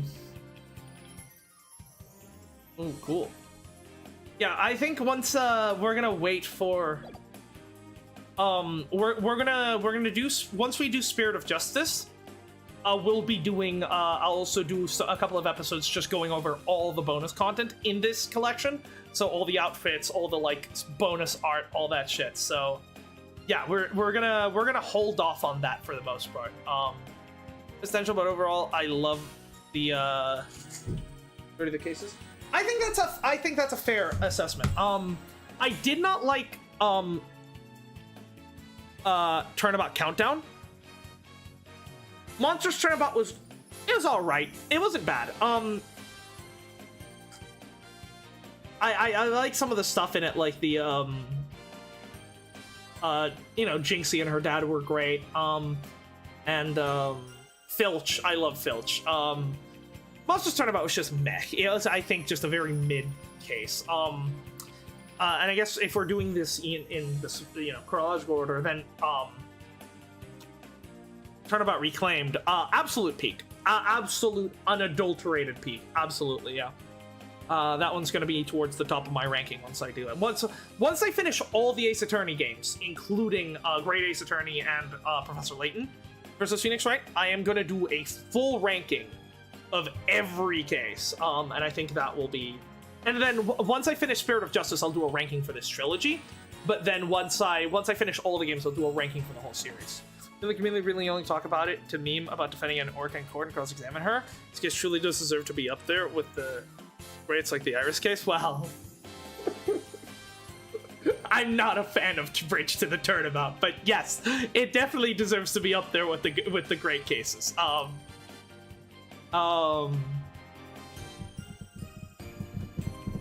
Yeah, then Turnabout Academy I really liked as well. Turnabout Academy I also thought was really good. In particular, I really enjoyed playing I really enjoyed playing Athena, honestly. It was cool. So yeah, Turnabout Academy I thought was good. Not as good as it's not like best in the series or anything, but I thought it was pretty good, and honestly probably the second best third case in the series, behind Samurai, obviously. But yeah, definitely better than Big Top, definitely better than Serenade, definitely better than Recipe. Holy shit, Recipe sucked. Then I'm gonna just treat Cosmic Turnabout and Turnabout for Tomorrow as the same case, because in reality they are. I really liked it. I mean, again, I didn't enjoy playing as Phoenix, and I thought it kind of ruined, it was kind of fucked stealing Athena's characterization, but I really liked Apollo's role in the case, even if I think he should have actually taken over as the defense towards the end. Plus, he looks fucking badass. And my biggest issue with Turnabout for Tomorrow is really just not playing as Athena, Apollo not really doing much, and then Edgeworth kind of getting character assassinated a little bit there. I know that the writing in 4 is probably better, but in terms of enjoying it, I prefer this game. I would call it my guilty pleasure in the series. I actually quite enjoyed this game. I don't know. I still think Apollo Justice is my favorite game in the series, so obviously I still prefer it. Where would I place this game? Well, let me go through. It's definitely not Apollo Justice level. Beyond the Trilogy, not Justice for All. I think this is probably my least favorite game in the series. I would say that. But that being said, like, I just don't think Ace Attorney has any bad games, at least that I've played so far. Like, yeah, it's my least favorite of the series, but so fucking what? I still loved it pretty much all the way through. Yeah, I have my issues with it, mainly with Phoenix being chosen as the protagonist and sort of some of the stuff from Apollo Justice never being brought back, but honestly, for what it's worth, it was, I really enjoyed my time with this game, and, so Great Ace Attorney 2 has the best case, no content, can't wait for it to play. I've heard so many great things about Great Ace Attorney 2. There are, well, I mean, every game that I have to play from now on, I'm super excited about, because I've heard Spirit of Justice is, really good if you're a fan of Apollo, so I'm excited for that. Obviously, Investigations 2 I've heard great things about, and as a big Miles fan, I'm very excited for that. The Great Ace Attorney games, I've heard nothing but praise for. And then Professor Layton versus Phoenix Wright, I've heard is also fun. So this Apollo in this game is emo, but it's kind of the result of the distrust Phoenix and Apollo had from the Apollo Justice. Yeah, no, I actually really liked, I like watching you enjoy DD as someone who really dislikes. Okay, sorry, I didn't see that. Yeah, I'm glad. I'm glad you enjoyed the playthrough. Phoenix and Apollo had from the start of... Yeah. No, I absolutely like Apollo. Sorry. I'm sorry if it came across like I didn't like Apollo in this game. I adored Apollo in this game. I just wish we had more of him. I think edgy Apollo was fantastic. Even I wish the game would have actually acknowledged that Edgeworth was fucking up. Like, Edgeworth had essentially regressed back to his first game characterization with getting all the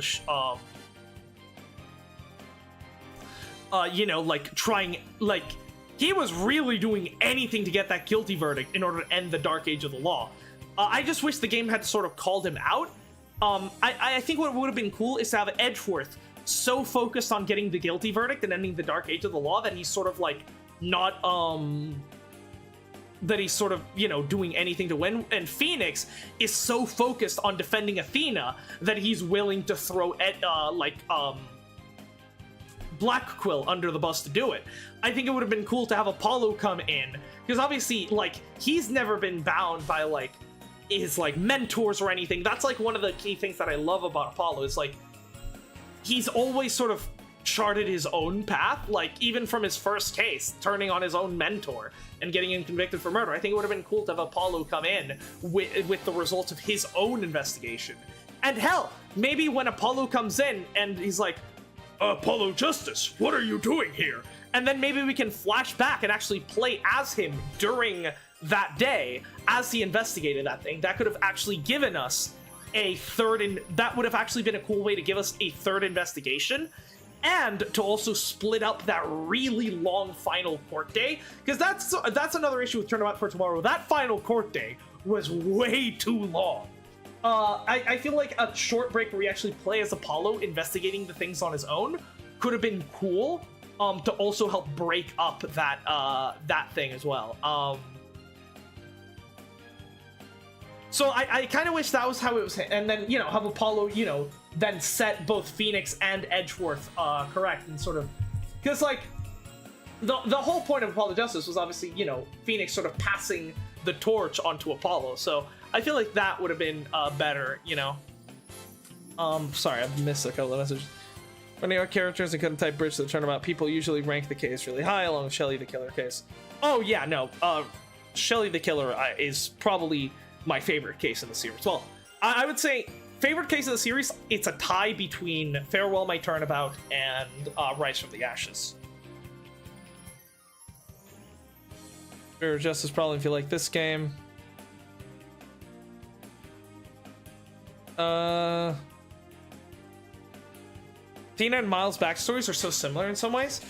Yeah, kinda. I haven't really thought about it. Yeah, they're dealing with their PTSD and stuff and getting saved by Phoenix.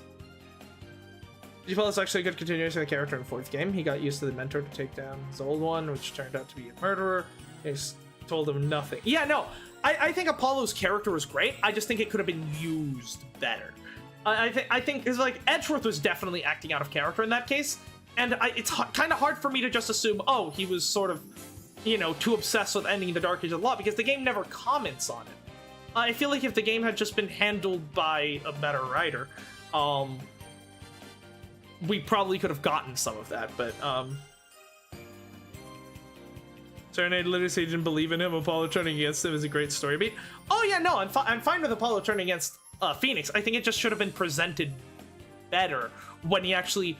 Because, like, when you're playing as Phoenix and Apollo returns, you're kind of, like, a bit against him at first. I feel like it should be, like, Apollo triumphantly returning and, like, setting both Phoenix and Edgeworth right. I feel like that would have been cool, especially if he comes... Oh! No, I just came up with the best idea. Holy shit. Okay, I'm gonna have to do like a whole like rewrite of Bridge to I'm sorry, Turnabout Tomorrow. Okay. I'm just gonna give you the Cliff Notes version, okay? Of the I've cooked out a fucking 3 Michelin star meal right here, okay? So let's ignore most of what happens during that during the start of Turnabout for Tomorrow with, like, defending Athena and then defending Blackwell, okay? Let's say Edgeworth is so focused on ending the Dark Age of the Law that he's gonna be doing anything to get Athena convicted, right? Here, let me actually change the music, because... no, there should be that. Let me swap over to, yeah, the Apollo Justice music. Okay, so Edgeworth is so focused on ending the Dark Age of the Law that he's sort of back to his old ways of, like, doing anything to get Athena convicted. And that's really kind of what ends up happening in the case anyway, so he would actually behave exactly the same as he did. The game would just point it out better. Phoenix, on the other hand, he would be so focused on defending Athena, believing in his client, that he'd be trying to pin the blame on Blackwell, right? And obviously they are both wrong. Then Apollo shows up, right? Get yourself some food. I'll say this and then go. Apollo comes in, right, just like he does in the trial, and he's like, you're both being, like, sort of gripped by the Dark Age of the Law. You're both in the sort of you could then continue the ends justify the means thing from Turnabout Academy with being, maybe you could even have Phoenix and Edgeworth say the words, the end justifies the means at some point. And then Apollo comes in, and they're like, Apollo, what are you doing here? And he's like, well, I did some investigation of my own.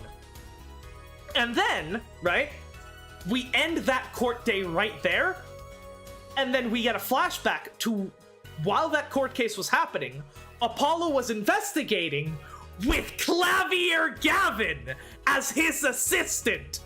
Or Emma. Apollo and the 3 of them. Apollo called up Clavier and Emma and told them, meet me at the Space Center, guys. And so he got the fucking the Apollo Justice gang back together. And he conducted his own investigation with obviously Aura's permission, because obviously she liked Apollo's drive and was willing to help him out. Then you play as Apollo, investigate do a final investigation. This would give you a 3rd investigation. And then, at the end of that, it sort of flashes forward back again to Apollo arriving in the courtroom and sort of setting both Phoenix and Edgeworth straight. That, they've been sort of gripped by the Dark Age of the Law. And, him and Clavier present this new evidence that sort of helps. Because obviously, Apollo's mentor is Phoenix, but Clavier obviously sees Edgeworth as a sort of mentor too, since Edgeworth is the chief prosecutor, and he was the chief prosecutor when during the entire event of Apollo Justice.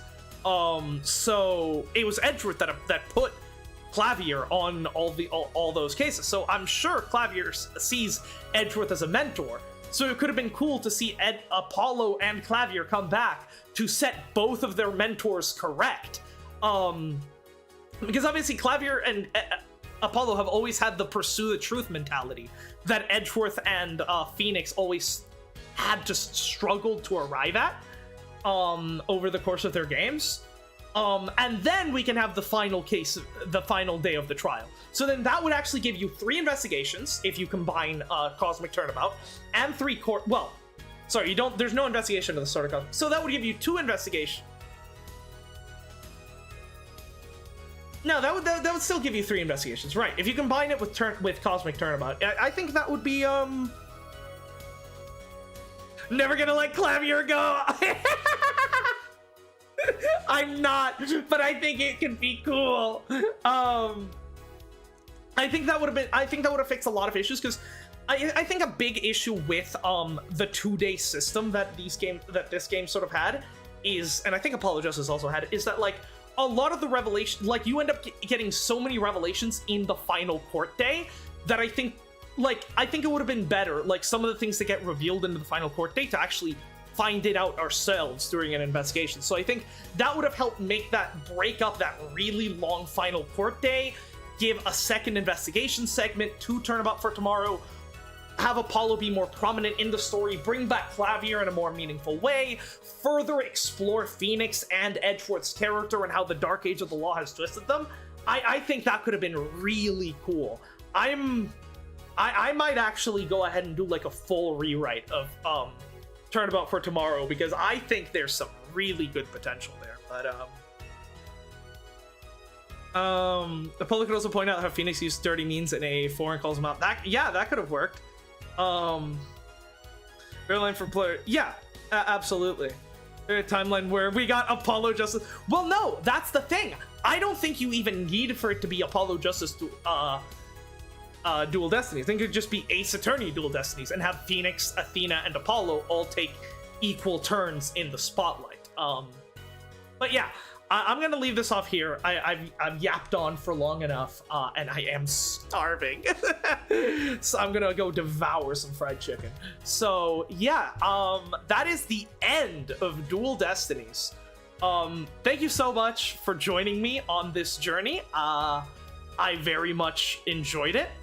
And yeah, next up, the Investigations duology. I don't think should regress completely in the rewrite. Oh, no. I think Edgeworth, as he was in the case, is enough of a regression.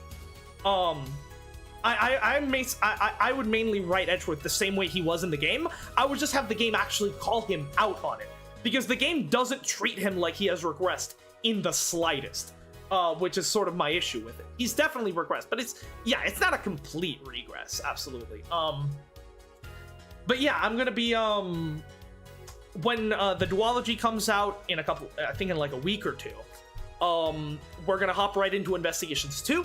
Once we're done with Investigations 2, then we'll hop onto Spirit of Justice, which, yeah, I'm very excited for Investigations. I long to see properly characterized Miles Edgeworth again, my beloved. So yeah, thank you so much for being here. This has been a great journey, and I hope to see you all. Good day, bon appetit. See you in a bit. Yeah. Hope I'll see you all when I hope you'll join me for Investigations and Spirit of Justice, and maybe Great Ace Attorney too when we eventually get to that. So yeah, thanks for watching. I will go eat now. When do you start Spirit of Justice? That's gonna be when I finish Investigations. I do want to play Investigations now, that because strike while the iron is hot, as they would say. So when it comes out, make sure you to play Peak Fiction. Which one? Investigations or Spirit of Justice?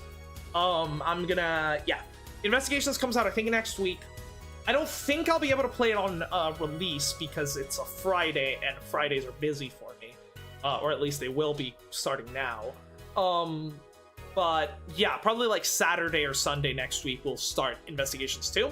And then once we're done with Investigations 2, I think then we'll probably look to start Spirit of Justice. I might play I might do another game. I might do some kind of game. Investigations, okay.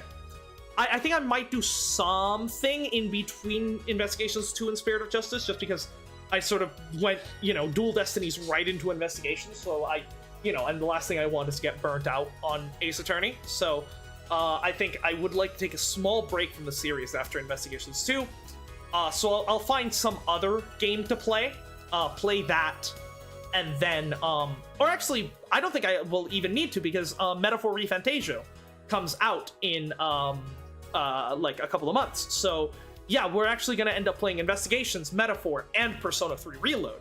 So then once we finish Investigations, will probably be the first one of those 3 we finish. And then once we finish either Persona 3 Reload or Metaphor ReFantasio, then we'll start Spirit of Justice. So that will build in a sort of buffer all on its own. So that actually works out really well. It's pretty good. Yeah. Fatal Thing Investigation 2 is Nelly's favorite AA game. I'm gonna be honest, Citadon, you are the only person I've seen conflicting views on like Apollo Justice and Dual Destinies. You are probably the only person I've ever seen say they dislike Investigations 2, so I'm very interested to play that game. But okay, I need to go eat, so I'm gonna leave this here. I hope you'll join me for Investigations 2. It was great having you. Yes, more Gumshoe, baby! Let's go! Maybe we'll get a cameo from. Maybe we'll get to visit Diego in prison. I don't know. I think Investigations are a fun game to like do cameos and stuff. So yeah, I will see you all then. Yeah. Later.